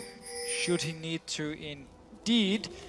And Millennium, they're going to feel confident. The only issue here is actually Curb being down to 50%, so he needs to stay far back just poking away. But due to how the last few fights have gone, Millennium should feel confident enough fighting for this one. Look again for Cognex to start the engage, and then with Jerry, and then the teleport coming in from Kevin. If he can get around the backside here, we see him go towards Miffy, just destroying him instantly. He can do it again. Now he pushed away all the way up here. And he managed to get some good damage. No, he backs away. Want to teleport. Here we go. Here we go, teleport. He's going to be coming down there, and there is Nocturne diving into the back. Cognex this time though, going to go down before he can finish off the dragon. A lot of damage coming through. Mythic getting his laser off, and now the spears will join as well. In the end, it's only that 1 for nothing, but this dragon won't be stolen away by Cognex. They focused him instantly when he went in there for that last one. Satchel charge going to annoy them slightly. They have to wait for that to go through. Alberto though smites it out. Expertly done there by NIP. So a bit of a weird fight for Millennium. Kevin actually teleported behind his own team when Cognex engaged in, so he was never part of the fight actually. At the same time, Curb and Creton, they stayed in the back, just fired away. Jerry didn't even go in with Cognex, so he was just left alone, and NIP just piled onto him and killed him. That brings the gold back to just 1,000 difference. Something that NIP, of course, they knew exactly how much gold in the lead, or behind they were, as it really is. They'd be feeling a lot better about how this game up till now is in fact going down. Seen a couple of more items coming in. Spectre's Carl picked up for Kevin on Rise. Also in there with that Glacial Shrug, or another blasting wand as well. Also some Blast Whisper picked up by Freeze on Corki, so going to be doing that extra bit of damage. Big power spikes for NIP with both the Last Whisper now and then the Death Cap on Nuke Dog. So once he lands the spear, it is really, really, really gonna hurt. Like if he hits someone like Curb, there's only the Fiends as the magic resist for him. If he hits Creator, these targets are gonna drop down very fast. And there it is, onto Jerry. Got 1/3 of his health. Just picked straight off there. Nuke quite happy to be farming up. If you look though at Curb, who's not stopped farming as you expect really from a Ziggs, constant wave clear across the map, even if you want to get your ultimate involved in that one. He's up to 320 CS, most in the game right now. Horror Zero is going to head off to that bottom lane. He does have teleport as well, so if he called into action, he'll be able to join in there very quickly. Ninjas in Pajamas with that death cap on Nuke Duck. See if they're feeling confident about maybe pushing the map out a little bit further. They can't really push up unless they land some poke first, because then if they push up without any poke being landed, Millennium can always just engage. Yeah, they can just engage and they're going to be very, very strong. So NIP, they need to land a few things before they can even move towards Millennium, or they can try and out-rotate them on the map. They got full control of this Baron area here, but they don't exactly have a comp to just destroy the Baron, at least not at the moment. Void Staff is going to help that poke if it lands. Always the big question. So Nuke Duck just added that in a moment ago.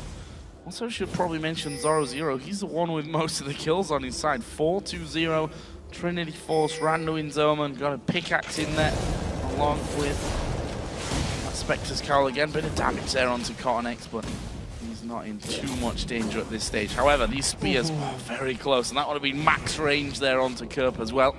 That is not the kind of spear that you want to catch with NIP actually waiting around Baron. This is a nice area of the map if they've got full vision control of luring Millennium in there to land that poke. I mean, they've got basically 2 routes from their jungle to check Baron. Makes it a lot easier to land those spears. He has so much poke on the side of NIP, and there's no teleport on Kevin yet. So he won't be able to join in at least, but that's also why Millennium don't actually move inside the Baron area, just stay back a little bit, making sure they show NIP they're nearby so NIP won't start the Baron, but at the same time they don't want to commit because Kevin won't be able to join. He's actually run all the way from bottom lane up here now, Zoro done the same thing. So everyone in the same area. Again, we need some... Oh, here's the engage though. Gonna go straight towards Zoro. Pretty much just left alone there. They are gonna throw the Solar Flare through as well. There is the bomb as well from Ziggs, but it's not enough damage to finish off Zoro. Millennium instead now gonna run straight for this middle inner turret. A lot of heals from NIP.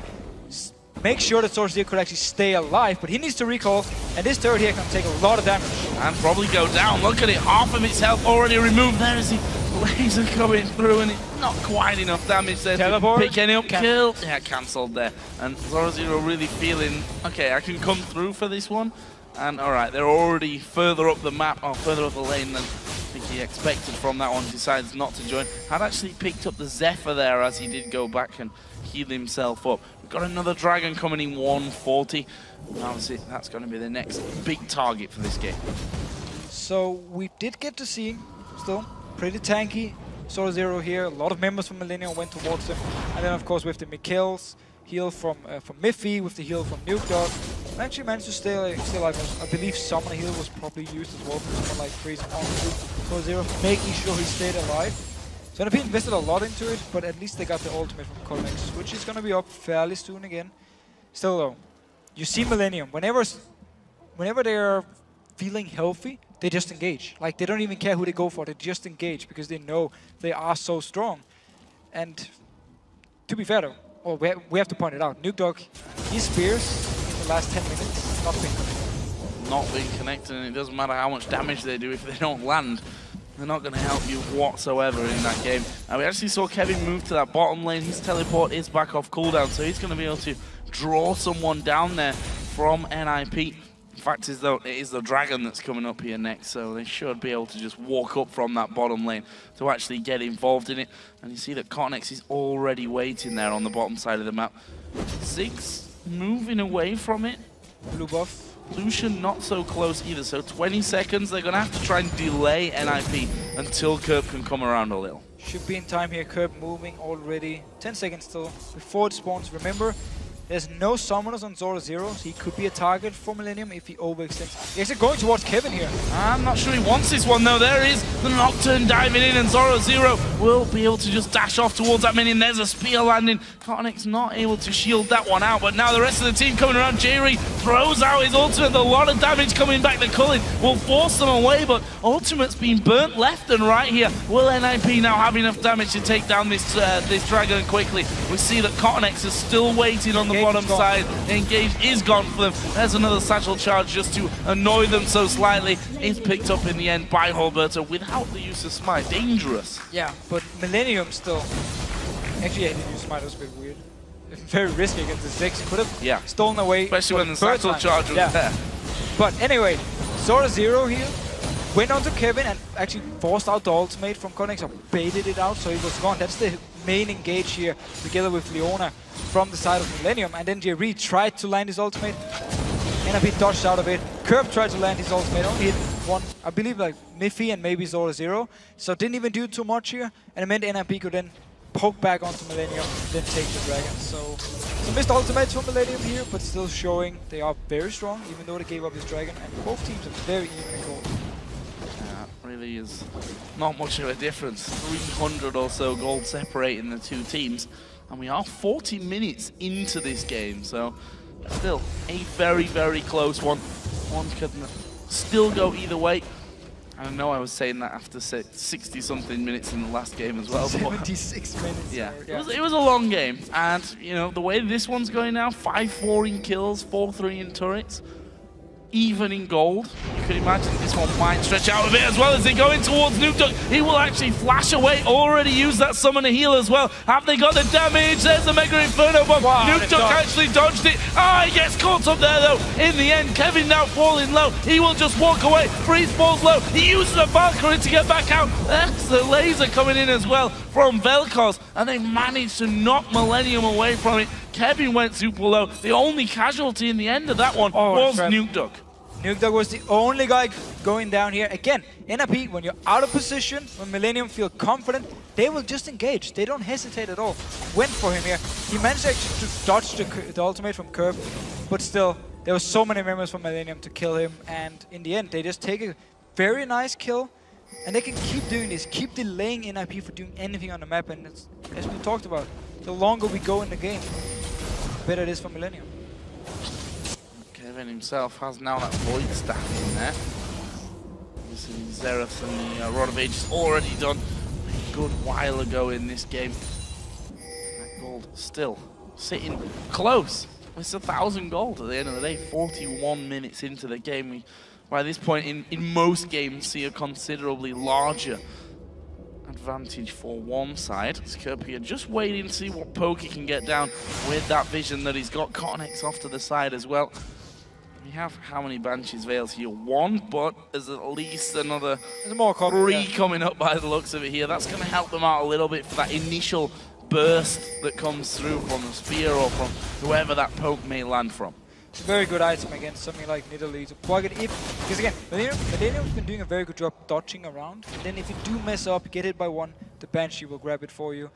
And of course, if you look at NFP side as well, engage-wise, they actually need Zora Zero to flank around them or hold Bertha to land through. And that's where the Banshees again is going to help them avoid these moves. Whoa, NIP actually starting a 2-man Baron. 3 members are baiting here in the mid lane. They're taking them pretty fast. No pings for Millennium yet, they haven't moved towards it. Curve could check with his ultimate, but they have absolutely no idea what's going on because there's 3 members from NIP. This is so sneaky from NIP. You see there from Millennium's positioning. They have no idea that this one is actually going off, and there it is. Baron snuck in there from Ninjas in Pajamas. Such a smart move. I believe because they kept Zora Zero here, Millennium would expect him to be one of them at the Baron. Of course, the Bruiser, very good at taking down Barons, tank it for a long time. But because he was in the mid lane, he didn't even split push, he was just sitting in the mid lane. They're like, eh, nothing's going on, don't worry. Smart move though by NIP, getting the Baron.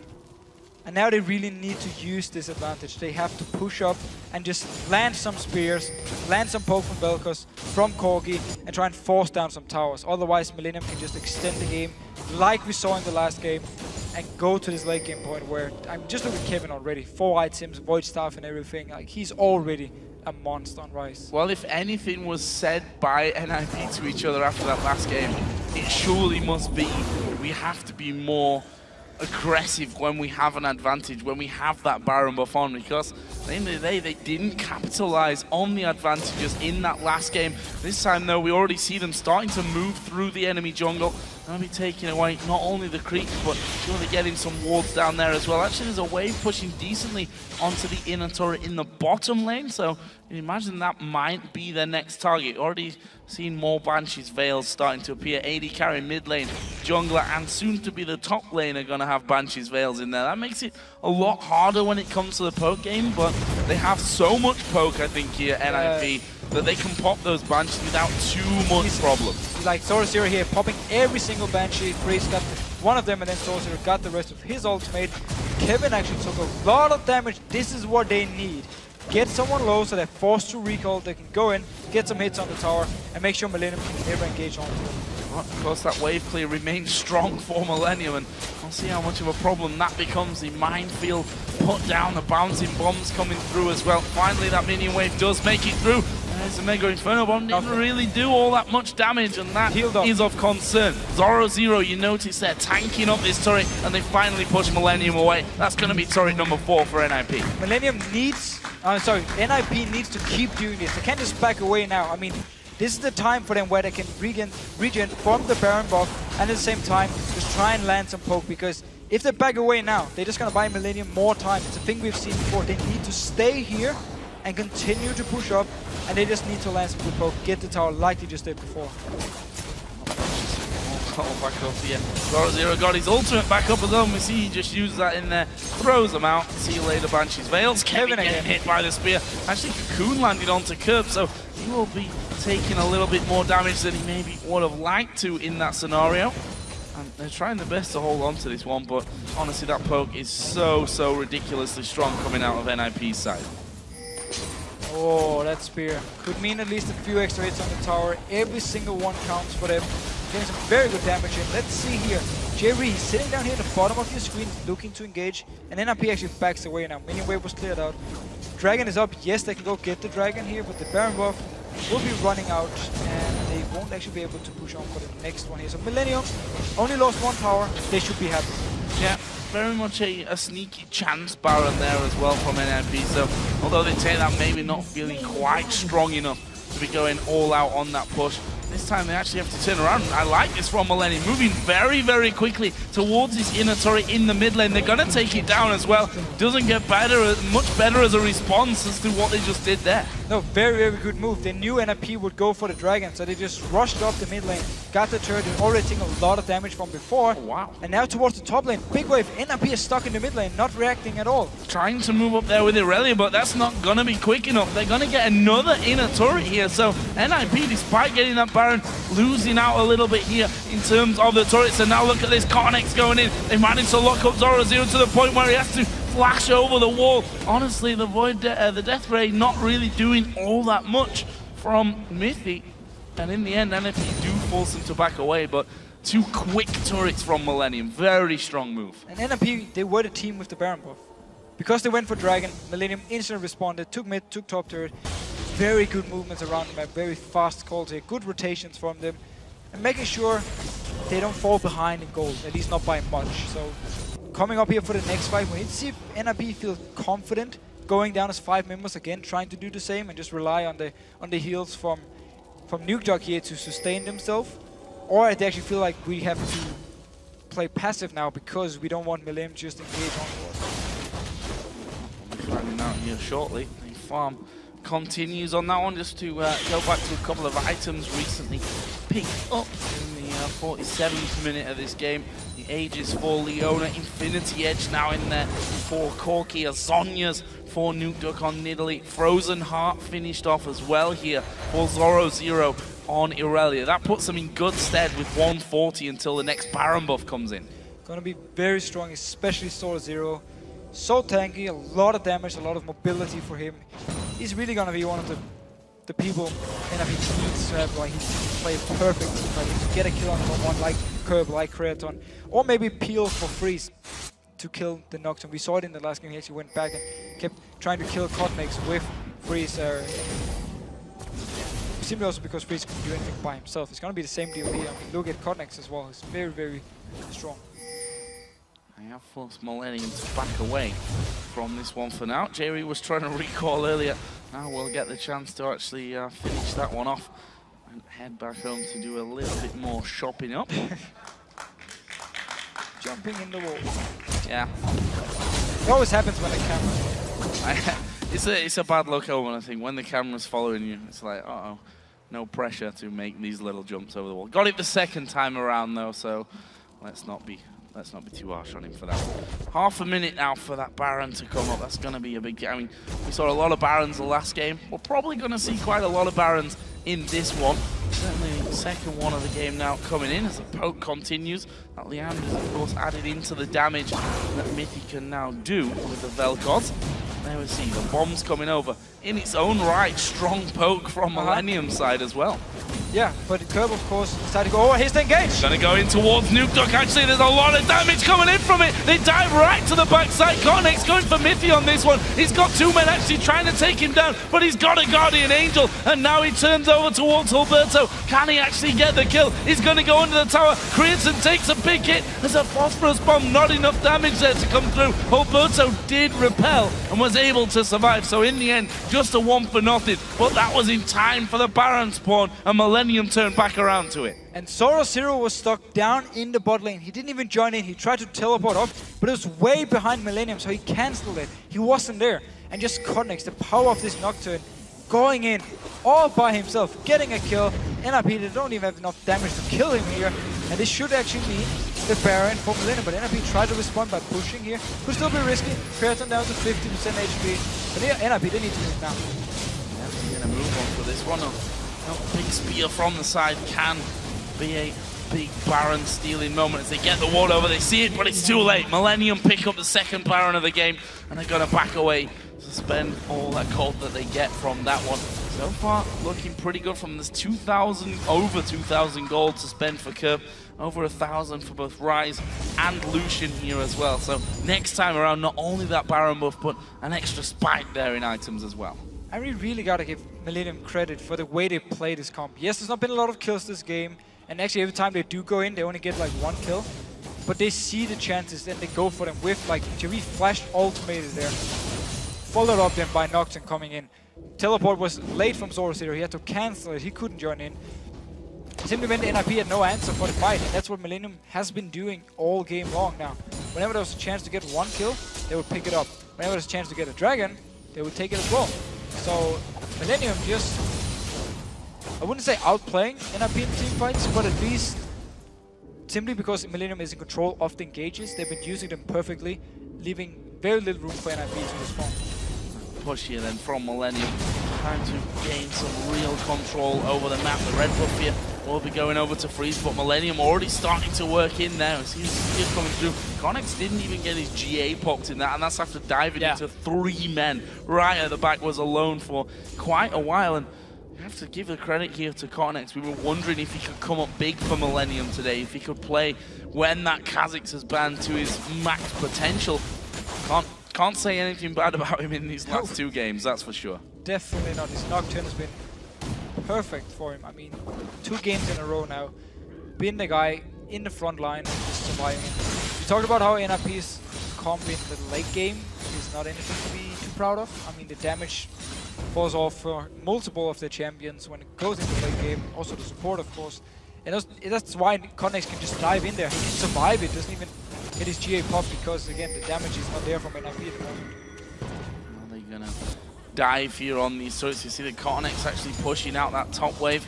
So using his spell shield in there as well to try and keep himself from taking too much damage as they edge forward. This time, though, he's got 2 men on him, and this could be a little bit dangerous for him. Or not. He's feeling confident enough. NIP not feeling strong enough to actually keep going. And it was Millennium that was trying to get in there onto that middle turret, knowing it would be a 4v3 there, just to get a hit or 2 onto that one. We have to say here, it's Millennium now that have the advantage, that are in the position that NIP were in that last game. It is already 53 minutes into this game there, so Millennium definitely reaching this point a little bit later, but that also fits into the fact that Kevin has now wrapped himself up to that late game beastly Rise. All items on the Rise, it's so scary. Like, look how tanky he is, the damage he can do. If NIP want actually going for a fight, they need a perfect fight. They need someone like Connex to not even be there, so it's only 4 members from Millennium. Otherwise, it's going to be so hard for them to do anything. Maybe if they land like the Cocoon and then spear from Nuclear onto a squishy target, and then just instantly kill someone like Creaton, they could have a chance, but it's going to be very hard for them, and they need Millennium to make mistakes.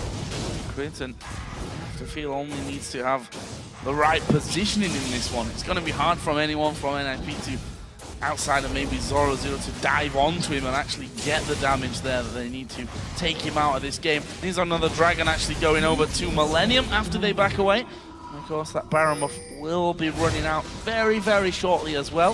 And the fact is, the base still stands here for NIP, so another Baron. You can use the time, though, to talk about next game. What could potentially happen next game when it comes to... Really? You want to go there? Picks and bans. You're going with that one thinking that Millennium win this game, right? No, actually not. I just go with the fact that I think NIP, by picking weaker late game comps 2 games in a row now and not showing the ability to close out games, they should go for a late game comp themselves for the next game. That's actually the point I was gonna go towards. Because Millennium, again, they're just happy doing just farming away for 20 minutes, and then you have this very strong late game comp, and it's perfectly fine for them. So NIP, they need to do the same in response unless they feel like they can do what they did in game 1 and just win the game relatively early, but the TF was a big part there, and that's been banned away. Now Millennium going in. Scrying Orb was used, and they follow straight up with Connex diving into the middle of them. A lot of damage. Zero trying to keep them back, but he's going to fall. It's a shutdown, and look at Connex. He does not care about the damage. He wanted to get onto Freeze. Has to maybe settle for Nuke Duck. Fear is going to go down. Connex now backs away. He's GA popped by a spear, actually, in the end, and that is now Kevin being stunned up. Not enough damage to finish him off. The bomb's bouncing in there. They've done enough to walk through. They managed to lock up Nuke Duck as well. Not enough time, though, to get the finishing blows, but they take the inhibitor. They're going to have the inhibitor as well. Such a strong team fight again by Millennium. Connex, he goes to the back line by himself, and he tanks up multiple members of NIP. Zero tried to do the same thing. He dropped very, very fast, and the Millennium could just chase up towards it. Get down, get 2 kills, get down the tower as well, get down the inhibitor. I mean, things are just looking great for Millennium. Nice to see a big fight and kill. Ooh, that's a spear. Half HP of Crimson. Nice to see a big fight and kill set up there with the Scrying Orb in that mid lane. That too. Throwing it straight down there and saying, okay, we go for that one. Connex having no fear at all to dive into 5 men, while the rest of his team were quite far behind, to be honest. But they were killing Zero, so they just traded. Well, okay, they didn't actually trade because he didn't die. Took such a long time to die, and when he actually did die, his Guardian Angel was there, so technically he never died, and it was fine for Millennium. And it's funny to see the 5 sweeping lenses on the side of NIP. They want to deny as much vision as possible, but they don't actually get any vision by themselves. So it means that, as we saw before here, Millennium could just set up for this one. As soon as NIP moved down the mid lane, they just started to engage, popped Scrying Orb, got the vision, just went straight in for it. 33 seconds until another Baron comes up in this one. We've seen a lot of Barons through these last 3 games. We're probably going to hit a around the amount of Barons that we're taking in a full season, as we are going to see Connex diving in once again on towards Zero. This time the fear sends him away, and actually Zero is forced to flash completely away from that one, knowing that the fear direction was probably going to be the end of him. Gets away from it though, and now they're trying to turn this poke back onto Millennium. This is the time for NIP. There's no ultimate from Connex. Jerry still got his ultimate, so they can still start a fight, but Connex won't be able to get to the back line like he always does. So this is the time for NIP to land the poke and try and force a Baron. Well, let's see, Millennium holding on to this mid lane may say, okay, you go for that Baron. We're just going to run straight up middle, so you've got to basically make the move then. You either go and commit to that Baron and possibly lose some of your base, or you're going to have to come out and fight us in that mid lane. As it happens, it looks like Millennium chosen to back off somewhat from this one. Certainly Connex wants himself that red buff, but they need to stick around because NIP are still hovering here on that Baron area. Millennium now can also just wait out the time until the Guardian Angel is ready again for Connex here. He actually sold his boots, so he's like fully stacked item-wise. Just need the Guardian Angel, and he can always dive in and don't even need to think about dying because he can just resurrect again. NIP though didn't actually manage to land anything after the ultimate was gone, so Millennium in the position, starting up the turn here. Millennium or NIP staying nearby. 2 members pushing the mid lane here. There's a tower they can actually push down towards, but then Millennium can just start the Baron very fast. And actually they can just go for a fight. Connex again going to dive in again. The Scrying Orb's used. They've caught Nuke Duck out here, and there is the fear. The bomb comes in, uses the Zhonya's, but as soon as he comes back up, he's dead. It's Connex that gets that one. It's now 5v4. Millennium turn. Are they going to go straight to Baron, or are they going to try and push through here? So there's no minion wave for them, but they can rotate to the top lane, take down the tower, take down the inhibitor, or they can go straight for the Baron here. There's of course the risk of Alberto stealing it away, so if they, as long as they keep some members out here to try and zone him away from the Baron pit, they should be able to take this one fairly easily. NIP though, still 4 members around this area here, could try something. I think they're going to have to give this one away. We see Zero coming in on that bottom side. A little bit of damage here to Jerry and Kevin, but that Baron already going very, very low. Zero going to get in there. The Baron has gone, of course, over towards Millennium. Kerp actually jumping away there. They got the kill, so 2 men are down. 70 seconds spawn timer. The Ray just doesn't really do any damage, and there is the surrender coming out. 4 ninjas in pajamas. Millennium go 2-1 up. And 1 game away from the summer split. Incredible stuff. And we really need to expect NIP to come in with different picks for the next game. 2 games in a row now, Millennium dragging the game out, doing so well. As soon as they get to team fights, this game around was actually a bit more aggressive from Millennium because they could actually engage fights early on. That's why they didn't fall behind in gold. And New York, he does not look like a guy about to win a game. No, that's the scary, scary thing for Ninjas in Pajamas. That facial expression, the obvious, downturn in Fortune Queen on the steps of Millennium's base, just what seemed like moments away from a 2-0 lead, actually was quite a long way away from a 1-1 and now a 2-1 deficit that they have to Millennium. They switched it up from going to that very split push comp into a poke and siege comp, which never really got off the ground for them. I mean, they took down all the outer turrets and an inner turret in the bottom lane, but they never got the ability to go any further than that. Because, first of all, lost 2 dragons, which they should have picked up. Should have had, yeah. And then also, whenever they split up, we just saw Millennium start the engage, Jerry, Codnex going in, pick up a kill, delay the game.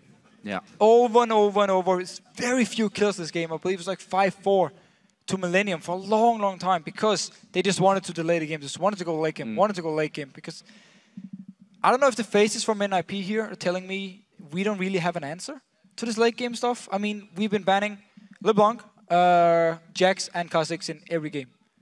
They need to change this up here.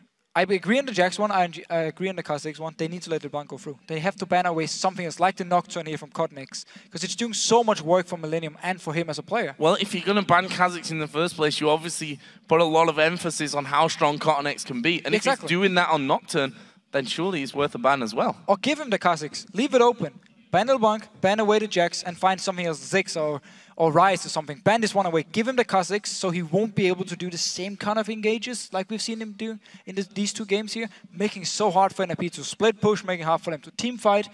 And then NIP just need to go in here and say, we need late game team fight comps as well. Because we don't know how to shut down Millennium hard enough without Twisted Fate, because he's been banned away since game 1. So we don't have the answer here to beat Millennium in the early mid-game anymore in the same way like we did in game 1 with Twisted Fate. So we need to pick teamfight comps, we need to pick late-game teamfight comps as well, so we don't mind the game going to 60, 70 minutes because it's going to be in our favor or it's going to be 50-50 and then about the individual skill in the teamfights. We have to say though, once their heads go down, and we've seen it before, not just once, but a couple of times on this stage right here, that once these guys fall behind and start to lose games, their heads drop so quickly that they're not in a good place coming into a game where they have to win now. And it's the worst thing about it, again, is you need to change up what you've been doing the last 2 games. It's not like, oh, it was a very, very close game, we almost won it in the end. Even the 76-minute game was actually in favor of Millennium for the last like 20 minutes. So it wasn't like NIP could say we were so close in the late game, we almost won this and this and this. No, because they would look at it and say, we lost because we had a worse comp in late game and we couldn't do anything to end the game. So going into this game, we just got to see changes from NIP, and it's going to be very hard for them to actually get up mentally and ready for this. Well, it's game point for Millennium. We are, however, before that, going to head over once again to Shox, Demon, and Dexter. Thank you very much, Joe. Indeed, coming in here now, Millennium taking 2 games in a row, and we know what that does to a team like NIP. Maybe starting off by that surrender vote by them, did you also think that it was completely unwinnable for them? I think the game was over anyway, so surrendering was the right option. And if you keep on dragging out lost games, it can demotivate you even further. So I think the surrender vote was good. So let's talk about the early game. Obviously, lanes were pretty even this time around, but we saw 2 very good early smite steals from Codnex, which could have turned the favor. Bearing in mind, Nidalee Spears, everybody knows, poke comp gets in the lead, it's very strong. How do you work them out? You know, as a jungler, obviously you're a jungler for CLG, how do you work them out? Is it just a case of I'm going in and am I going to get lucky, or is there a skill involved in this? I think the person that tries to go for the steal has the advantage always, because it's like, okay, you can flash over the wall or engage or repel over with like Elise or something, and it's way easier for someone to steal it than someone who is focusing on the whole time, because he's like, he's blending out everything else around him, and he's only looking at the HP bar of the dragon. And that happens to me a lot too as a jungler. I'm focused on the HP bar so much that I don't see anything what's happening around me. So, and then, yeah, it's 50-50 still, but it was really good work by Codnex. Let's actually stay on that on Kotnex, because as we mentioned, he's been coming in here in the LCS, not that many games under his belt, very good on Kha'Zix, was looking for another pick to make these Smite steals and also to just be so incredibly good on Nocturne. He has been a great part in Millennium doing good here. Yeah. Do you think it is Kotnex most or Nocturne on this patch? I think he's a bit carried by the champion right now because it's like the perfect champion against NIP, you know. He can just farm up the whole game, and he had like 60 Feral Flare stacks, and he killed like 85 creeps or something. And the further the game goes, the better it is for them with the Feral Flare jungler. So I don't really agree with the choice of champions from NIP in the jungle. What they should do is they should just keep playing late game champions too. And I think banning out Nocturne might be something that could work against them. And yeah, Millennium has been picking late game champions only. Like they have Ryze in the top lane every game, Nocturne in the jungle every game, and they now, if they have wave clear mid lane, like Ziggs or Soraka or something that can stall the game very long, then the champions are just stronger than the opponents. So I think NIP is kind of picking them into good positions when they can close out the game really early or in mid game, but they're not very experienced at closing out games, so the longer the games goes, it's the better thing for Millennium. I mean, you've brought Jat's crystal ball over with you. You've guessed Kerp's mid laner so far. He's obviously backstage listening to your advice right now. What's he going to go with coming into Game 4? I think it depends on NIP's bans. If they adjust their bans to a Nocturne ban and the Ryze ban maybe, then I think Kerp has the option to play either Ziggs again or Soraka, and I think those are the two best options definitely for stalling out games. And he also has the option to pick TF or something if he wants to. They are on purple side right now, so yeah, I think it's one of those three champions. And if NIP doesn't ban out Ryze and Nocturne again, or at least once, then we will see the same team comp again. People are always talking about how strong 0-0 is, obviously, but here it hasn't come out just exactly because Kevin is on Ryze. Do you think that the key might always also be in, as you said, banning out Ryze, maybe a Jax banned out, an Aurelia first pick, and then you kind of force Kevin into a very awkward zone? Well, NIP has a good drafting, simply because they just ban out Jax, force them into Aurelia first pick, and then the only thing that is left open for Kevin is Ryze, and Aurelia with Ryze is like super easy for Aurelia, and this is a very favorable matchup for Aurelia. So I think in drafting it's good for him, and they even first pick Aurelia. Like I don't agree with it, but they center their drafting a lot about 0-0, and he has always been doing well and winning his lane, dominating, and he has like 150 CS lead, I think, at some point. So. But the sad thing is that it doesn't seem to matter. Yeah. So coming in, obviously, last game, possibly, Millennium now 2-1 up. We heard Joe talking about it. Nukeduck's face just looked down and out. You've played with these guys. You've played a season with these guys. How do they pick themselves up? They were 1-0 up, and now they're 2-1 down. It's not looking good right now. Yeah, it's just they tilt. You can't really change it. It's a mental thing, and the fact that they don't have a coach that helps them with it, it's something that they can't overcome for themselves. They need someone there. I mean, Ollie is there, I think, I know that, but I'm not sure if he's the right person to motivate them and keep them up. And they definitely need someone like, I don't know, like Montecris. Like, he has always the right word for us, and he's always motivating us and encouraging us. So, yeah, I think having a coach and a team that in such a situation that can find the right words is like really good to have. So Dexter, you don't see NIP coming back. Are you calling it for Millennium here? Yeah, I think this is a clear 3-1 for Millennium. But also, it can also happen that NIP can come back if they ban Nocturne and Ryze, and they didn't prepare anything else. And I haven't seen Kotnex on something else yet, but his Nocturne is really good, actually. So yeah. Indeed, we'll see what they're going with in that banning phase. But for now, we're going to port back to base and top off our health and mana bars. But when we return, it will be time for the fourth game between Millennium and Ninjas in Pajamas. Don't go anywhere. Rhino was used, and they follow straight up with Kotnex diving into the middle of them. A lot of damage. 0-0 trying to keep them back, but he's going to fall. It's a shutdown, and look at Kotnex. He does not care about the damage.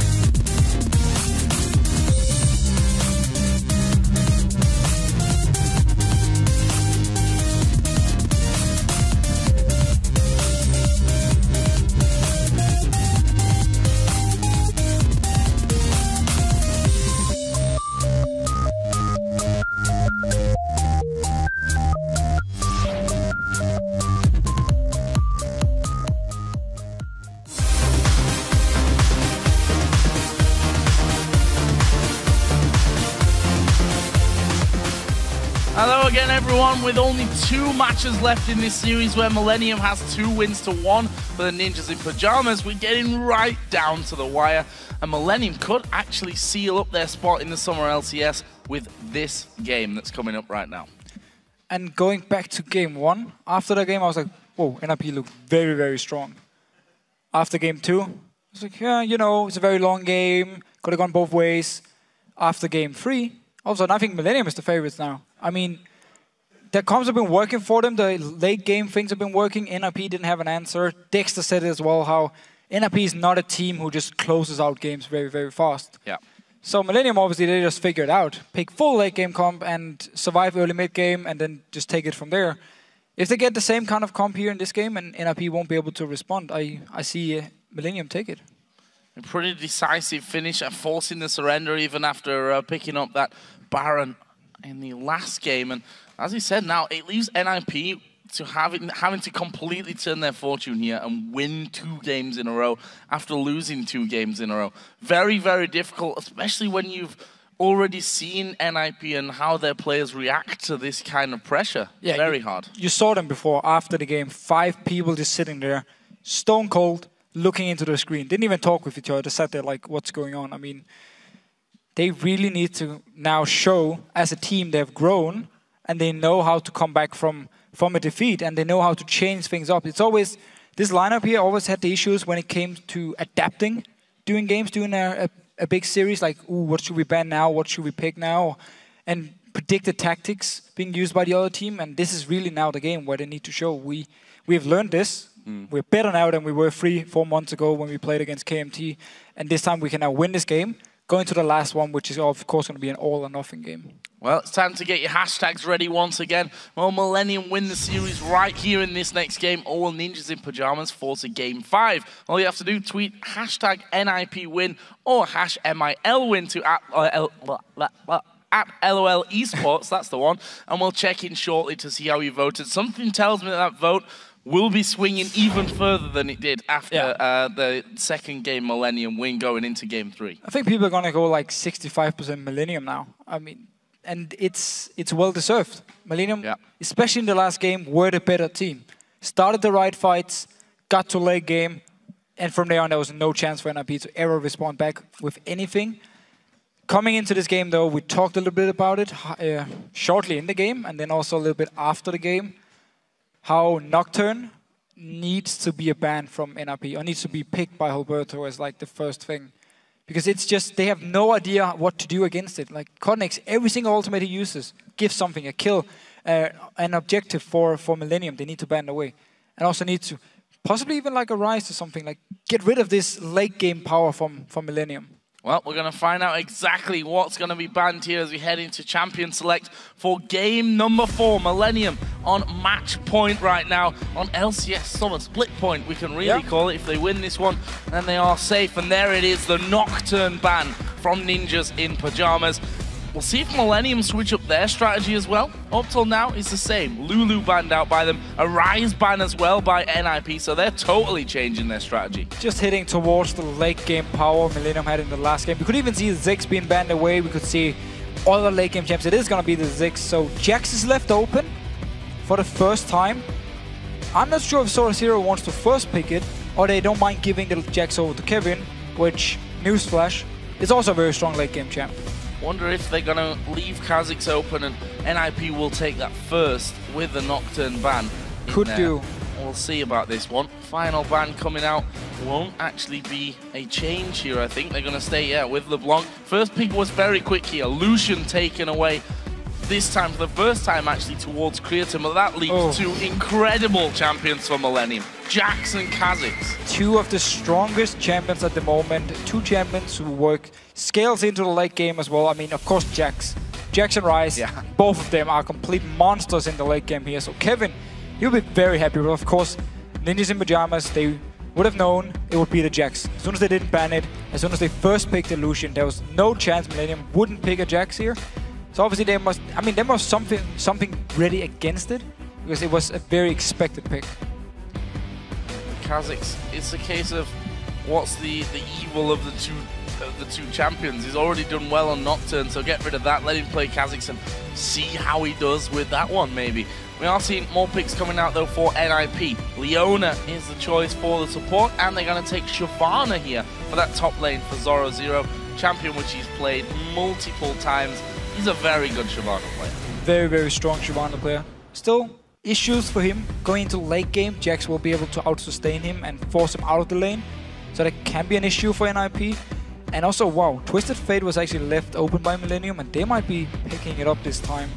If they do take the Twisted Fate here with a Jax on the team as well, that is 1-3-1 split push. That's going to be very hard to deal with for someone like NIP.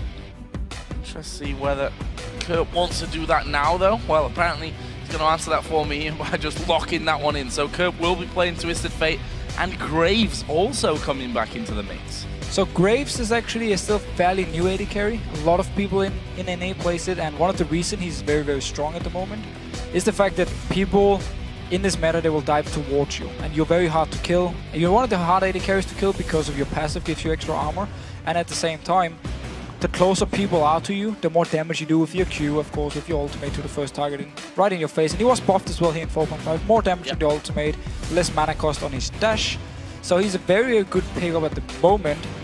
Only downside could be, well, his wave clear is fine, but it's not like a Caitlyn when it comes to wave clear, or Sivir when it comes to wave clear.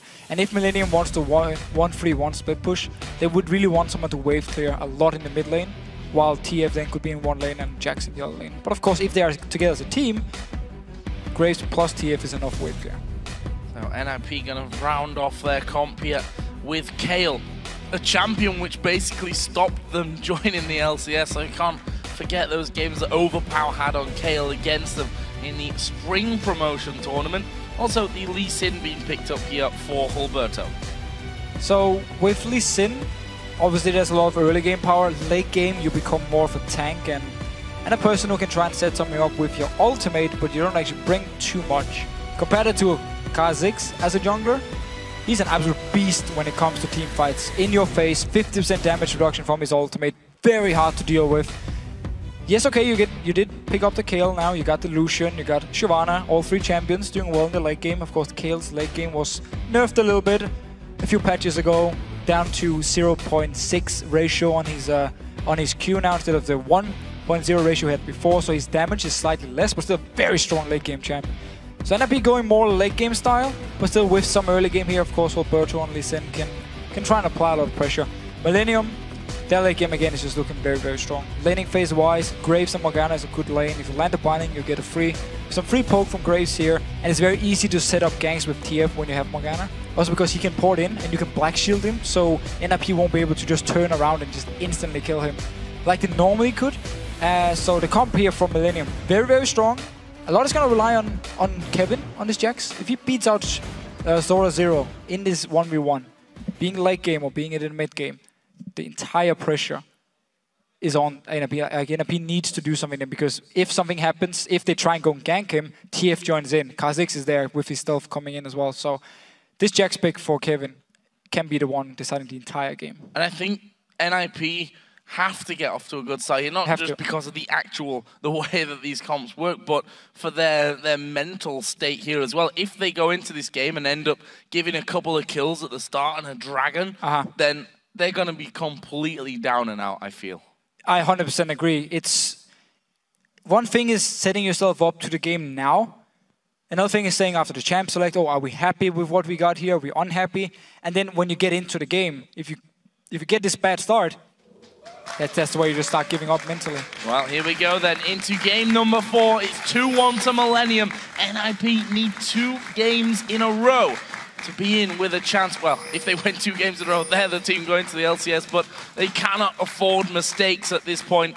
Level 1, will we see anything? We always talk, the Dark Binding from Morgana, Twisted Fate with the cards. That's some nice level 1 action. Such a good level 1. Graves, good damage level 1 as well if he gets close to a target. He actually decided to bring Exhaustion on Creaton, so the heal is on Jerry this time around. He swapped it around here.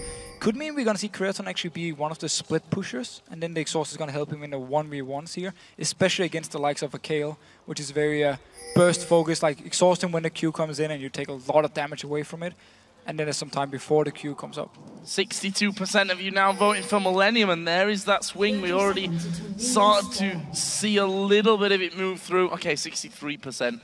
That's changing constantly. People are going for Millennium right now, and it's hard to disagree with that after two fine performances. Millennium, after going in the NIP jungle on the top side, have done a big route around the map and are moving towards the bottom. And again, also look at the comps here from Millennium's side. If they get 2v2, Morgana against Leona, it's a matchup we've seen quite a while, quite some times. There is room for outplay for Miffy here, where he can engage onto one target, the Black Shield comes onto the target, then he switches over to the other person, locks him down and try and set something up for freeze.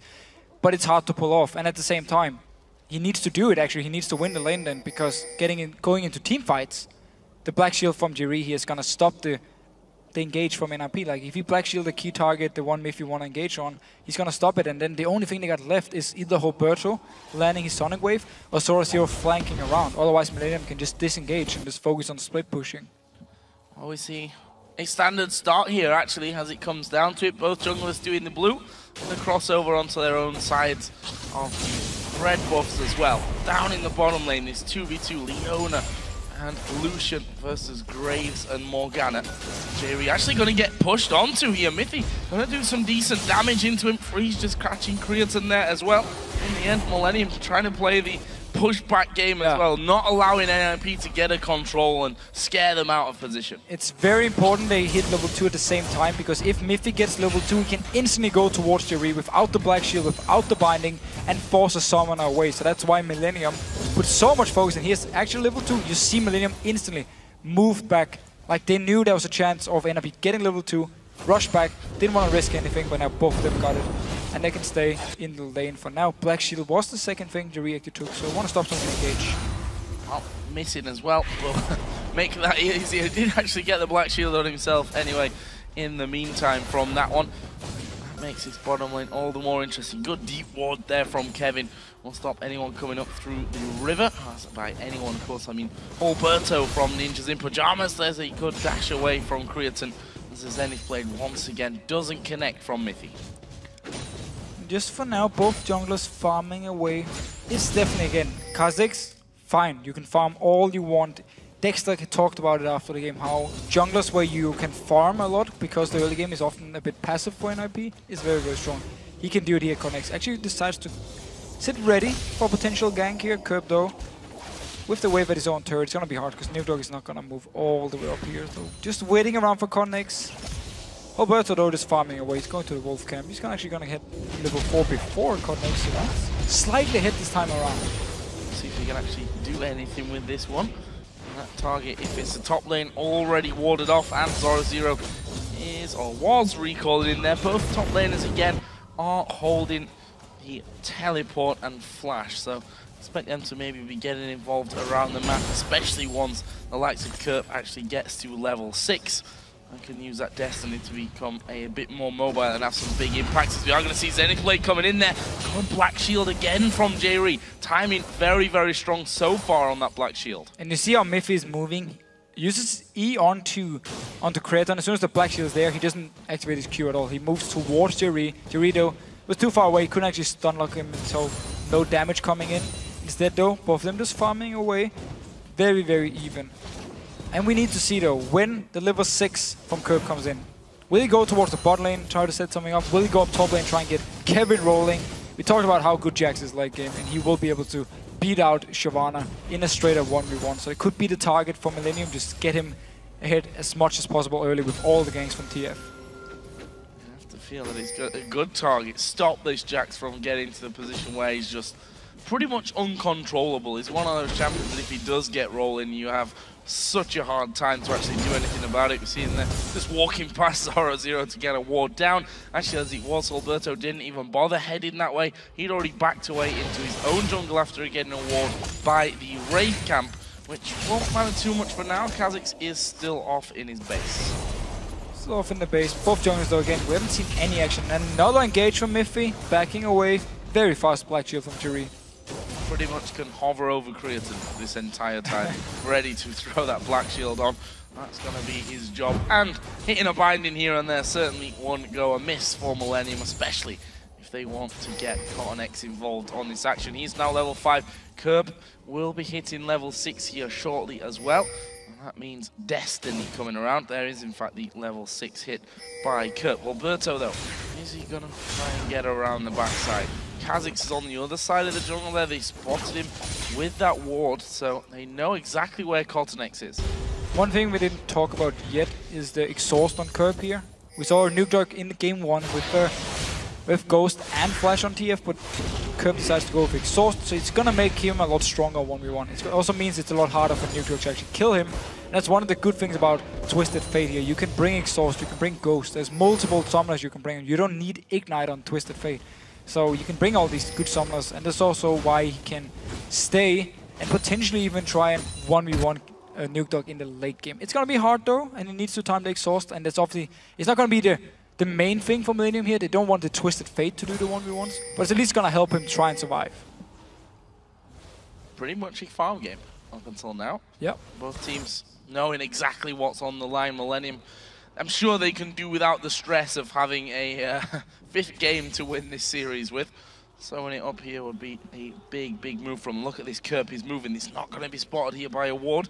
Is he going to commit to this one? Is he going to head down the bottom? They're actually pushed up decently. Cotton-X is moving in. There he goes. The dot binding lands on towards Mithy. The stun comes in as well. Have they got the damage to finish it up? And there is Cotton-X now headed in from the side. Exhaust goes in as well. He dives in. Is he going to get the kill? Oh, just get him there. The first one in the end went to Creaton. Of course, he did end up getting locked up. There's now 3 men in his bottom lane though from Millennium. They can pressure. They need to be careful of this mid lane though, because Nukeduck's having a go at that. And Alberto, he should run into the mid lane here, help Nukeduck push it, they can trade bot lane turret for the top one here. They traded 1 for 1. Miffy was very tanky in this engage here, survived all the way down to his own tower, and then they went for the kill. Even though Cotton-X, well, he wasn't actually even level 6, so he would not even have a single chance of getting out again once he actually went in. He got the tower in the bottom lane. How's that mid lane tower doing? See, Kha'Zix is actually moving across to that one. Survived. It survived. There we go. And actually, not as much damage as I thought may have gone on to that one. Alberto decided not to actually join in and get some damage. He went for the Wraith camp, and now going towards the red buff afterwards. Yes, he can get the red buff, but he could have gotten a lot more damage on this mid turret. And do you want to dive a Jax? No. Don't want to dive a Jax. Prefer not. Yeah, see about that one. Actually, they decided not to go up for that one. He's going to carry on his merry way.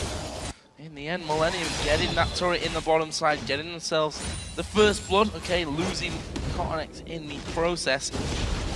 Managed to save that middle turret. There is the blue buff going to go over onto Nukeduck. Takes him a few swipes, but a few swipes will still get him that. And now Curt's also going to get the blue. So, go back to the lanes with about a 600-700 gold lead here for Millennium. With Millennium also showing with the first gank from Curb here, the bot lane is definitely a target for them. The binding landed onto Miff, and then they started everything. Cotton-X was there as well. We should though be seeing later on in the game Curb put more focus on trying to kill Soul Zero up here in the top lane. Of course, it's gonna be hard, just him and Jax. They most likely will need to play the Ruin King first for killing before they can go for these kills. But once they actually got it here, they can really apply some pressure on the end up here in the side lane. Still, need to be careful though, they don't give up too much in the mid lane. We saw Nukeduck almost taking down the tower just by himself when Curb actually jumped away. He's going towards the top lane, no ultimate for him, so he runs up there. He really want to go for Soul Zero. Well, if you don't need to ultimate up there, the stun is actually going to land. It's a red card that he actually pulls there, and Zoro Zero is going to Dragon's Descent away from that one. Not the card you were looking for, Curb. And Curb actually, again, he sacrifices a lot of farm in the mid lane. He just runs all the way up there. He's gonna come back here for the wave. Nukeduck though staying around, should get some good damage onto him. Never mind, that Q did absolutely nothing. Not quite what we were expecting out of that one. He's actually maxing his E now here, Nukeduck, so a lot of focus on the wave clear and the fast push, and not so much on the instant burst damage. Alberto actually coming in, will go over a ward, but this is very dangerous, the Q landing. I don't think he's going to be followed up though. Curb already way out of range. That was a good scenario to pick your right card and not pull out a red or a blue. So good job for that one, Curb. They still need to be careful about this middle turret though. Nukeduck now with that stinger in there will be able to strip it down pretty quickly. And it's a bit, no, notice Alberto here actually. He's staying around because he spotted Cotton-X with the pink ward. cleared away, of course. Very aggressive pink ward, by the way. High chance of the enemy spotting it out, killing it. So Roberto staying around this mid lane because Nukedog, he wants to get up there so he can hit the tower a few times, and he needs backup from Roberto in case something should happen. And it's just, if Kerb ports away one more time, Nukedog will take the tower. However though, for Roberto's side, he's playing Lee Sin, very strong early game, and he's actually been doing nothing. Like, he's not been ganking anything, he's just been staying around the mid lane a few times. Oh, Kevin here gonna get the counter-strike off onto Zoro0. Zoro0's start here is Giant's Belt, double Doran's Blade, and the Vamp Scepter all the way for Kevin. He's got himself that Cutlass in there. And going up towards that Blade of the Ruin King. Plenty of sustain really from both sides. We see them having a bit of a go on each other, but honestly neither should really be in danger of dying without any jungle interference. I say that and you see again just bashing back and forth. But I like with Zoro0 how he picked up Giant's Build as the first defensive item for him, because remember with Jax there's both physical damage and magic damage, so the straight, like the HP early on here, is going to help a lot. Just if he went for, let's say, a Chain Waste as the first item, Kevin was still doing a lot of damage to him. All of a sudden, as Nukedog goes back to finish off his Nash's Tooth. Got a bit of farm back in this one, still relatively far behind. 30 CS that he's fallen behind from that one after Destiny into the bottom lane and then walking, quite frankly, straight to the top lane where they weren't able to get that kill. He's missed out on quite a lot of farm in there, but we'll see how that affects him later on. He only needs one kill and that gold's just evened up anyway. Plus the fact that they do have a gold advantage at this stage already. Certainly working in Millennium's favor. It is a bit of their Kerb style when he plays Sphinx where he can actually roam. Like, he sacrifices his own lane just to try and set something up. It didn't work perfectly for them down the bottom lane where they traded 1-1, but they did get the tower. And obviously, I guess, managed to defend their own tower mid lane, so in that case they won out on it. But it's so low, and Nukedog, with his maxing his E, just pushes the wave every single time, forcing Kerb then to actually stay and wave clear, otherwise he's gonna lose the tower. And Roberto staying around the mid lane again, been doing absolutely nothing except for stealing a red buff so far. Well, Blind Monkey's been more of an invisible monk so far, I think, for Millennium. Not really put too much pressure down, but you also have to say that turret now has fallen super, super low in the mid lane. Nukedog is still managing to really push up those waves. It's cute. Not exactly the burst of damage that you might be used to from Kales that we've seen obviously in the past after those ratios were changed, but he can still knock down towers pretty quickly. Very, very quickly, and he can clear the wave very fast. That's why, again, Kirby's just staying in the mid lane because he want to make sure his tower doesn't go down too early. And also, ganking the lanes now is a little bit hard, where both Zoro0 and then the dual lane in the bottom here for NIP are down towards their own tower, so a lot of pressure from Millennium in the lanes. Hard for NIP, or there's actually no tower, so it could be an option. Still a bit risky to go so deep because Nukedog will be able to also move down there and join the fight at some point. Alberto is waiting. He knows he's not spotted there because of the pink ward that NIP have in that tri-bush.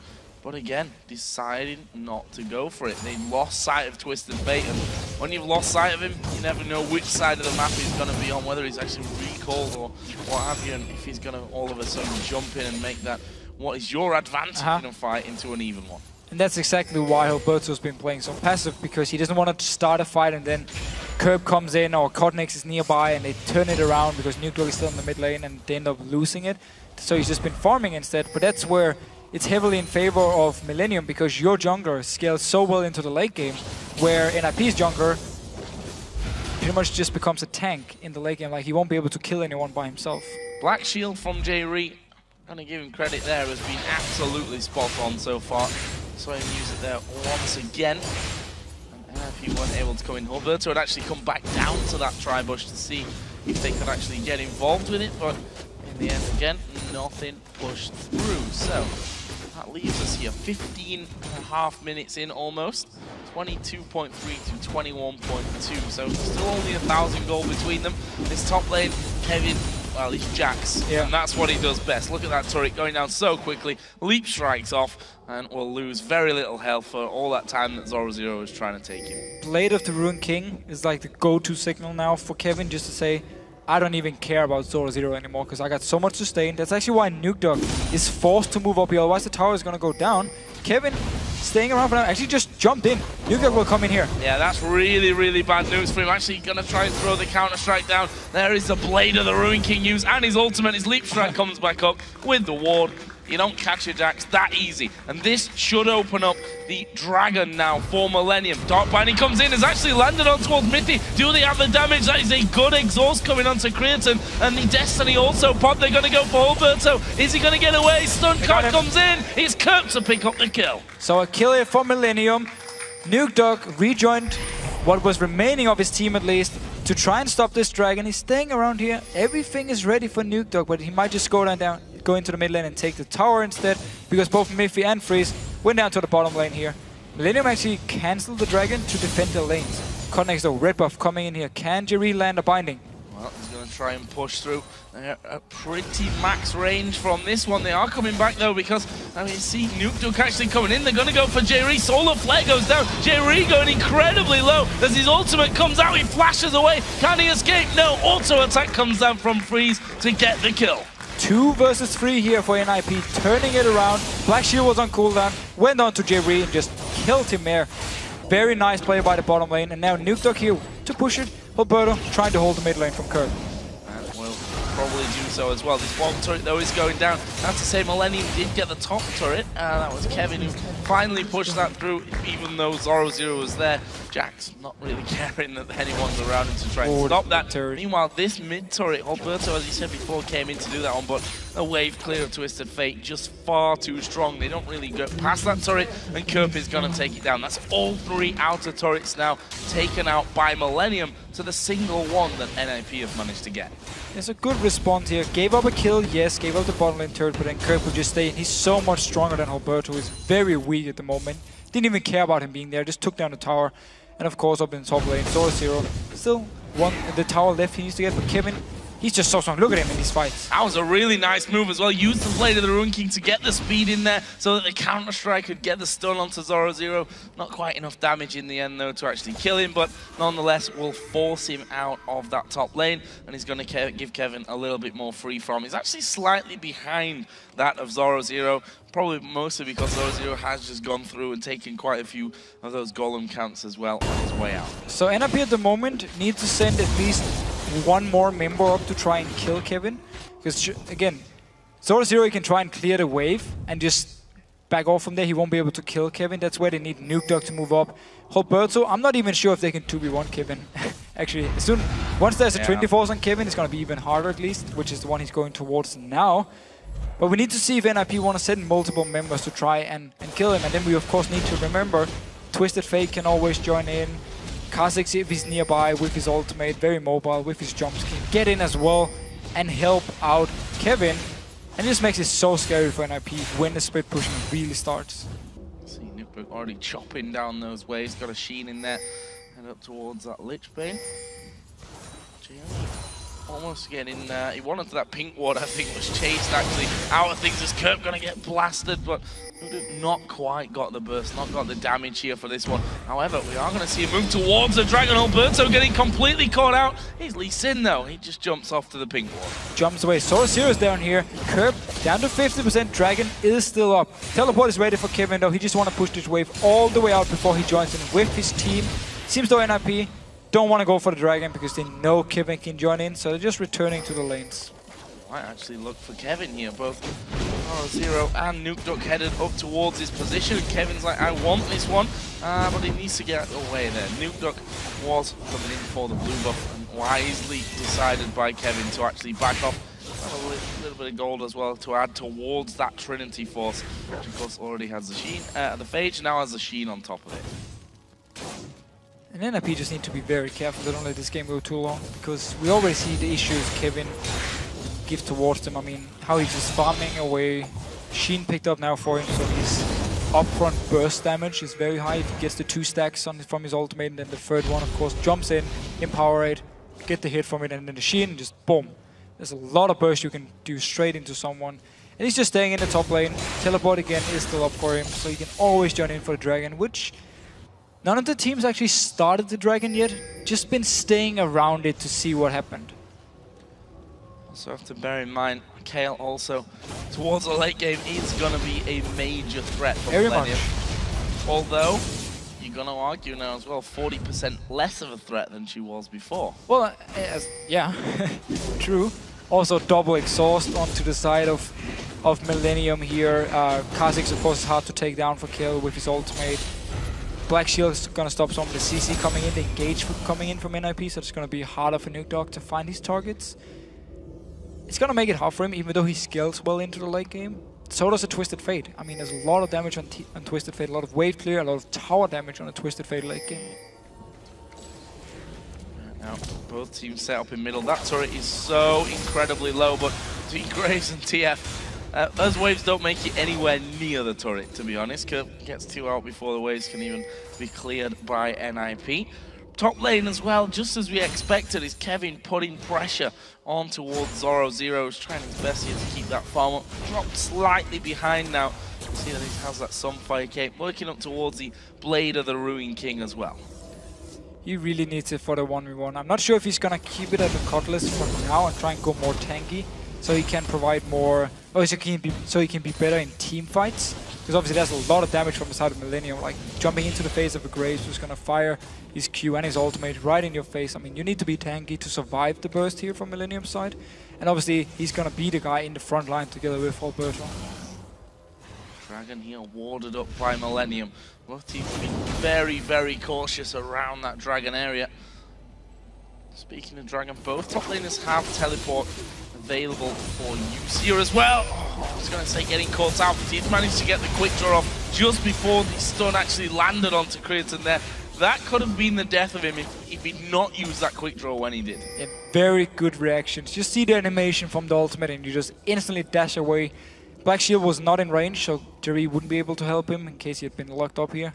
And that's what NIP needs to do. I mean, they are looking to get some picks here because they know time-wise, it's not 100% in their favor. Even though they got a decent enough late game, it's just not the same as Millennium. So they want to try and set something up here. And this Dragon fight, which nobody actually wants to start, could be a very key thing. If NIP gets the team fight here, wins it, and from there on can try and do like they did in game 1, snowball it from there, and finish the game before Jackson become this monster, they will still have a chance. I'll give you a reason as well for Millennium not to fight. That's because Jax has just finished his Trinity Force, which means that Kevin coming into this next fight, if they do start something here at Dragon, will be a lot stronger for Millennium. We'll see about that one. Also, they picked up the, actually that was 3 minutes ago that the Crucible came in, so that was a little bit earlier on that J. Reed did manage to pick that one up. But we see now, Kevin, these waves just get absolutely decimated. So Zero running away, going towards the big Wraith here. They've actually been fighting over it a few times. I think Kevin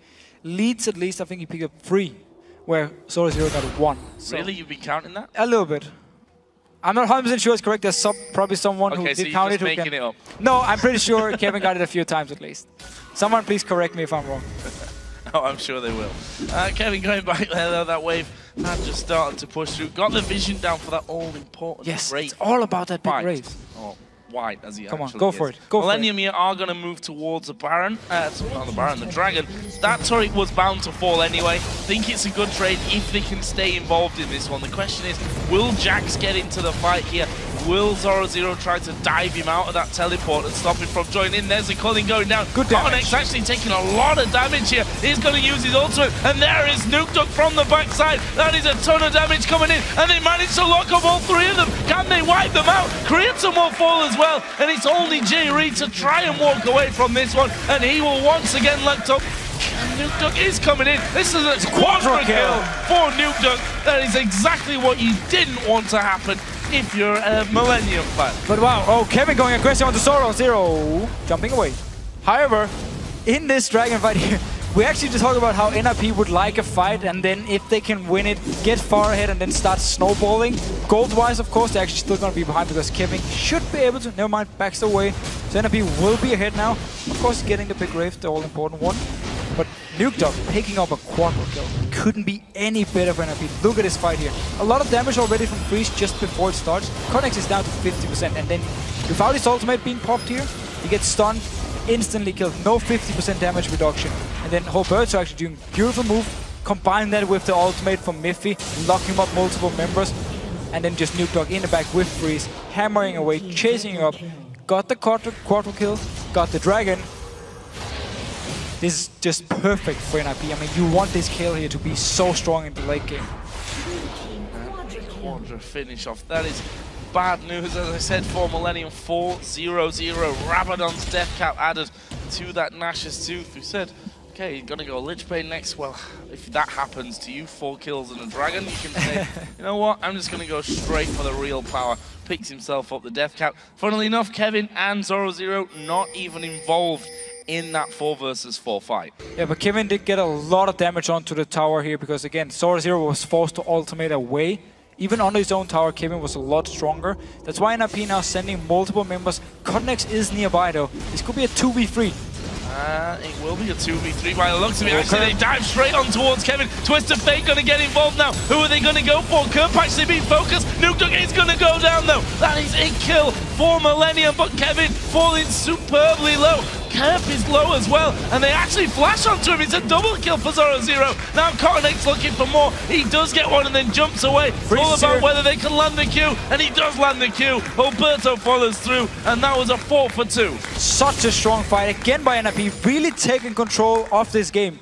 A very smart little thing Millennium actually did was the Black Shield was onto Kerp when he poured it in for the fight, so he didn't get kicked back by Alberto, managed to survive, get a kill, but from there on it just wasn't enough. Kevin went down, NIP stayed there and just killed him, finished off the last kill, got double buff onto Alberto, got a tower, maybe even a second one here. Kraton in response though, gets the mid tower. Mid turret goes down, but they will get this inner turret on the top lane there. So that leaves us 4-4 tied in towers, 2,000 gold for NIP. 10-4 in kills though, the interesting one. Intervention was used very early in that fight actually from Nukedog. Probably saving it might have helped him out when he got focused down there by the end of it. It's all ifs and buts though, and to be honest, NIP coming out with the advantage won't be unhappy whatsoever. I didn't see Kerp using that Zhonya's very early. He's also about to finish off that Rabadon's death cap the next time that he actually heads home. Already got the need to large rod and the blasting one. Meanwhile, Millennium have got themselves some wards down around the Baron. Same goes for Nip though, inside the river. Good vision from their side. It's going to be hard for NIP as well if they decide to group up and just try and push towards Millennium because of the wave clear from Twisted Fate and of course from Kraton and Graves here. So it's going to be hard for them to just get towards the towers. Unless Nukedog can find a pick here on Kraton. Wise enough though, clears the wave, backs away, or does he? He's actually going to check him. No vision for Nukedog, he didn't know he was actually coming towards, saw the ward, instantly Kraton just went back. But that's the thing, NIP, if they can get a kill with Nukedog here in this side lane, he still needs to be careful because exhaust onto Kraton and then the ultimate from Kerp, could be something happening and they go 2 versus 1 against him and kill him. Because obviously Kevin up here in the top lane, he's gonna win his 1v1, even against Nukedog. Another white picked up by him as well. Really good job of having that one, really been highly contested. We look down the items from those two, of course it was the Blade of the Ruin King and Trinity Force first up for Kevin. On the other side, Blade of the Ruin King done. Also, Randuin's going to be coming in very soon for Zoro0 as well. We've got 1:45 until Dragon spawns, and that surely is going to be our next big fight. Unless NIP decide to just clear the entire vision around this area here and try and force it early. I'm saying early, 29 minutes is of course not early, but... Early compared to the other games. True. Trying to force a Baron here, try and force Millennium into a team fight and use this very, very strong Kayle, and of course also Freeze and Lucian is actually doing really well, 3, 0 and 4. So he's going to be very strong, still needs the Last Whisper, slightly behind in items compared to Kraton. Once he picks up the Last Whisper though, him and Nukedog should be very, very strong, as long as they can stay safely in the backline and fire away. Phantom Dancer picked up though for Kraton, and Randuin's done on Cotnex as well, so they're a little bit stronger here on Millennium's side as a Q lands from Alberto. A bit of a suicide mission if he'd have followed that one through though, with 3 men in that mid lane. No need to go for that. However, they do have vision on Kerp. They know that he's going to be doing that blue, which means they'll have a timer on it for next time that it comes up. And also know exactly where Twisted Fate is on the map. I think I've seen the white focus more this game than ever before. Yep. It's everyone really wants to kill it every single time the poor thing respawns. Just want to go and kill it. Of course, Kevin is still the #1 doing it. I mean, he's a very evil man. And now he actually moved down to the bottom lane. It means for Millennium, if he wins his fight against Zoro0, they can rush towards the Baron. He can join in there. It does, of course, mean he won't be able to start the Baron, only him and, let's say, Creaton if they want to try and sneak it because he's down the bottom lane. Then we need him up in top lane to push it out and then rotate towards it. But they did decide to put him down bottom lane here. NIP responded though, sent Zoro down just to clear the wave again. Zoro will push that one out, actually. Dragon is now up and Millennium already in position. This time they've got Kevin with them. This time Zoro Zero's there as well, as we are going to see them going straight in for Zoro Zero, and he actually dives the other way. Kerpon actually come around the side, which means quite a decent amount used from this one. Destiny they could use to get full vision control over, or spot where everyone from NIP isn't going to be available. There is the Dragon going to be started off, going down very, very quickly. Who's going to get the better of this one? The culling goes out. There is the solar flare used as well. Kevin is actually still over there by the Dragon as Minty's gone very, very deep. Gets himself locked up. It's Kevin right into the middle. He manages to stun the entire team, and now Zoro Zero with no ultimate's going to go down. That's a double kill for Jax. Exactly the wrong person if you're an NIP player that they wanted to get the double kills, and a Dragon that swings the goal back towards Millennium. And this team fight here, Miffy goes in for engage, but nobody actually follows him. I mean, everyone else was just staying back a little bit, so he went in by himself. He was forced to flash out. And then Millennium, as soon as Miffy was so low, as soon as the CC was gone, they could just rush onto them. Kevin could join in after the Dragon died, pick up 2 kills. Just a very uncoordinated team fight by NIP. Some members went in. Look at here. Notice here. Miffy goes in all by himself. Zoro Zero, no ultimate. It's gone. So he's just going to run back. Miffy's all alone here. Flashes out. Now Kevin, notice him jumping in. Flash jump, stuns everyone. That was beautiful. That pretty much won the entire fight actually for Millennium. And then also he takes 2 kills as his reward for that beautiful flash leap strike stun to everyone. Not often you see that actually do that much. We saw the Mikhail's actually used by Miffy on himself there as well to actually get out of that one, which, yeah, he had to. You know, he was pretty much already dead anyway, I feel. How low he'd gone from that one, whether he'd have got out or not, maybe would have been wiser to save Zoro Zero, but, well, that's all easy when you've got 20/20 hindsight vision like we have.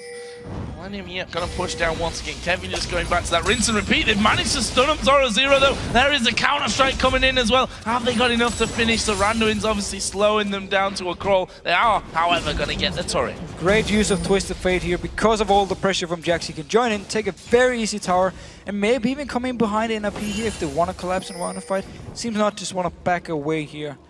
Solar Flare was used, by the way, there from Miffy. Trying to set something up, but didn't connect. Obviously, the Black Shield again from Jerry makes it very hard to actually start a fight. And, you know, got to take a couple of risks, I think, with skills like that. If you do catch someone out, then start a run, get some objectives off it. Didn't work out for them, though. And Millennium are, of course, still in the lead in this one. We see the Rabadon's death cap now completed for Kerp. On the other side, though, Lichbane is added into that death cap. And the Stinger, not the Stinger, the Nash's Tooth, of course, for Nuke Dog. NIP once again get vision control. Phase check could be pretty brutal if it's Kerp. Other side of it, if he manages Zhonya's fast enough, that gives the time for the rest of his team to come in. Gives time for Kevin to teleport in as well. John, but he's down the bottom lane again. He's gonna go all the way up to this tower. NIP is forced to either recall and defend, or start up the Baron and force him to teleport. It seems Zoro Zero recall to try and defend this wave. And now we've reached a point where, well, we're actually the point NIP has been in the last few games, where we come into this like 35-minute point, and because they're not ahead or because they don't know what to do in the situation, it's just being stalled out by Millennium, and they're perfectly happy just playing the game, just letting Kevin farm all the time. They don't need to do anything, Millennium. And so we might be in for the same thing we've seen the last 2 games, where Millennium just farm on for the next 10-15 minutes. And why not? It's been a tried and tested method for them so far. Again, just knocking down a few creeps. Got a Banshee's Veil and Warden's Mail now in there. And he will just back straight off from things. They're going to push out this top lane. In fact, they've already done that one. Got next. He's going to go back home. I'm guessing he's got a decent amount of money to actually be spending from this one. And Colin actually coming through. Good damage to Kerp. And that Dark Binding actually could have been quite important for him. Kerp tanking up a lot of damage from Freeze, and NIP are now moving over towards the Baron. Look at this curb, is recalling. Are they going to start it out? There's vision at the backside. Will they take that and go for it? Still very, very risky. They know that Millennium are hanging around. Millennium know that this is happening as well, surely. Ultimate is ready for curve used here. Full vision of everyone. Both these top laners here, they want to teleport in, but they can actually interrupt each other. So we need to see who does it first or if they just stay. NIP for now, though, just backing away after the ultimate was used by Curb. And nothing really happened from it. NIP did the right thing, though. They tried to find a pick here. Freeze went very aggressive towards Curb. Tried to get a kill so they could start up this Baron. Because they know at the moment that's their way in. Because if they go and just try and push down the tower, it's very, very hard against all the wave clear from Millennium. And they don't want to risk Kevin teleporting in behind them. And then just the whole fight could collapse on them and they would lose. Stunning 5 of them up again. That was beautiful, by the way. Not something that you can land every time, that's for sure.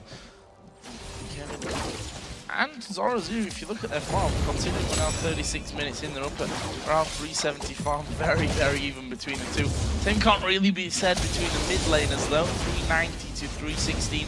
AD carries are pretty level as well in this one, but that 3-0-4 scoreline for Freeze, something that is going to give him a bit of a boost. However, NIP once again are going to be moving in. They just spotted that that ward was actually planted at the back, means that Mithy can take that one down very easily, and Millennium going to have to go back in, play some wards of their own.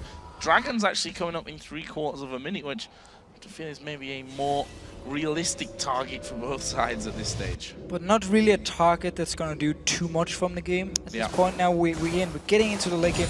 Yes, Dragon will give more gold in the late game, but still, both these teams, I mean, one team is looking to just extend the game, the other team is looking for an opening, and getting the Dragon is not going to be the thing for NIP. It's not going to be the one where they can say, now we can finally start push up or dive onto you or something. They do have a fairly decent comp to actually dive Millennium if they get ahead, if they get a Baron buff. Of course, with their ultimate from Nuke Dog to whoever is tanking the tower. And a lot of tanky members in both Miffy, Halberto and Zorazero who can tank up the tower. So they could dive onto them if they do get ahead, but they're behind in goal now. Dragon is up. Just at the moment, Crescent already starting it, so NIP really need to react fast if they want to stop this one. Don't think they can be fast enough for that one. No, it goes over to Millennium. Will they try and start a fight? Actually, they're running up through the Millennium jungle here. Going to go straight towards that inner tower. And you see the speed that Nuke Dog gets there when he throws that heal on himself, and he absolutely destroys turrets at this stage. Yeah, he really does a lot of damage, but here Millennium from the back. Coming around the side, Cornex actually taking a lot of damage. A little bit split up here on Millennium, but they've managed to force them away there. That turret didn't actually go down in the end. Ultimate wasn't used by Nuke Dog, still got it ready in case they want to try and fight again from NIP side. Connex, of course, with his ultimate being gone, he needs to be careful. He can't just jump in because he's going to be a squishy target then. Well, not squish, but squishier at least than before. Seems though both teams happy just disengaging, backing away. But then we can just send Kevin up in the side lane again to do the same thing. Zorazero will be there to try and defend, and then it's going to be all about the 4 members from both teams, what they can actually set up here. Miffy needs to try and land and engage, and then they just have to get a kill or two, get the Baron for NIP, and that could be the opening for them. After that, Dragon Randomins was finished there by Kevin. Aegis for J-Reet. Spectre's Cowl as well on Cottonex, so your items coming in that will maybe make a difference next time these two teams face off in a fight. Again, worried here how much damage Nuke Dog's going to do. We saw him in that last fight where they chased. Granted, it was a sloppy fight, sloppy play from Millennium that allowed them to get into that position anyway, but Nuke Dog absolutely wiped the floor with them. Then again, the fight after that, it was Kevin that set everything up, and Millennium came 2-0 out of that one, so still a lot to be decided in this game. One thing that has swung though is, of course, Millennium have got themselves a healthy gold lead, and you know, 3,000 is still not a lot at 40 minutes, but it's been the biggest difference that we've had in this game so far. And it's a lot when you have a very good late game comment. Zorazero now taking a lot of damage. Not as easy anymore to actually get away from this. So there's another stun card coming in, but they were scared of the rest of the team, and rightly so. NIP have pushed 4 members down towards this bottom side, but again, that one single ward that Millennium have by the red buff spotted them all coming in, they were able to back off. Now we've got 4 members of Millennium here, up against 4 because Zorazero has actually backed away as well, and now we see that Cornex will move down to support the rest of his team. There's a lot of wards going on in there, though, for NIP. A lot of vision control from both teams are trying to get the vision control here. Nuke Dog might be caught out. Oh, they are going on to Nuke Dog, and he's going to go down before the use of intervention. Good kick from Alberto, though, will stop them from chasing on for any more, but this bottom inner turret, that's a goner. They can't save that now, I don't think. No, Millennium, they can keep pushing here. 50 seconds on Nuke Dog. Very nice setup. First a stun from Kevin, then a flash stun again from Curb, giving him no chance to use his ultimate. Instantly bursting him down.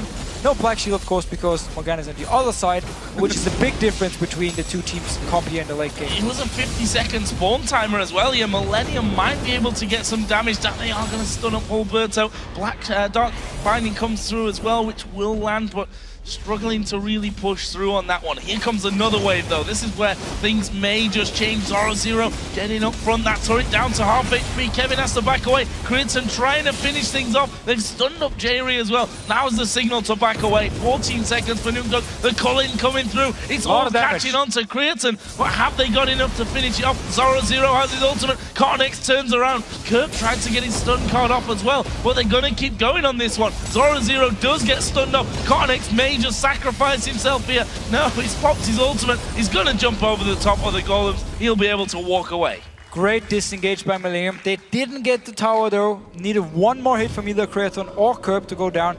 Survived, but then they just disengaged away. 4 members from NIP chased towards them. Could just never really get onto them. I mean, they're so mobile. Black Shield as well. They're rushing towards this Baron. Entire Millennium is coming from the base. Curb already teleported down. Teleport from Kevin as well. This one is going to be very risky for NIP. Wow, it's down to almost half HP already, but here comes Kevin. The jungler's gone. Yeah, it's got to bite. They've got to surely just pull away from this one. Alberto was off on the south side. Kevin moving in there with his Banshee's Veil glowing around him is a very scary man to be going up against. The Cullen comes out actually cancelled there by Freeze, wasn't connected anyway. And that will be Baron successfully stopped here by Millennium. So NIP did force out the teleport from Kevin. Also the ultimate from Curb, buying them a little bit of time where they can try and do something on the map. I mean, teleport is ready for Source Zero. He could go to side lane, force someone from Millennium there, and then try and set up a fight in the mid lane. Seems though NIP do not feel confident enough actually pushing too far out. Really afraid of this Millennium lineup, and they should be, because they've really been performing when it comes to team fights, especially in the late game. 43 minutes. Approaching that late game territory that we've been familiar with from our last couple of games. I think we are in it. Well, there's still another 20 minutes, which is half of the game so far, if we're to match up with the other previous game. Game 1 was actually 33 or 34 minutes, which is about the average time that NMP, funnily enough, have been winning their challenger games in. Or they've not done one faster than that before, let's put it that way. Look here, just checking out the Baron pick once again, and once he has to just completely speed himself up. Kevin, though, is the man that they have to keep in check. Just trying to waste a bit of time until his teleport comes up and he can, again, just force their hand. And he's gonna get a Guardian Angel, most likely as his next item, and he's so tanky, so much damage, it's gonna be very, very hard to deal with him. Guardian Angel also on Codnex, he's gonna looking to do the same thing here. Oh, they're going towards Kevin. Yeah, but what are they gonna do to him? That's a lot of damage actually coming in, but he jumps away from it. Codnex in the middle of the team. There is the Dragon's Descent into the middle of them. The ultimate used out of them as well, but they're turning around this damage. They're gonna go back in onto it. Codnex will get the slowdown from the side. Here comes Kevin. They've slowed down two of them. Stunned up two of them rather, but they still managed to walk off. Everyone on NIP around half HP. Millennium here gonna go just in time for the Dragon. Getting the Dragon here. We saw first Kevin actually being caught out of position. Codnex though, he jumped in, popped his ultimate, actually managed to get out. Didn't even have to use his Guardian Angel. And then we just see both teams. None of them actually had enough damage to take someone down. They went in there for the fight. Millennium disengaged at first, turned around, then NIP disengaged. None of the teams with enough damage to kill anyone. So we're going to see them just backing off here once again. Let's have a look how much gold there is to spend. Actually not masses. 1,400 for Jax. 1,1200 as well for Twisted Fate in that mid lane. So we'll see about that one. And as you say, Guardian Angel, when that comes in onto Kevin, it's going to make him a lot more comfortable jumping into the enemy team and staying there for longer, which, you know, if he's got his Counter-Strike running like he has in his last couple of team fights, actually done really well with the timing on that one. A major headache for Ninjas in Pajamas. Gold is now to 4.5, wait a minute, 6,500. It's getting late. These have been long games. You can't expect me to do maths and long games. That's definitely not in my repertoire. But the Baron again was just cleared out. There's just that one single ward at the front side. Connect here coming around to help out Creatin, who by the way picked up an Infinity Edge on his last trip home. And also Kerb almost got enough gold for the Lich Bane, which of course is going to be the last power spike item for him. Going to get so much damage once he actually get to a tower. Yeah. And also just his upfront damage, like his burst damage towards the first target from NRB coming towards him. It's going to be a very big deal. And Millennium at the moment just want to wait for these last few items. Again, you see them giving all the farm over to Kevin so he can get the Guardian Angel. They want Kerb to get the Lich Bane before they seek any fights, and it's very smart because again they are in control, and Creatin actually just pulled the Baron. shot it the once and then starts attacking Kerb. Not exactly what you want, and they need to be careful here though. NIP are moving back in position there, and again they exchange wards on the front side of that Baron pit. And the Guardian Angel is now there for Kevin. Totenex got a Guardian Angel. Yep. Some scary moments maybe coming up for Ninjas in Pajamas. They themselves not so close to a GA, to be honest, on that front. We're going to be seeing a Zhonya's coming out by the looks of it from Nuke Duck. He's got at least some extra protection in there from that one. A couple of Banshee's Veils as well across the rest of the team. I'll stop maybe the stun coming out of Twisted Fate or from or the Counter-Strike from Jax if he does it, and again get another 4 or 5 man stun off like we've seen him in previous fights. Millennium, if you're just joining us, you can see the scoreboard at the top. They're 2-1 up in this game.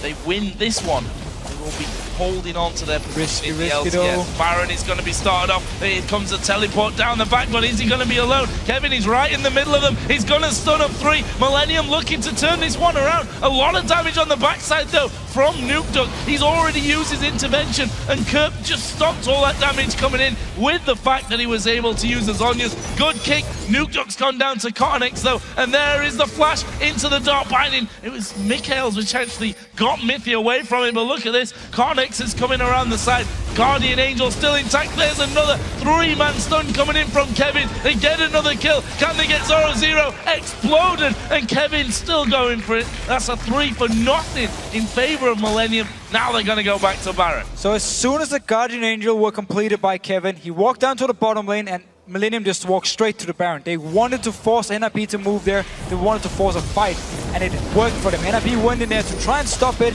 Nuke Duck was halfway through the fight. He couldn't do more. His intervention was gone. He's no mana. Cottonex couldn't chase him and kill him. And then again, Millennium are just so tanky. They can just extend these fights. Look here.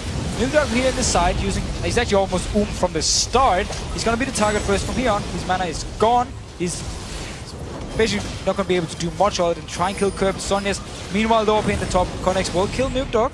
Get the kill onto him. But up here, the big thing, the 4v4 going on. Millennium with the disengage, and then once they actually feel like now we have the advantage with Cottonex also moving around, they chase on towards it, get another great stun from Kevin, jump in with the rest of the team. Both Guardian Angels are still up for both Cottonex and Kevin. This was not even a close fight.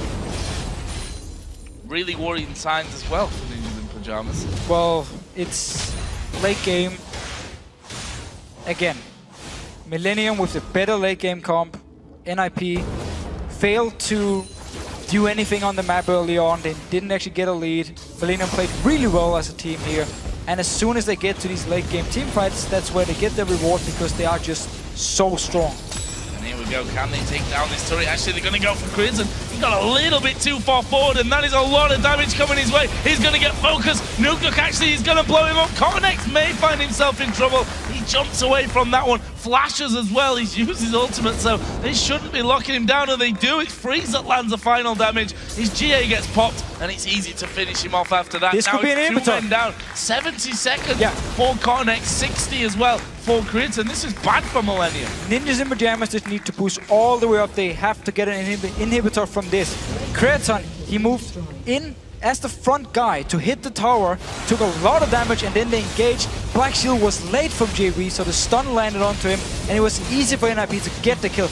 They might even try and go to finish this game. This could be interesting. Intervention is ready. It's going to be absolutely gutted about this one. If this could be the end of the game, Curb taking a bit of a blast. Kevin is probably the savior for them, though, in this scenario. He's the one that's got to do all the work. Let's go for the tower. Coming through. They're going to try and go for this one. Zoro Zero at the back is going to be picked up by Kevin. They're going to go straight in here, though. Mithy going very low. Kevin is still hammering away. One of those Nexus turrets go down. Double kill for Kevin. They're going to focus down the second. Can they finish off the game? No way. 5 seconds coming in for Kreaton, and they are going to pick up the Nexus. And what the hell? Ninjas in Pajamas pick up the game. Millennium making the mistake which may end up costing them their place in the LCS. Incredible finish to that game. It looked almost like it was done and dusted here for Millennium with those last team fights. And they've just gone and lost it. And now it's 2-2. It all comes down to the final game.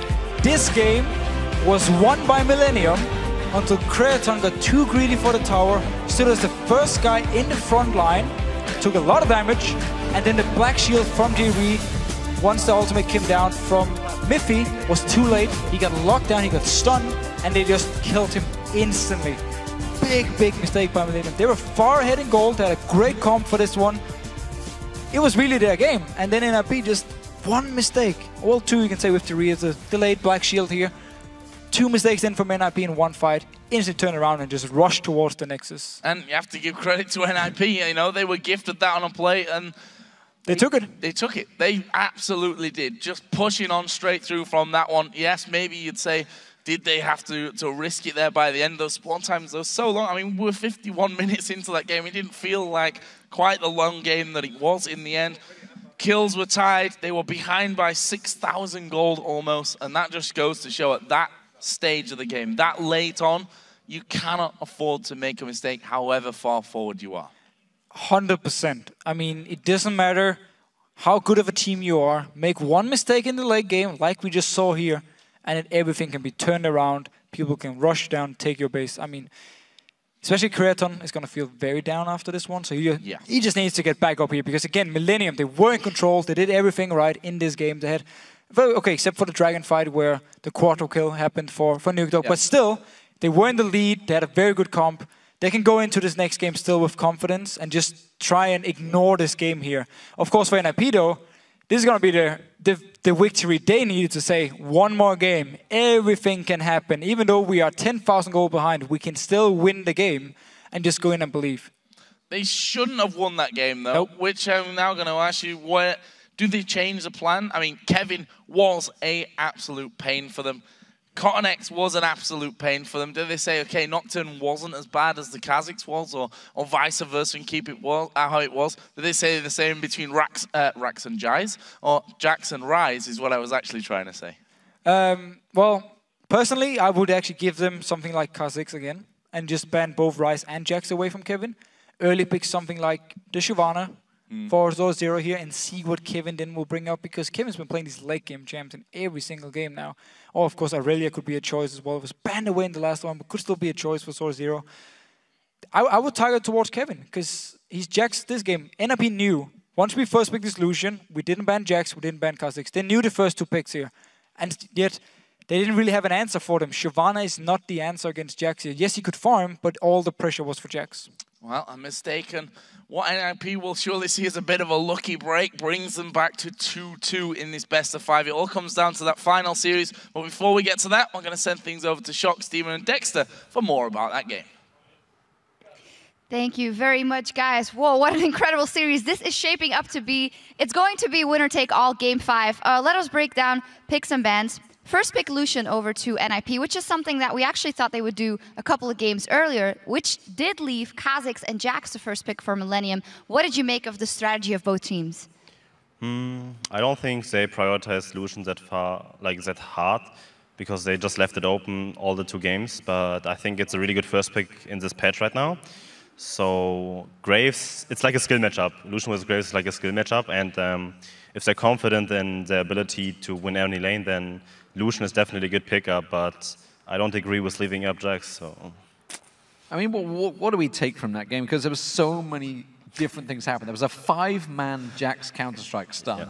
There was a Baron, a great Baron fight, honestly. Nuke got screwed up. But I mean, in terms of plays, after what? They were 50 minutes into that. They just had that great fight with the Baron, and then they pushed. Is that just blood boil? You're just going too aggressive? Because clearly they needed to back at that point. Yeah, I think the game was over at that point. After the Baron, I was like, okay, this is GG. They have the better champions in teamfights. They can just kite and back.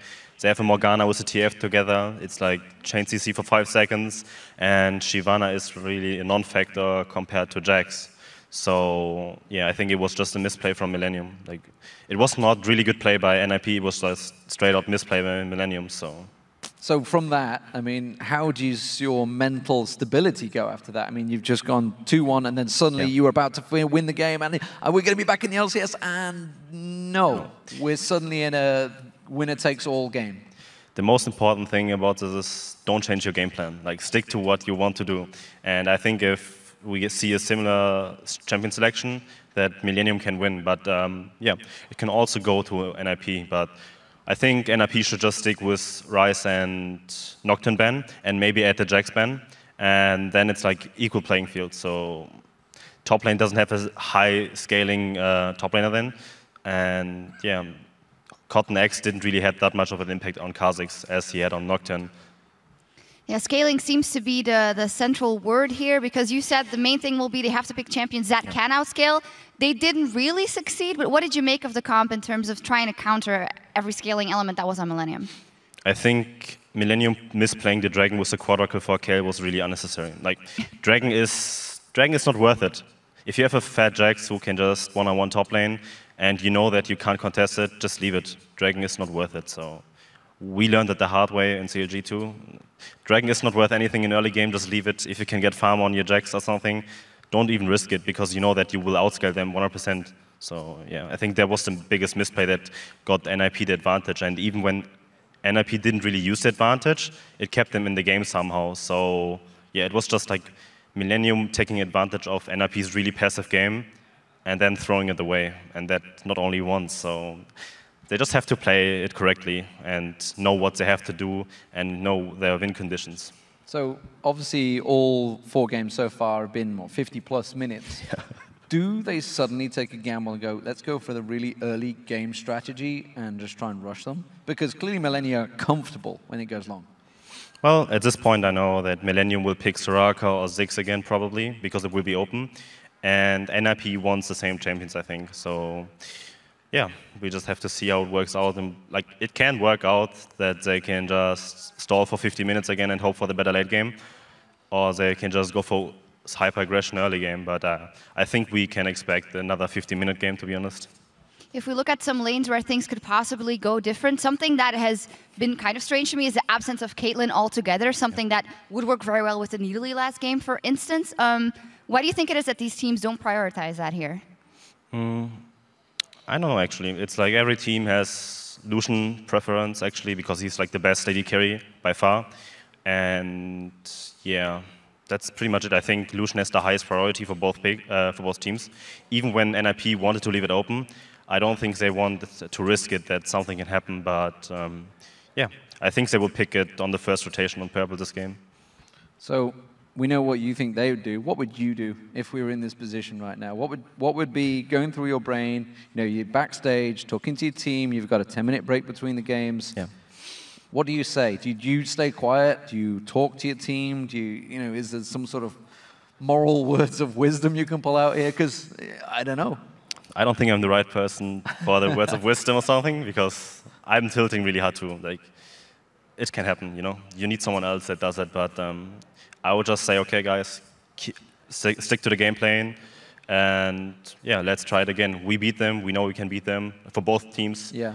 And yeah, if people and teams play to their strength, I think both can win. So just have to see if it works out. Yeah, you have shown a lot of words of wisdom at this table here already today, so don't sell yourself short. Guys, predictions, and a winner takes all. Game 5, it's all on the line. Dexter, who's going to come out on top? I think Millennium. See, I said NIP right at the start, and I think they may edge it. I think after that finish, that's going to be gutting for Millennium. So I'm going to say NIP may steal it here. Going to be very close, and with the two teams tied neck and neck, we need to take a brief break to catch our breath for Game 5. One of these two squads will head into the LCS, and we'll find out who that is when we return. X. You got him? Yeah. We're moving top. Nice, Toro. He has no, he will jump again though. We're moving. I will catch him. There's no flash, no flash. Well, What can we do? My bad. Sorry, I failed. Someone, yeah. Okay. Nice! Nice! Toro! I got caught. Nice! Break.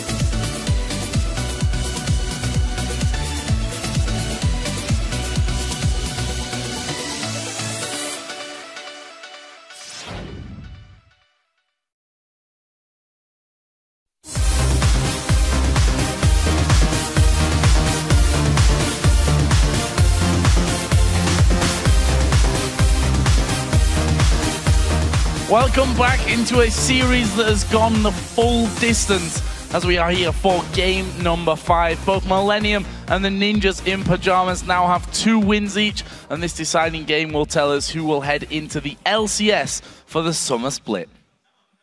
And honestly, looking back, Millennium, they had everything in the back. The whole game was there for them. There's one mistake. Down to Millennium, so everyone thought, okay, you're so far ahead now, this is the time. Also, of course, everything happened with Keraton, but his kill, he decided to max his E, actually, and just focus on pushing the wave all the time, forcing Kerb to stay around the mid lane. Or if Kerb would port away, he could then go in and then get a lot of damage or take the towers. So it's a very smart start. He was always very far ahead in farm. The rest of NIP, though, especially when it comes to picks and bans, they need to be careful here. I mean, first it was the Rise for Kevin, now it's the Jax for Kevin, who's been causing a lot of trouble. I honestly feel like they need to ban both of them away, but I'm not sure if they will. Well, guys, we want to hear from you one last time as we head into the final match of the series. Send us a tweet with the team you think will win using the hashtags MIL win. It's a long day. Or NIP win. And we'll, of course, be checking in as the champions leave the base to see who you guys picked. And obviously, that has swung after game number 2 towards Millennium. Then for that last game, completely towards Millennium with 63%, I think it was, by the end. I'm not sure now which way this one's going to go. I think everyone in 2 minds as to who's actually going to win this game. So a mistake like the one we saw in the last game is not something you do 2 games in a row. Like, it happens once. Usually. Usually, yeah. Normally, you don't just do the same mistake. I mean, it happens once and you're like, whoa, I really messed up here. Normally, you won't see these kind of mistakes, especially not from a player like Creaton, who's such a strong AD carry. So I feel like if Millennium gets somewhat of the same composition like they had in this game, I think they're still the favorites actually to take this one. But we can't ignore the fact that NIP now come into this game so hyped up. Well, let's find out. We're going into Champions Select for our final game of the evening as Millennium and the Ninjas in Pajamas look for a spot in the LCS. So far, it's pretty much as it was for Millennium, banning out Lulu. On the other side, Nocturne taken away. So that's a priority here for the Ninjas in Pajamas. Thresh banned again by Millennium. They don't want Mithy to get his hands on that. Don't want him to play it. He's been playing Leona quite a lot now. Setting up some good plays, but of course the Thresh is his main support. Don't want to risk him making plays on it. Same 2 bans from NIP here with both Nocturne and Jax. Really was 2 of the key picks for Millennium. They are now gone. Jax in the last game.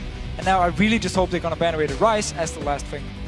Well, Jackson was taken. Twisted Fate moved away as well, away from Nuke Dog, and there is the Rise ban. And we see LeBlanc, the only one that's now got through these picks, the bans, and he's going to feature as the first pick for Millennium. So Kerb going to go back onto that Assassin in the mid lane. So we need to see if Kerb is so good on LeBlanc that it was worth it for NIP to ban it out in the first few games. Obviously, it was Millennium banning it in the last game, but still, we need to see now it's first picked. The 2 late game monsters from Kevin are now gone. NIP, though, they actually decided to pick the entire bottom lane here. Lucian is a very strong pick for them.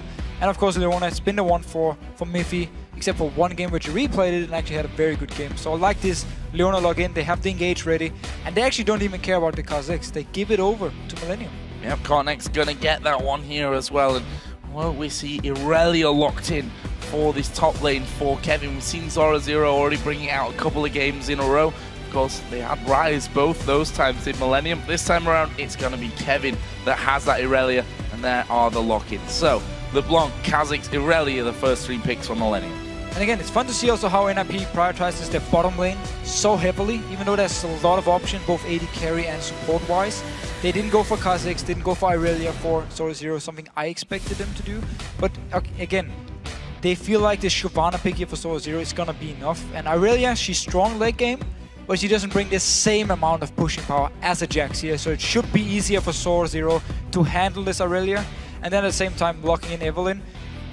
We've seen a bit of hit and miss from Evelynn. Yeah. I mean, he's been shut down, but also been doing fairly well. Roberto in his game, in game 2, had a lot of good ganks early on. He can try and do the same here.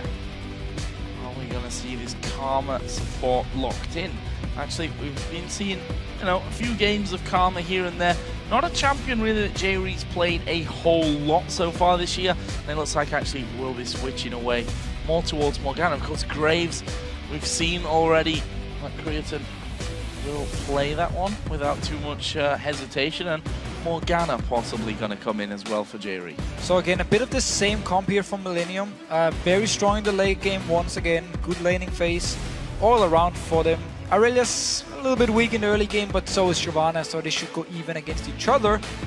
I think Millennium is going to be very happy with the comp they picked up here, and it's going to be very scary going into the late game. And we've seen it before with Morgana against Leona. Once you get to the team fights, it can be hard for me to land a stun onto the right targets. Or Jerry could also be too slow on his Black Shield, like he actually was in the very last fight. And we see the final pick here for NIP is Zed for Nukeduck. I like this. And he didn't waste any time getting that one locked in. Gonna be playing Zed up against the LeBlanc of Kerp. So early on in the lane, LeBlanc should have the advantage, being able to put a lot of damage onto Zed here. Of course, he's melee. Can farm a bit with his Q, but well, if you want to get all the CS, if you want to trade with LeBlanc, he needs to get in the face, and that's obviously so advantage to LeBlanc early. But going into late game, that's where Nukeduck, once he picked up like the Blade-Rune King, for instance, their Brutalizer, the Last Whisper, he will actually or should be able to duel this LeBlanc here and actually kill her. We could see an early Hourglass from Kerp to try and stop Nukeduck from doing anything towards him, and then obviously Nukeduck is just going to focus on moving elsewhere on the lane, on the map, and it's a lot easier for Zed to kill an Aurelia compared to killing a Jax. So once again, it paid off for them that they banned away Jax and Ryze, so now they got Aurelia for Kevin here. This is where they really need to shine and shut him down. And we've got to talk about the late game, because it's gone there every single game. Okay, game number 1 was a little bit shorter, but these last 3 games have all gone the distance, and maybe even you'd argue further than the distance really should have gone. I mean, basically 2 games given away so far that probably shouldn't have been won by the team that won. Again, the team play, the coordination has been a bit off for some of them. They're all very good players, but you can't make these crucial mistakes here, and both teams actually managed to punish the other team when they did it. So here we go then, the deciding game between Millennium and the Ninjas in Pajamas for the spot in the LCS Summer Split. Who's going to get it? Who is going to come out victorious in this one? Some interesting starting items here. Crystalline Flask for Kerp. Doran Shield start for Nukeduck because of that early auto attack harass. Yeah, early poke here. He wants to make sure he can always farm in the lane. Miffy with the same start. No items, just wards and then potions here on Leona. So we could see NIP try something in the early game. Try something here level 1. See if they can catch Millennium by surprise. Coming into late game though, as you said yourself, we need to talk about it. Teamfight-wise, I really like Millennium's setup here, where Zed, it's hard for him to kill someone in the late game, but whoa, we need to be very careful here. Millennium is standing a lot of members around. Oh, the binding just missed. Zoro0, that wasn't dodged, that was literally, he was pacing back and forth, and luckily for him, he just clicked to go the other way as that binding comes flying through. That was incredibly, incredibly close here. And you can see he's like, nope, don't want to stand in the tri-bush anymore. I'm going to back away to the red buff. And for NIP's side here again, they have to do the same thing they've been doing the early games. They need to win early game. They need to get all the pressure there, then coming into the mid game. Because teamfight, late game wise, quickly touched on before the whole binding thing here towards Zoro0. It's going to be so hard for Nukeduck to kill a target when there's Zhonya's, when there's Quicksilver Sash onto multiple members here. And at the same time, the Kha'Zix late game, the Aurelia late game in fights are both very, very strong. Of course, Shyvana is as well. Evelyn as well, but just not the same kind as a Kha'Zix, for instance. So I like the team fight setup for Millennium late game more than I like NIP's, but it also depends on what items Millennium can actually pick up in time. And there is NIP moving up, going to push Kerp out of position. The rest of Millennium are actually on the top side here. Are they going to actually try and close in on them? We see that Kerp is still inside of that brush, and here they are. They're going to come in. They've managed to land the dart binding on towards Mithy. They're going to force him to flash here, surely. Or will he just go down? One more auto attack will do it, and it's a first blood coming in for Aurelia. Meanwhile, Cornex actually doing some good damage. Freeze will flash back towards that mid lane. Zoro0 should get out of this one as well, but first blood nonetheless goes to Millennium. Terrible start by NIP. Such a smart move by Millennium. Waiting up here in the top brush and then moving down as soon as Millennium, or as soon as NIP moved for the blue buff. This should mean, or at least they want to go towards this red buff here. Multiple members from NIP trying to stop it. But Creaton is up in the top lane farming. Freeze is nowhere near. He's going to fall so far behind in XP. They're actually going to force them away from that. We see the vote, 75% of you voting for the Ninjas in Pajamas after their Game 4 victory We'll see. Not an ideal start for them, now. however. Yeah, not a good start by NIP. Managed to defend the buff, but still they sacrificed a lot of early XP for Freeze up in the top lane. Dorito still level 1, helping out on the blue buff for Kha'Zix actually. He's going to join in now with Kraton. Interesting, especially in that bottom lane as well. Irelia getting the ideal start, went back and picked up a long sword as well, so extra bit of damage coming out for Kevin. Meanwhile, Alberto, he's headed around here into the Millennium jungle to the red. Going towards the room, he's actually going to pick up this red buff. Kha'Zix is very, very far away, so NIP going to get the advantage when it comes to buffs earlier on. Already got his own double buff, taking another one here. Cotnex, only level 2, man. He's going to be pretty far behind early on here. And I tell you what, he can wait. He needs to be really careful about this one. Alberto actually did decide to back off. Cotnex just walks in. Damn it, my buff's gone.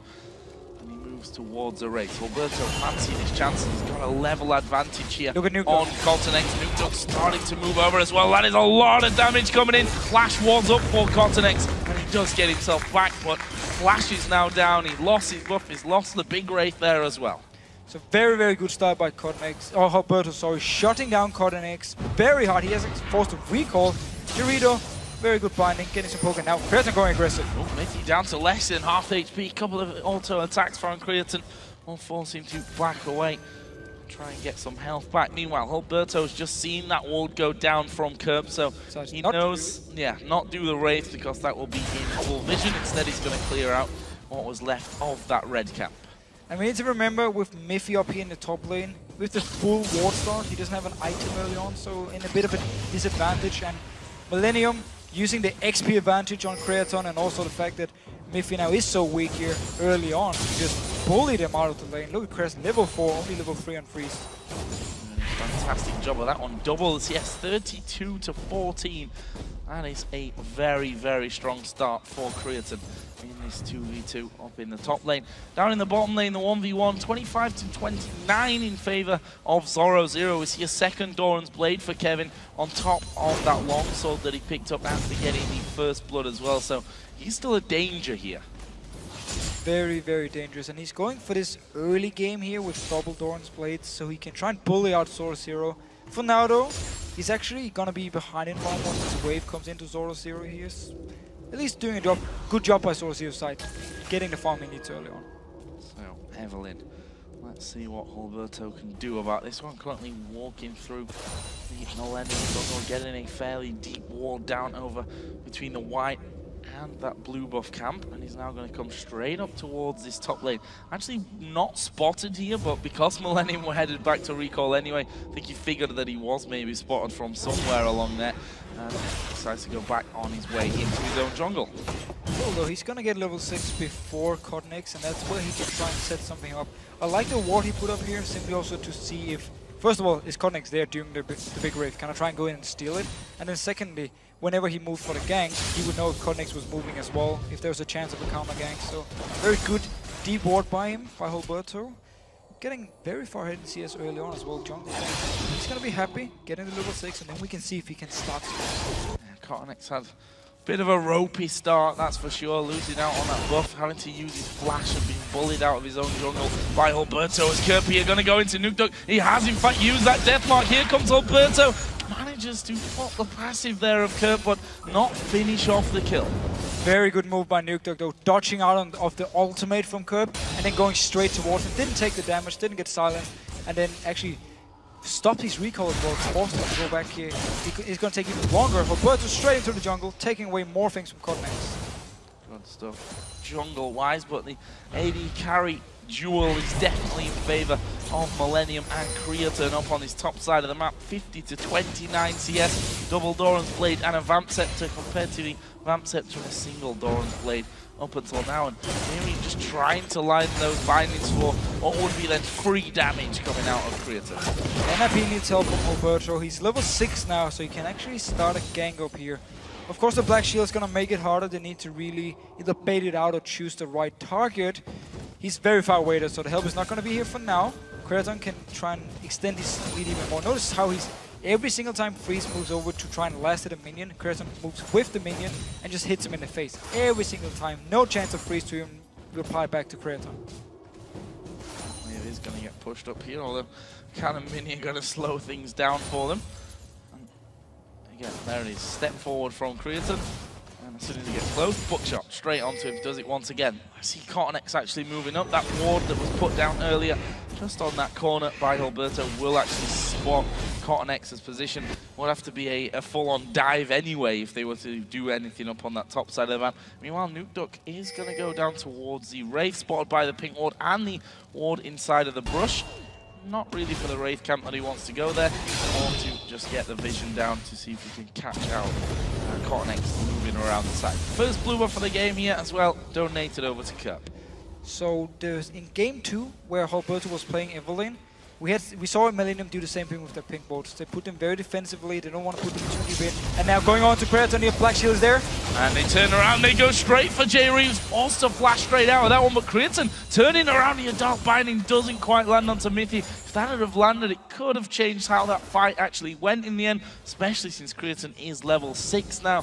Does have, of course, the Exhaust as a heal, as we are going to see Nuke Duck going on towards Curve. Exhaust used onto him though, pretty much misses everything, and that Death Mark not really doing much damage. And Exhaust is such a good summoner spell against these assassins. I mean, you just remove so much of the damage, and that's why Curve brings Exhaust in. So whenever Nuke Duck goes towards him, Exhaust in your face, you're not going to kill me here, and I'm just going to continue farm and poke you. But he's falling behind in CS, also due to the fight we saw at level 6 between the mid laners, where Curve was forced to recall, he fell even further behind.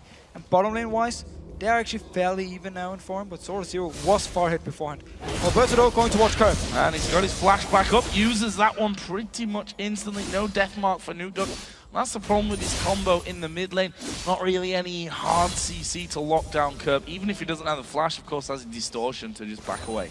But as long as they put pressure on him, as long as they force him a bit back here, give some early pressure, early farm for Nuke Duck so he can get to his Blade of the Rune King, his Brutalizer point, his last Whisper, where he can really start split pushing and kill people.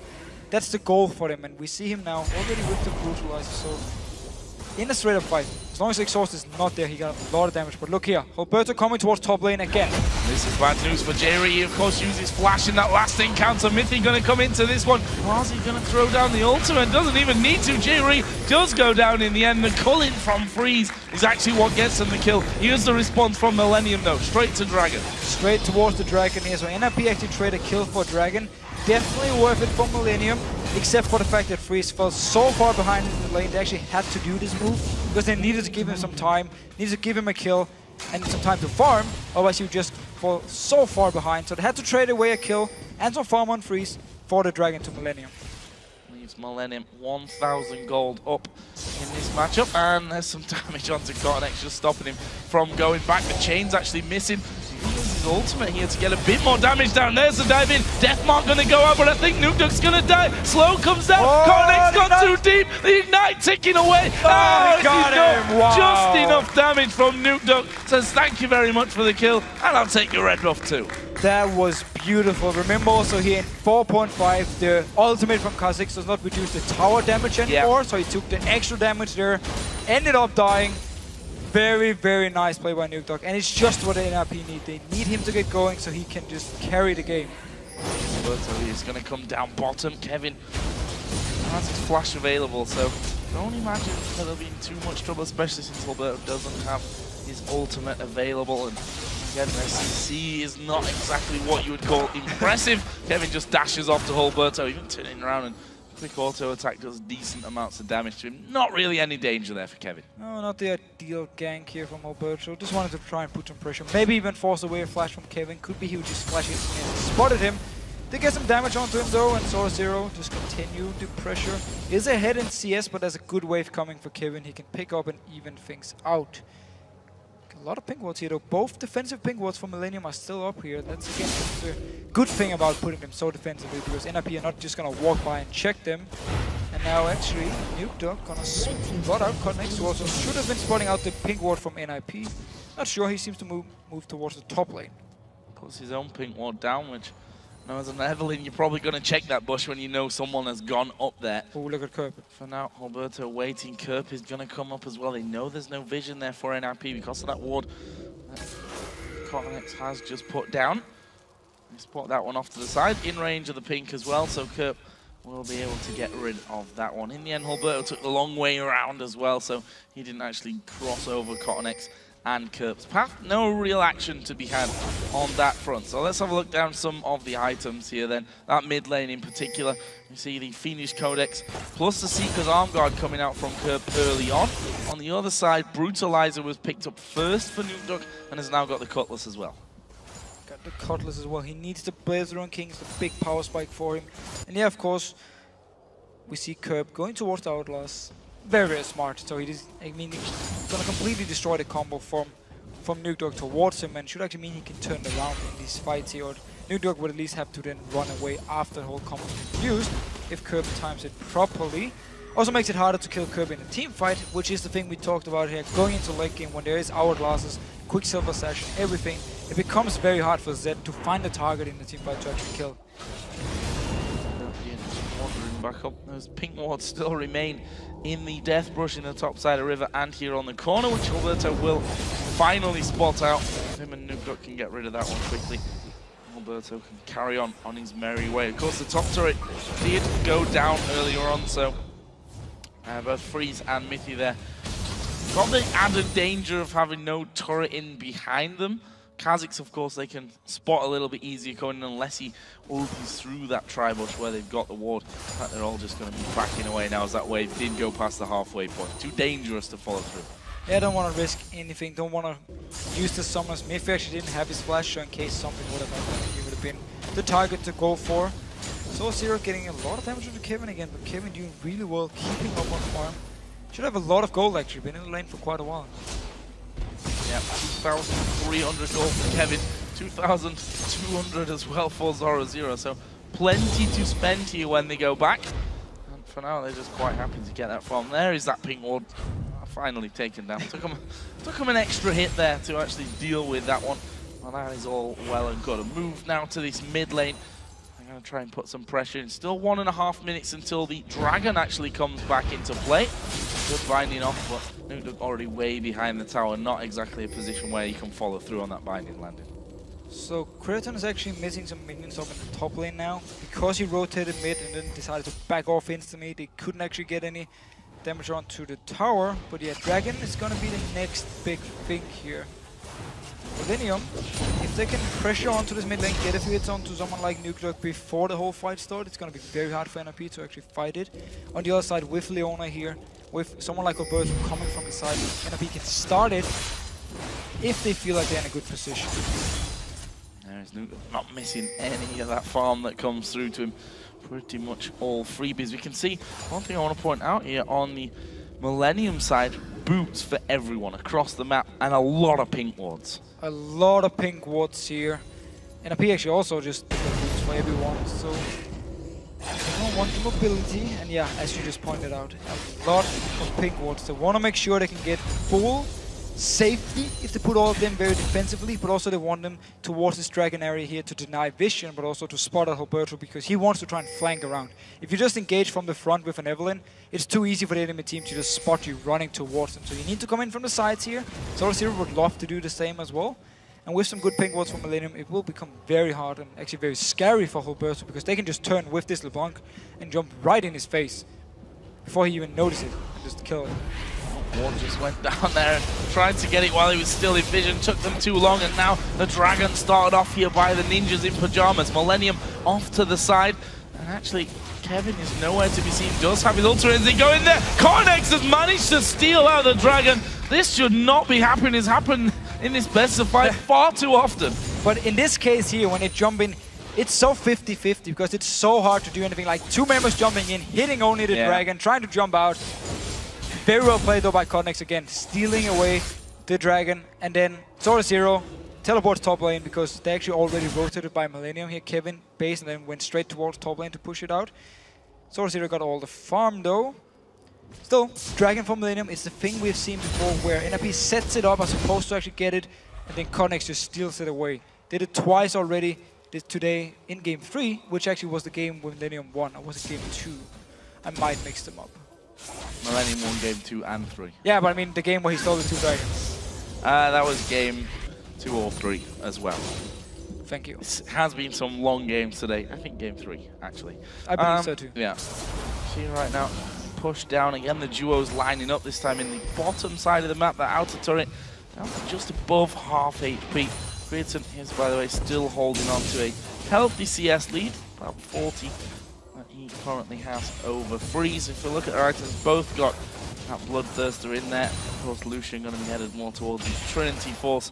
Both of them also got a Doran's Blade or 2 as well on top of that one. So don't see too much happening here in this bottom lane without any interference from the likes of Holberto and actually Cottonex, who's also on the bottom side. Both junglers were near, both of them moving towards the mid lane instead. We're getting to the point though where the laning phase are normally about to end and we start seeing more rotations as a team around the map. But both teams just seem happy to keep this going. I mean, both top laners are there farming against each other, dual lanes are there. Cottonex actually joining his dual lane. It's gonna be hard for them to set something up. They need a binding from Turi and he actually just backs away, doesn't even want to go for this one. I think a little bit difficult to set that one up. Just want to touch on LeBlanc's items here. Kerp did pick up that Seeker's Arm Guard, but went straight into the DFG. So feels like the armor from that Seeker's Arm Guard going to be enough to protect him from Nuke Duck. And wants that extra ability to blow someone up if he can catch someone out. It's very scary, especially when you have something like Aurelia, something like Kha'Zix, and then a binding from Jerry onto one target. They can just all jump and they have so much single target burst now also with the DFG. And then they get the reset, of course, from Cottonex who is level 11. It's very, very strong pickup for me, especially with the synergy he's going to get with the rest of the members with the single target CC and damage they got. Kevin backing away as he pushed that wave out, going to get himself. Actually, I was going to say, Alberto walked over that pink ward, I think, there. Did finally go back and actually clear that one out. It's pretty much the obvious bush for a red side Evelyn to be checking there as he goes on through. Nuke Duck did get that last blue buff as well for NMP, so that will be with both mid laners for this next fight. Kerp thinks he's being a bit secretive, but actually he's stood on top of a ward. This is Q though from Nuke Duck, so you don't actually get any damage onto Kerp, who's just... Both of them are just been happy farming away. I mean, Kerp will clear out the wave with his distortion and then just pop back out and Nuke Duck puts a shadow, clears the wave himself. Still no Blade on King. Should have the gold for it, however, if he decides to recall, and that's where we can start to see if he wants to split push already, if he wants to continue laning for a bit. We need to see once he actually recalls. Very soon. Very soon. Soon enough. Coming back into that one. 175 to 186, so Nuke Duck getting that early lead there has just not surrendered it whatsoever. So Alberto also coming down. No real opportunities onto Kevin, especially when both summoners are available for him. This might be different though. Kurt now headed down to that bottom lane. He goes to Riverside. He will be spotted by the pink ward. In that brush. We'll see if they can actually get into them here. Smoke screen goes down again. It's probably going to be about J-Re landing a binding in the end. Kerp realizing not much of a chance to get in there and will again go back to farming. But at least they try to set something up with the defensive pink wards again. He knew there was no vision all the way down, so he could move there. Had a binding landed, had NRP started a fight, he would have been there and turned it around, just instantly burst someone. Some damage onto Kevin here in the top lane. His tower is still there, so it makes it very hard for Alberto to actually set something up, especially also because Cottonex is nearby. Just ping there towards the Baron. Not sure if they actually caught sight of Alberto. But Cottonex coming up to this top lane just in case Alberto does in fact get involved in that one. A lot of pings into the brush, thinking it was Kevin to go in there and face check that one, which Kevin will happily do. Throws down a ward, but there is no Evelyn. He's already backed away onto the golems. No Evelyn. Ward probably wouldn't have done too much either to actually spot her out. Seems though Cottonex staying around, trying to set something up here. I'm not sure if he's expecting Alberto still to be around. He's been waiting for the last 20-25 seconds. Now he moves away from the top lane, bottom lane, farming away. Still Cretan extending his lead, actually doing really well together with J-Re. Having a good time of it, that's for sure. As I said before, Bloodthirster now picked up that Zeal as well. Went Phantom Dancer the last time we saw him on Graves. I think that's where he's going to go again. We do have 25 seconds here until the next dragon of the game does come up. Getting Kerp low at least now, with such a low timer on that dragon, would be a good idea, but then you'd also argue maybe it's more useful for Alberto to be saving the likes of his ultimate for if Millennium do challenge for this Dragon. Last time, of course, it was an NIP Dragon on paper. Cottonex jumped in and stole it, though. And it's spawning now. Cottonex is running from base. Kevin is running from base. Zoro Zero's up in the top lane. Teleport is ready. Nobody actually was there on time to start it. NIP decided to back away. Might just want to look for a few hits onto Curb, as you talked about yourself, before they feel confident enough starting it. Kreton took a bit of damage, but he got his buff first, so will be able to sustain it up once the minions actually get to him. And now Cottonex moving towards this bottom lane once again. If they get a kill here on NIP, they can go straight towards the Dragon. Well, the bullet was used there. The binding comes out, doesn't quite land it there. We see the difference in kills and assists across the board. 2-2. There's a, you know, these stats are always going to be fairly close, considering how long these games have gone with. I'd say fairly low kills across 4 games. Very low in all games. You're 100% correct. I mean, these are not the two teams who just do insane early game or mid-game action in all the games. They play very passive towards the late game. So we get, you know, a few kills. This time around we got 4 kills in 24 minutes, but we have to say, both the junglers are really trying to set something up. It's just never really happening again. We are so far into the laning phase, it's very rare we actually have this long of a laning phase. And it just becomes even harder to set something up.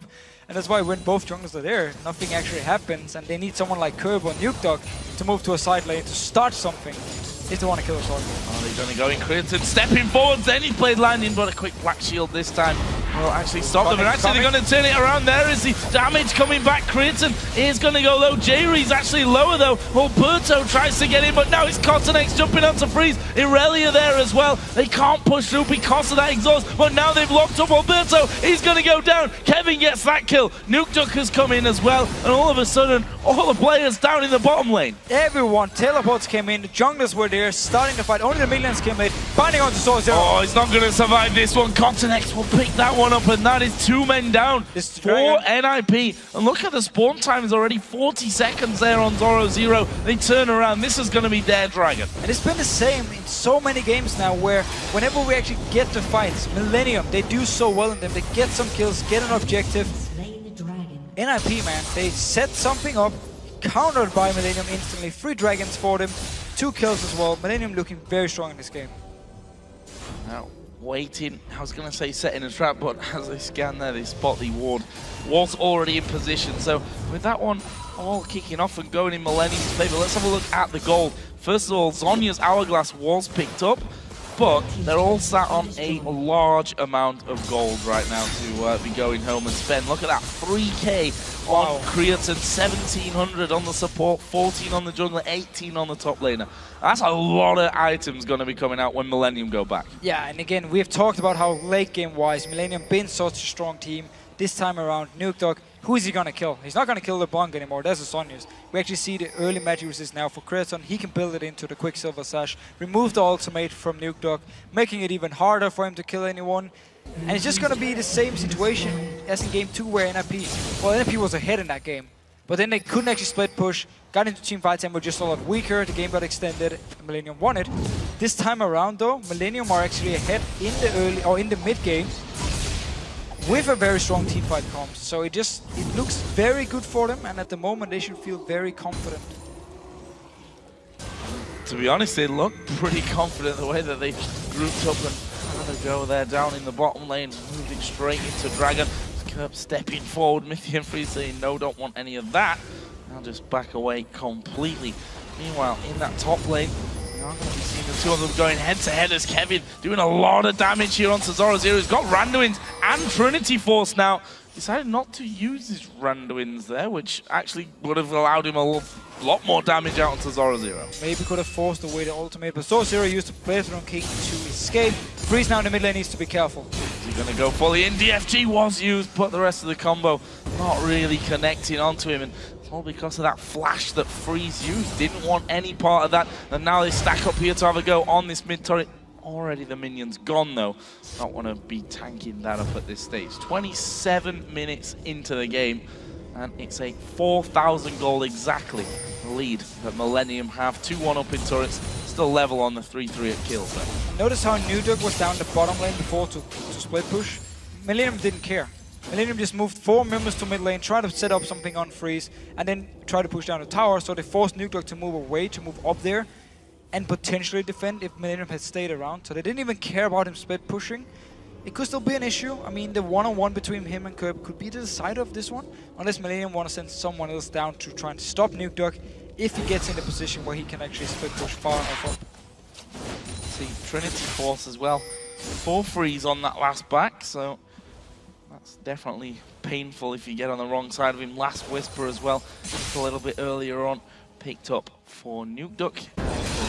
Silver Sash for Graves just before. So again, they move back off into more of a passive farming. I say passive farming. They've got 3 men pushing up this mid lane, but I don't think they're going to be able to get too close to that turret. You see the hate spike. Nuke Duck able to just clear that out quicker than they can get any hits on the tower. Yeah, and NIP really needs Nuke Duck to stay with the team in order to have enough wave clear. Curb though, jumping in every time. See if there's a chance to land a few hits. The binding from Jerry missed here. Kevin been taking control of this lane up here on the top. We saw him before forcing Zoro away. And as long as those two can just keep fighting each other until we actually get a winner between it, we're just going to see more action between the 4 people here in the mid lane against each other. It's going to be more important. Yep, L2 attack here and there onto that turret. And Curb obviously safe pretty much to go for that. He can just dive straight out with the distortion. We've got 2 minutes until the next dragon, and well, the way this game's been going, pretty obvious that is probably going to be the next time that we see these 2 teams skirmish, if even then at all. Well, you can understand it. It's a best of 5 down to the final game for promotion into the LCS Summer Split. Mistakes, they've been made so far, there's no doubt about that, but this is not the time to make them. It's a good tower pickup by Millennium, though. It's not the time to make mistakes, but it's not the time either to play too passive and pretty much give the entire map, give the late game to a team like Millennium, because the games before where NIP gave them the late game, they took it, and they should have won the last game. We talked about how one big mistake gave the whole thing for NIP, but this game, trying to do the same, taking control of the map, got a good goal lead here. 1 minute for the Dragon. Instead though, Curb rotated top lane, Kreton and Jerry down to the bottom lane. Nothing's gonna come from it. Everyone just backing away here. Dragon is gonna be the next big thing. I like the fact that Millennium have these defensive pink walls still up there, so they know that Alberto's not going to be flanking around the back of them. They can stay a little bit further pushed up these lanes. And Curb, honestly, he's causing them a few problems. We saw him there just a couple of moments ago hanging out in the top side of NIP's jungle. And they know that they have to be real careful about what he can do. Here's Zoro and Kevin having a bit of exchange. That's a lot of damage instantly out from Zoro. Yeah, good damage from Zoro, but the thing about Curb here, the way he's playing it, just by the fact he's staying in the mid lane, doesn't want to go to a side lane where Nuke Duck would be, and he doesn't actually want to try and one-on-one him at all. He's staying and trying to get hits on to the rest of NIP members every time he has the chance with his team, and forcing NIP then to be defensive. And it's been working because Nuke Duck got all the items he needs to start split pushing, but he's just been forced to stay in the mid lane to try and wave clear all the time. So Dragon is up now. Last one, of course, did go over to Millennium after they had that fight down on the bottom lane. A little bit slow to get there this time around, but they do finally group up with 4 men. Kevin, of course, got his teleport, so he can join in from that top side. Zoro is actually recalling, and there's a ward there, so NIP see that this is happening. However, they cannot do a thing about it. Nope. That's another Dragon going over to Millennium. 4 out of 4 now for them, and a 5,000 gold lead. Doing so well. NIP knew instantly they couldn't go for this one as soon as Millennium started up the Dragon, and they didn't want to wait there either because they didn't want to risk Millennium engaging onto them. Millennium is very, very strong teamfight wise, and of course also being ahead helps so much for them. Look at Cotnex here. Picked up a last Whisper now. His damage is insane as well. If he gets onto someone like Freeze, he will just tear through him. Yeah, I mean, Curb and Cotnex together just roaming. You're dead. You don't want to get involved if those two are there, that's for sure. See that actually Alberto is waiting by this top side now, seeing if he could maybe get in onto Kevin, but he himself got Zephyr, Randuin's Trinity Force. He's not the kind of player you really want to mess with at this stage of the game. And look how fast he's moving around. If you don't lock him down with some CC, then he's just going to kite you around. It's going to be so hard to catch on to him. Mifido moving here with his jungler Alberto. They actually want to try and do something up here in the top lane. Kevin needs to be careful. Standing with it. Nuke Duck is there too. 4 members from NIP. They need this kill. Let's see if they get it. Be impressed if Kevin can escape this one. 4 men coming his way. Already gone back. That was literally the biggest letdown of the game so far. Now, though, they are going to go in there. Kevin at the halfway point. What's he going to do? Blade of the Ruin King. What's used onto him? He's going to actually dash off and then flash away. And Kevin does manage to escape it. 1 versus 4. Incredible stuff. Great moves, and then he's just so fast afterwards. Nothing NIP could do to catch on to him. And that was 4 members. It means in the mid lane, Freeze is left to defend, and Kratos going very aggressive. And they put the exhaust down there onto Freeze. He's going to throw out the Culling. That'll clear out the minions and stop them actually pushing through. Meanwhile, Nukeduck is going through onto Creatine, but he manages to get away from it. The Quicksilver Slash stops that Deathmark from doing the damage. Yeah, just completely removes the Deathmark. So Nukeduck also removes the Ignite actually from him. Kratos managed to survive here. Had to use both his summoners though. What? He stays alive and doesn't give any more kills very true. Over to the Zed at this point, which I think Millennium will be very, very happy with. The question is, what comes next for them now? See both the top and the bottom waves being pushed out. Mid is pretty much reset bang in the middle there. Jerry just coming around from that one. We are seeing a couple more items coming in, so let's have a look at them. The Randuin's Omen finished off for Cottonex. Godfrey one is diving into the middle of them. Last Whisper for Freeze's Lucian. Black Cleaver also has done for Nukeduck on Zed. So again, for Nukeduck now, he needs to go towards something like a Guardian Angel so he can actually go into the team fights without risk of just being popped instantly by Millennium here. Curb especially got a lot of damage if he gets onto a target. We haven't actually seen it yet though. I mean, I don't think he used the DFG yet. He did. Oh, he did once, yeah. Onto Freeze, who just flashed. Who just flashed away, so the rest of the combo didn't hit with it. And you've got a feeling as well, even though Millennium are in the lead in this one, the way that last game ended, the mistake at the end that cost them the game, means that they are going to be so much more careful about this game. Especially Kratos. I mean, you don't want to do it twice. I don't expect him to do it again. I mean, he's been playing solid this game. His laning phase was very, very strong. And then with the Quicksilver Slash, he could survive the burst from Nukeduck as well, coming in beforehand. And he's just pushing up here. Rest of the Millennium is with him, except for Kevin in the middle lane with Teleport. Look for the binding here from J-Ree, and then just see Kerb fly into the face of whoever is being binded and do a full combo. Just diving straight in there to try and clip some health away from Zed or Lucian. In the end, though, that damage not landing for them. We've got 2 minutes here until the next dragon comes into play. Kerb is just waiting by that wolf camp. Not actually spotted by anyone. Cottonex is there as well, and this is the 2-man team that we were talking about earlier, especially with Cottonex going for that last Whisper as well. Yeah. A lot of damage, a lot of assassination potential between the two of them.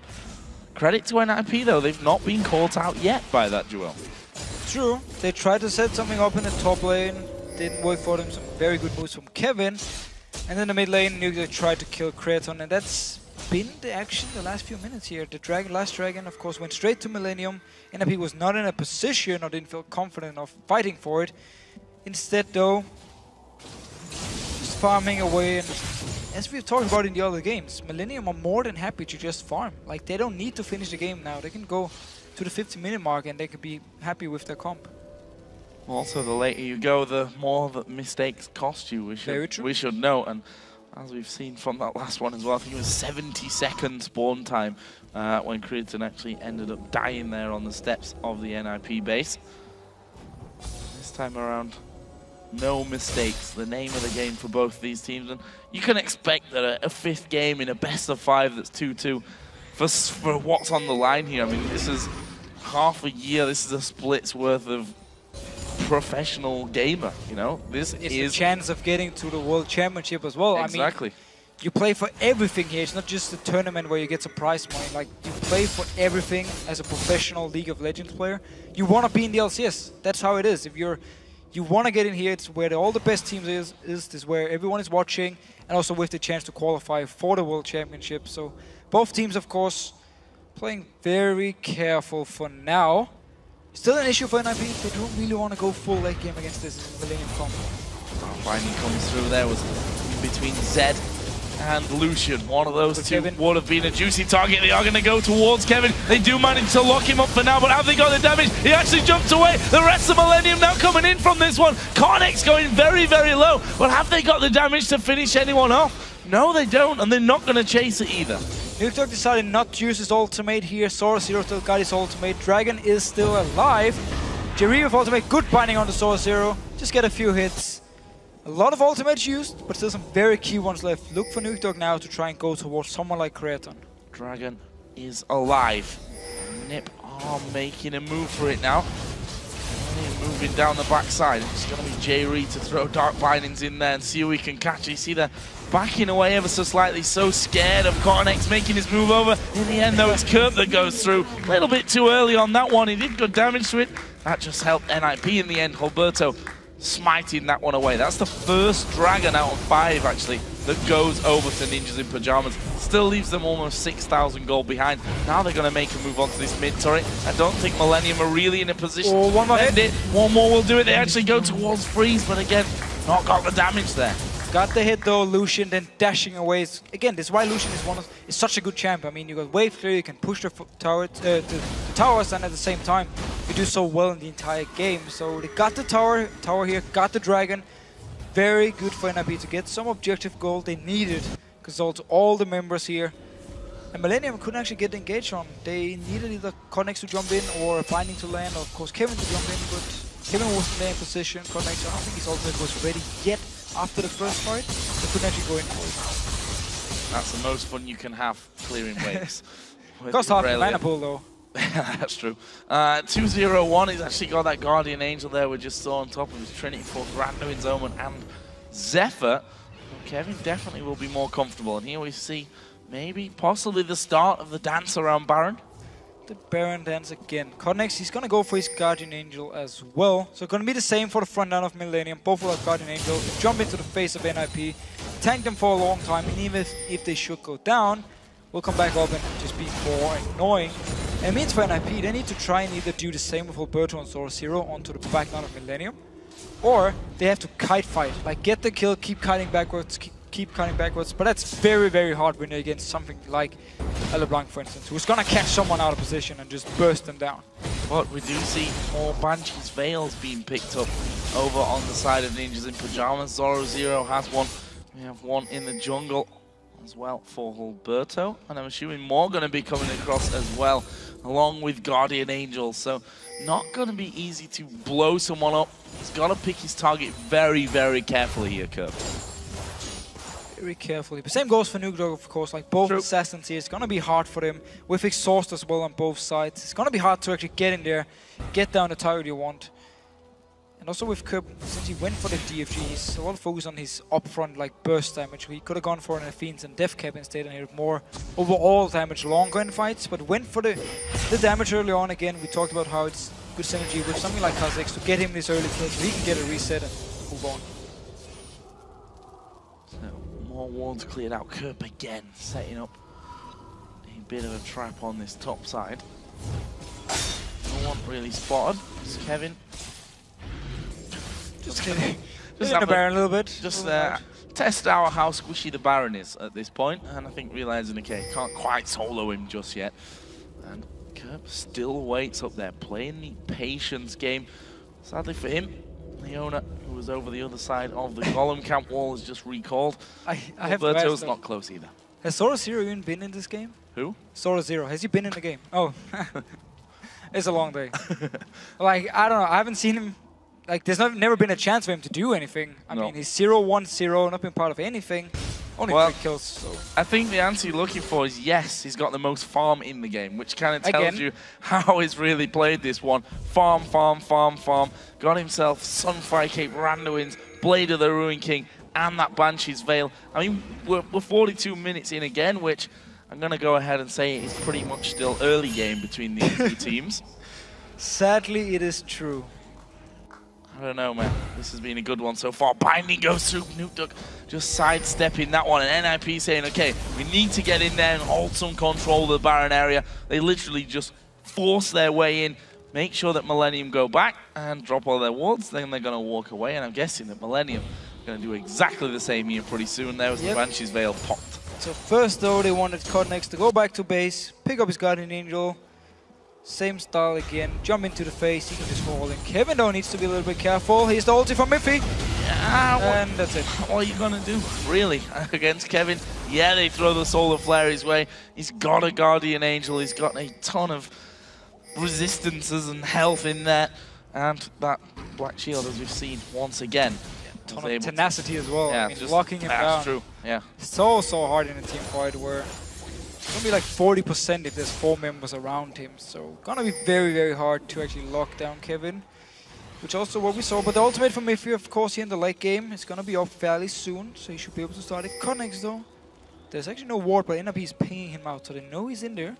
Got the Guardian Angel, however, so even though he should be caught out of position, should be able to survive or at least respawn up and buy time for his team to come in and help. Saw Zero though, fighting some more minions in the bottom lane. Alberto trying to clear out the top. Millennium can do a very fast rotation towards this tower here and just force some damage onto it and force the teleport from Zoro Zero. And they're going to try and get in around the back here. We see the talisman is going to be popped, but already Nuke Duck and Alberto had stepped away. But that is a forced tower there taken by Millennium. Yeah, very good rotation. Zoro Zero in the bottom lane. Wouldn't be able to join in time. Just straight up there, goes straight for the tower. 20 seconds on the Dragon. Baron, of course, is still up. Let's see if Millennium want to go straight for Baron here, or want to go towards the Dragon, pick it up. Curb jumped over the wall.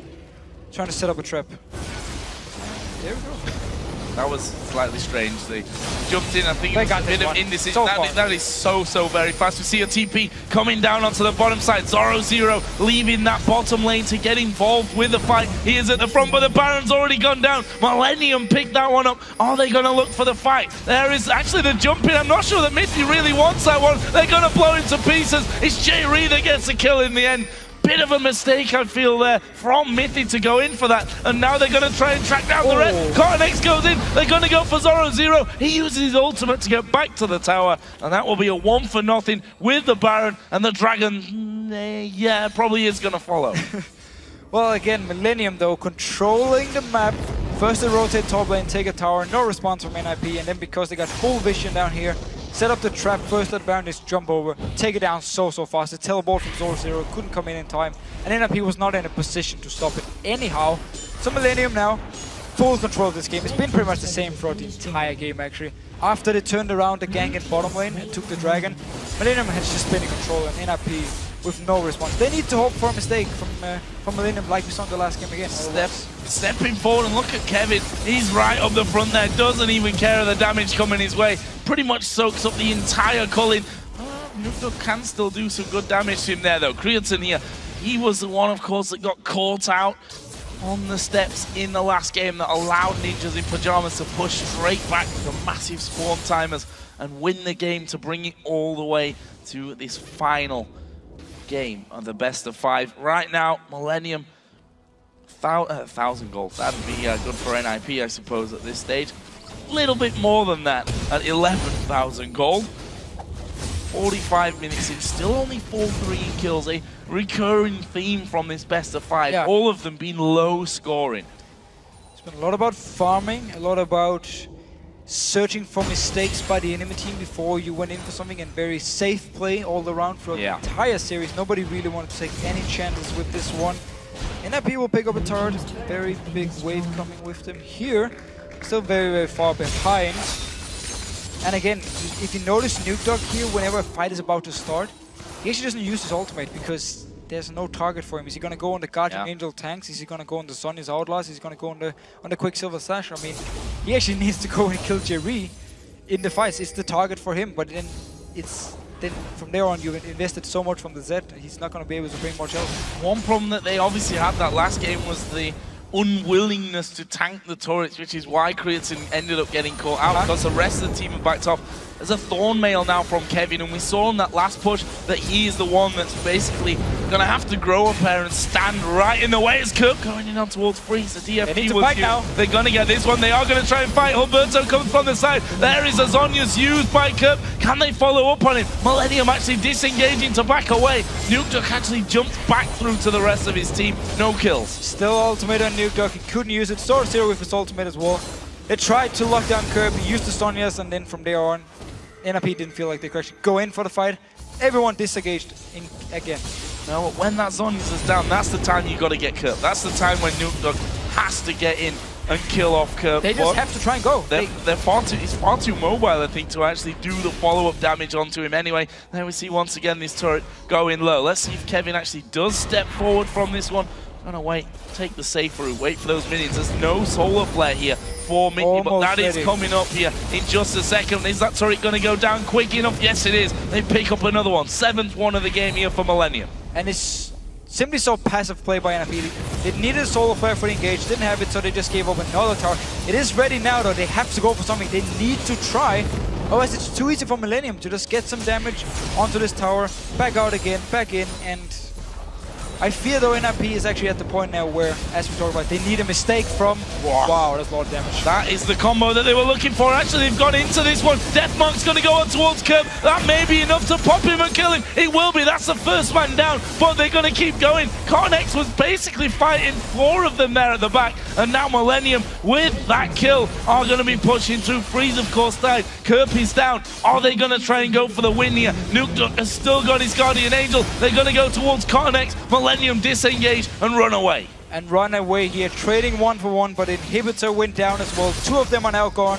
Millennium can base, wait for Kerp and just go straight towards the top lane and do the exact same thing here. Kerp managed to go down actually. Nuke got a kill onto him, but then we saw Cornex. Again, the Kazakhstan late game, he's just standing between multiple members of NIP with the Guardian Angel. He's so tanky, gets a kill as well onto Freeze, and then he just jumps out of the fight. It is very, very scary for him. Well, look at him between Kevin and Cortex. There's 2 Thornmails, 2 Randuins, 2 GAs, more Malmortis in there as well for Cortex. Like, you can't really do a lot against that. And as again, it's always one of the issues when you bring so much physical damage. Once you get to the late game part as well, and all the armor items are there for Millennium, it's so hard to kill anyone. I mean, everyone is so tanky because of all this armor, so generally you will always get outscaled if you bring a lot of physical. And then at the same time, when you bring the champions here, or when you bring like something like a Zed who can't actually go towards any of these targets, it's just very hard for NIP to do anything. Millennium gonna go now towards the top lane, and well, it makes sense. That's the only lane with an inhibitor turret, and an inhibitor itself still there. And this is the hope. Oh, the trap. This is the hope for Ninjas in Pajamas. Not the guy you want. No, Kevin's going to come in, puts a ward down, and they get spotted. There is the trap pretty much done with. Actually, they're split here a little, Millennium. But NIP also splitting off. Zoro Zero going to get caught out of position. They're going to go for the binding inland. A lot of damage on towards Jerry. It's a good culling from the back as well. But do they want to keep fighting? Kevin's turned around. Alberto going to get locked up here. No, not quite, as the ulti from Graves came through. But they've killed Kerp now. Kevin trying to chase through. Nuke just juke straight through them, and they're going to keep chasing. Freeze going on towards Jerry. Nuke still has his GA available for this one. Cornex also got a Guardian Angel. Zenith Blade doesn't quite land. So 1 for nothing. Long fights with very little casualties. Yeah, but while Nuke again, it's hard for him to find the right targets. He actually finds them here. There was no Sonya's this time on Kerp. He had to use it earlier. Nuke went for him, drew all the attention from Millennium, and then he just popped back to his shadow after he killed Kerp. Beautiful play by him. I mean, he's playing this Zed so well. It's just so hard for him to actually do anything in the fights. But he's finding the openings. Like, he killed Kerp twice now.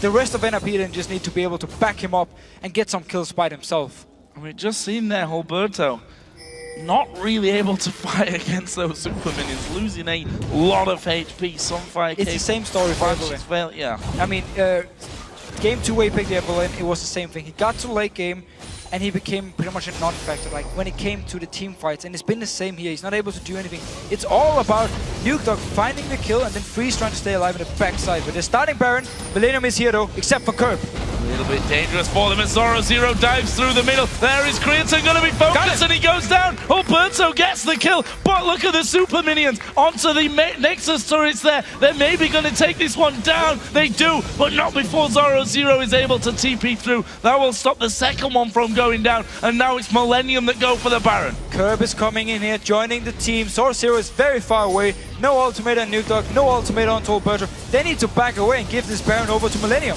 Well, they've got the vision on it, and Millennium don't fancy the fight. That is a massive culling coming out there from Freeze. It's gonna force Kerp to back away once again. Didn't use his Zonyas there, crucially, so he's still gonna have that next time they come up to fight. They've all backed away, and I say all of them. Only Kerp really backed away from that. Millennium here need to hold NIP away from it. interestingly enough, they're going to spot Zoro here in the bottom lane. He's got no TP. He had to use that.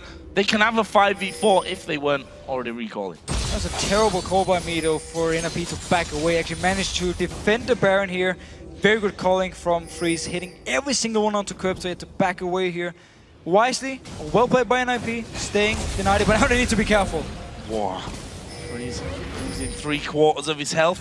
That is really bad news. He's going to have to back away and see if he can lifesteal close enough up to full HP, taking the raids. The super minions going up. Both inhibs, though, have respawned, but NIP are caught in this hard decision now. They have to protect those inhibs, but they also don't want the Baron to be going over to Millennium. There's one super minion hammering away now on that bottom inhibitor. We can see they've already left for that. They are going to go in there. Will they be able to stop it, though? Actually, it's gone very low. Is he going to fall? Minions! Yes, he does. The inhibitor goes down, and Baron's already at half HP. Alberto's in the top lane, but no one else is close. Millennium, take the Baron. So NIP actually went back to try and defend inhibitor, still lost it. Gave up the Baron here for Millennium. This time they actually decided to back away from it. Didn't feel like they could actually fight. Millennium now, Baron, inhibitor is gone. They can go for the mid inhibitor. It is open. And only one tower up in the top lane, and only one Nexus turret remains.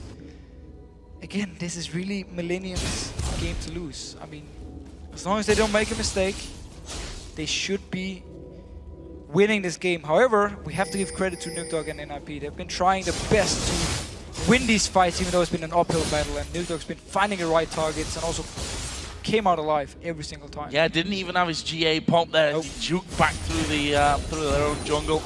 Now Millennium got to move up to that second open inhibitor as a group of 5 as soon as Cottonex actually gets there. Across the board, ultimates are ready. Summoner spells are pretty much all up as well. Just a flash from J-Ree and a flash from Alberto is really what's missing across both sides. Will Millennium go in? Look at Alberto wanting to get that flank position in here so that he can get a good 5-man ulti across the entire Millennium team. Guardian Angels are up for a lot of these players as well. Cottonex there at the front. Millennium, Kevin also got his Guardian Angel up. Same goes for Nukdog and Zoro Zero as Kirp comes in. It's Cottonex that's going to tank the entire cull in there as well.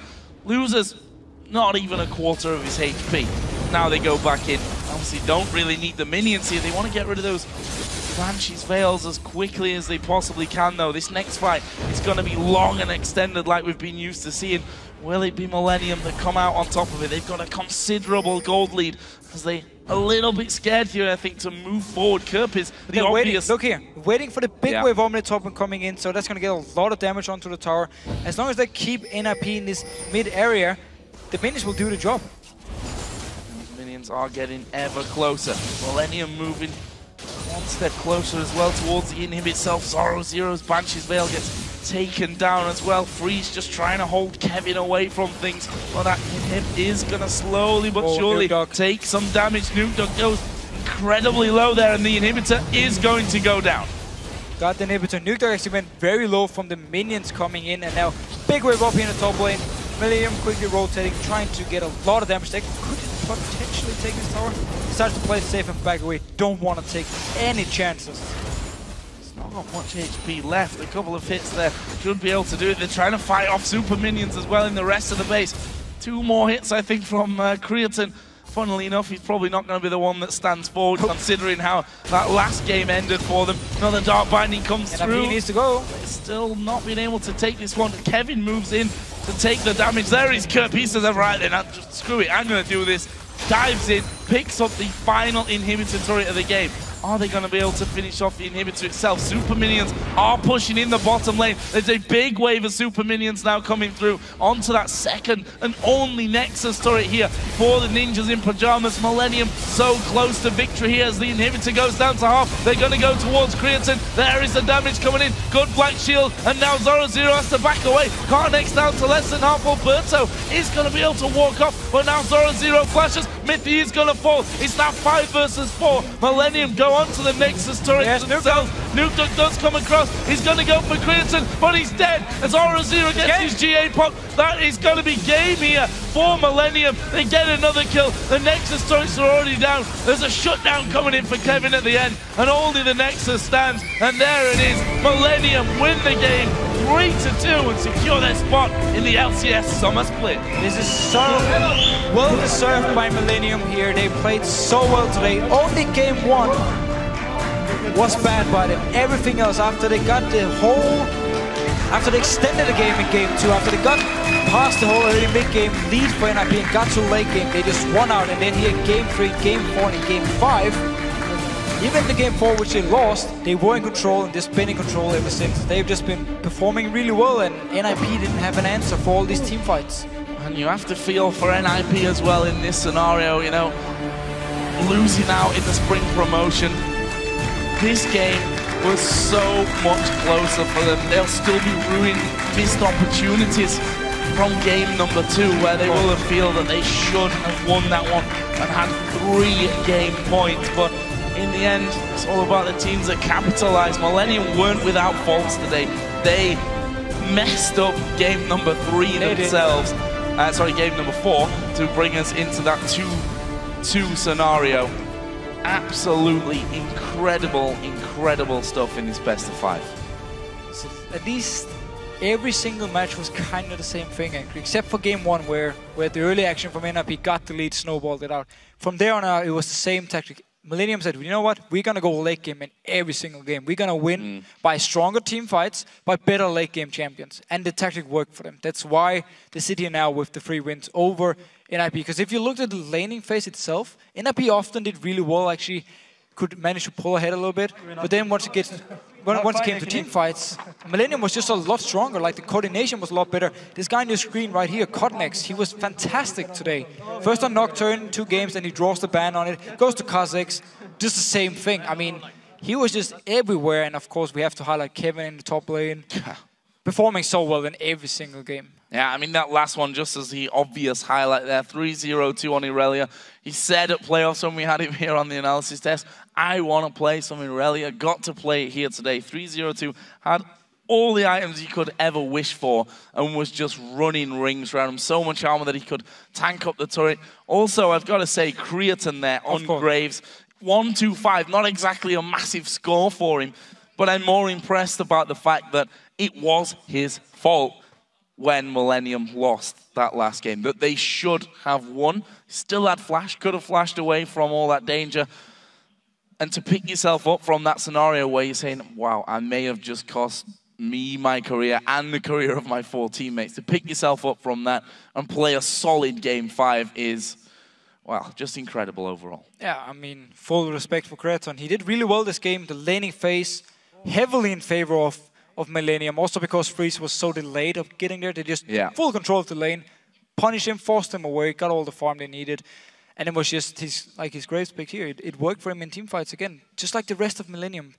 The fact that NIP didn't have an answer for all this, for stopping the late game, they couldn't shut Millennium down in the early mid game like they did in game 1. And therefore, Millennium could just play their game plan, worked perfect for them. And that's why they're sitting here. That's why they won, even though they almost managed to throw it away. Almost. But you also have to say that NIP were the big favorites coming into. You looked at Twitter, you looked around Facebook, on Reddit, everyone was talking about ninjas in pajamas for the summer split. But Millennium, I mean, this is the team, look at NIP, everyone's raving about NIP, the best team that's around in the challenger scene. Millennium, they'll quite openly say they had a rubbish split here, finishing in 8th position. They just won. They just beat NIP, and that, if anything, shows they are thoroughly deserving of that spot. And 100%. I hope a little bit more time for Millennium's going to bring their season when it comes to the summer split back on track. So the thing for NIP is, individually, they're very, very strong players. But when it comes to team coordination, and also when it comes to champion picks, I feel like Millennium were ahead of them. NIP didn't have an answer for these late game parts of Millennium. There was no Jax from Zoro Zero. We didn't see him play Ryze either. And there's multiple things. There was no Kha'Zix for Hilberto as well. I mean, there was a lot of options for them where they could have gone for more late game, but they didn't really, either they didn't feel comfortable playing them or just didn't want to play these champions. And that's, again, one of the big reasons Millennium, also with, of course, the great teamwork, are now standing here as the winners. Well, Shox is standing by with 2 of the winning players from that series, so let's send it over. Thank you very much, Joe. Indeed, joined here by Creaton and Kevin of the victorious Millennium, back in the LCS, securing your spot after a fantastic 5 games. I just got to ask, the first thing that went through your mind, you were absolutely screaming at the end of that game because what a finish. Yeah, so basically, like 5 games, we could have finished that the game before already. We did some mistakes, and people were kind of hyped because we lost the last game, which we should have won. But yeah, we just calmed down and we focused again because we knew after the second game, actually, we kind of knew late game we're gonna beat them.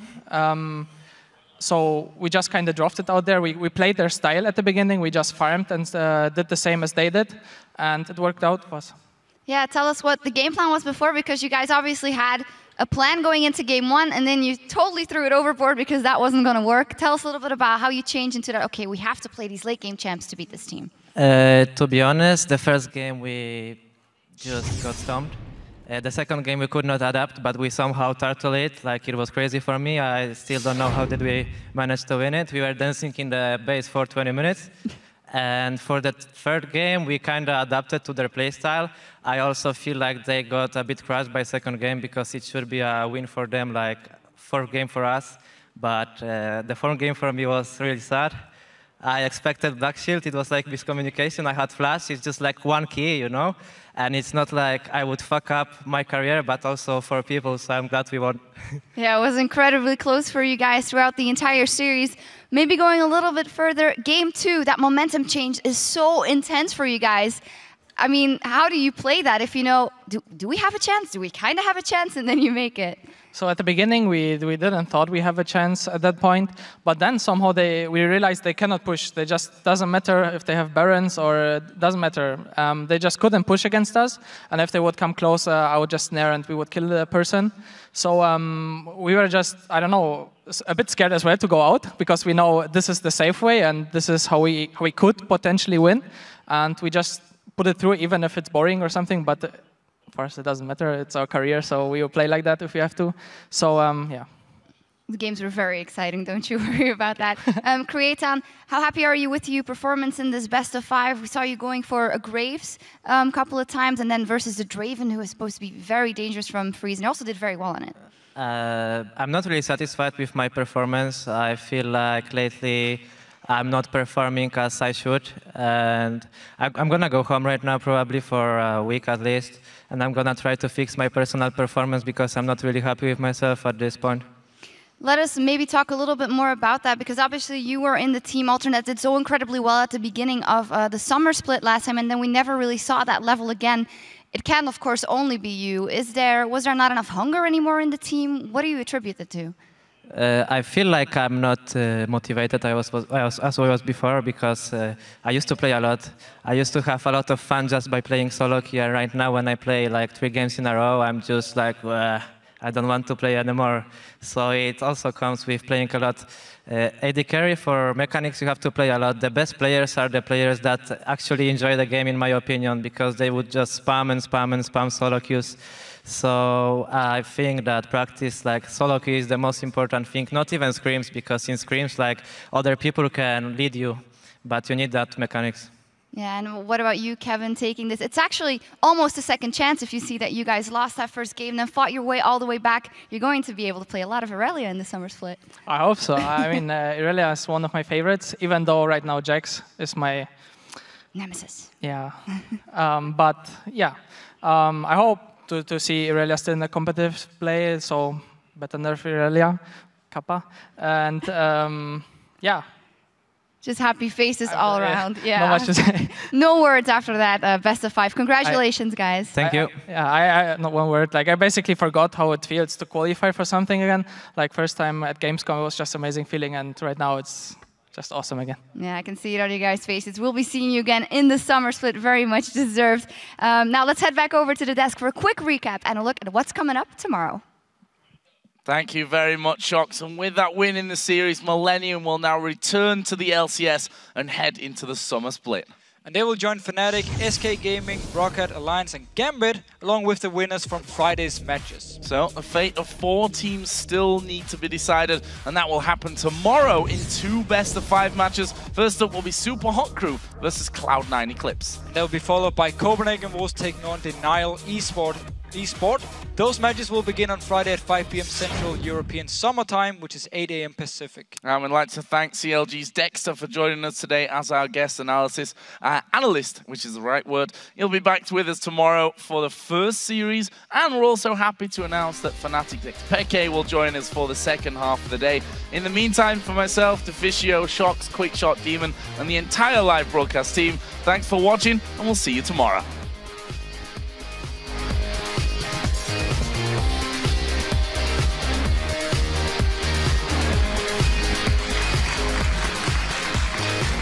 Nugget though, going towards Connex. Gonna throw in the ghost, and there is a cocoon landing as well. Have they got enough damage? There's the Axis coming over from Draven, and it's Humberto that picks up the first kill. Can he get Kerpira as well? Exhaust goes on to Nugget, where he's flashed away. Janna comes around the side. It is gonna be a kill. Yeah, just go YOLO Draven. Yeah, I'm fine with YOLO Draven. Nice. I have it. Nice. Raven kill. Raven kill. BG. Can they FF? Okay, let's do this, boys. Yay. I'm gonna CV, then I'm gonna go, okay? Okay. Going, on look. Go on, freeze. Exhausting, Zoro. I'm on Zoro. I'm freeze. Zoro, I'm soloing freeze. Nice, Oh, nice, look, nice. guys. Keep on going. They can't stop me. I keep going. Keep on going, Cotton.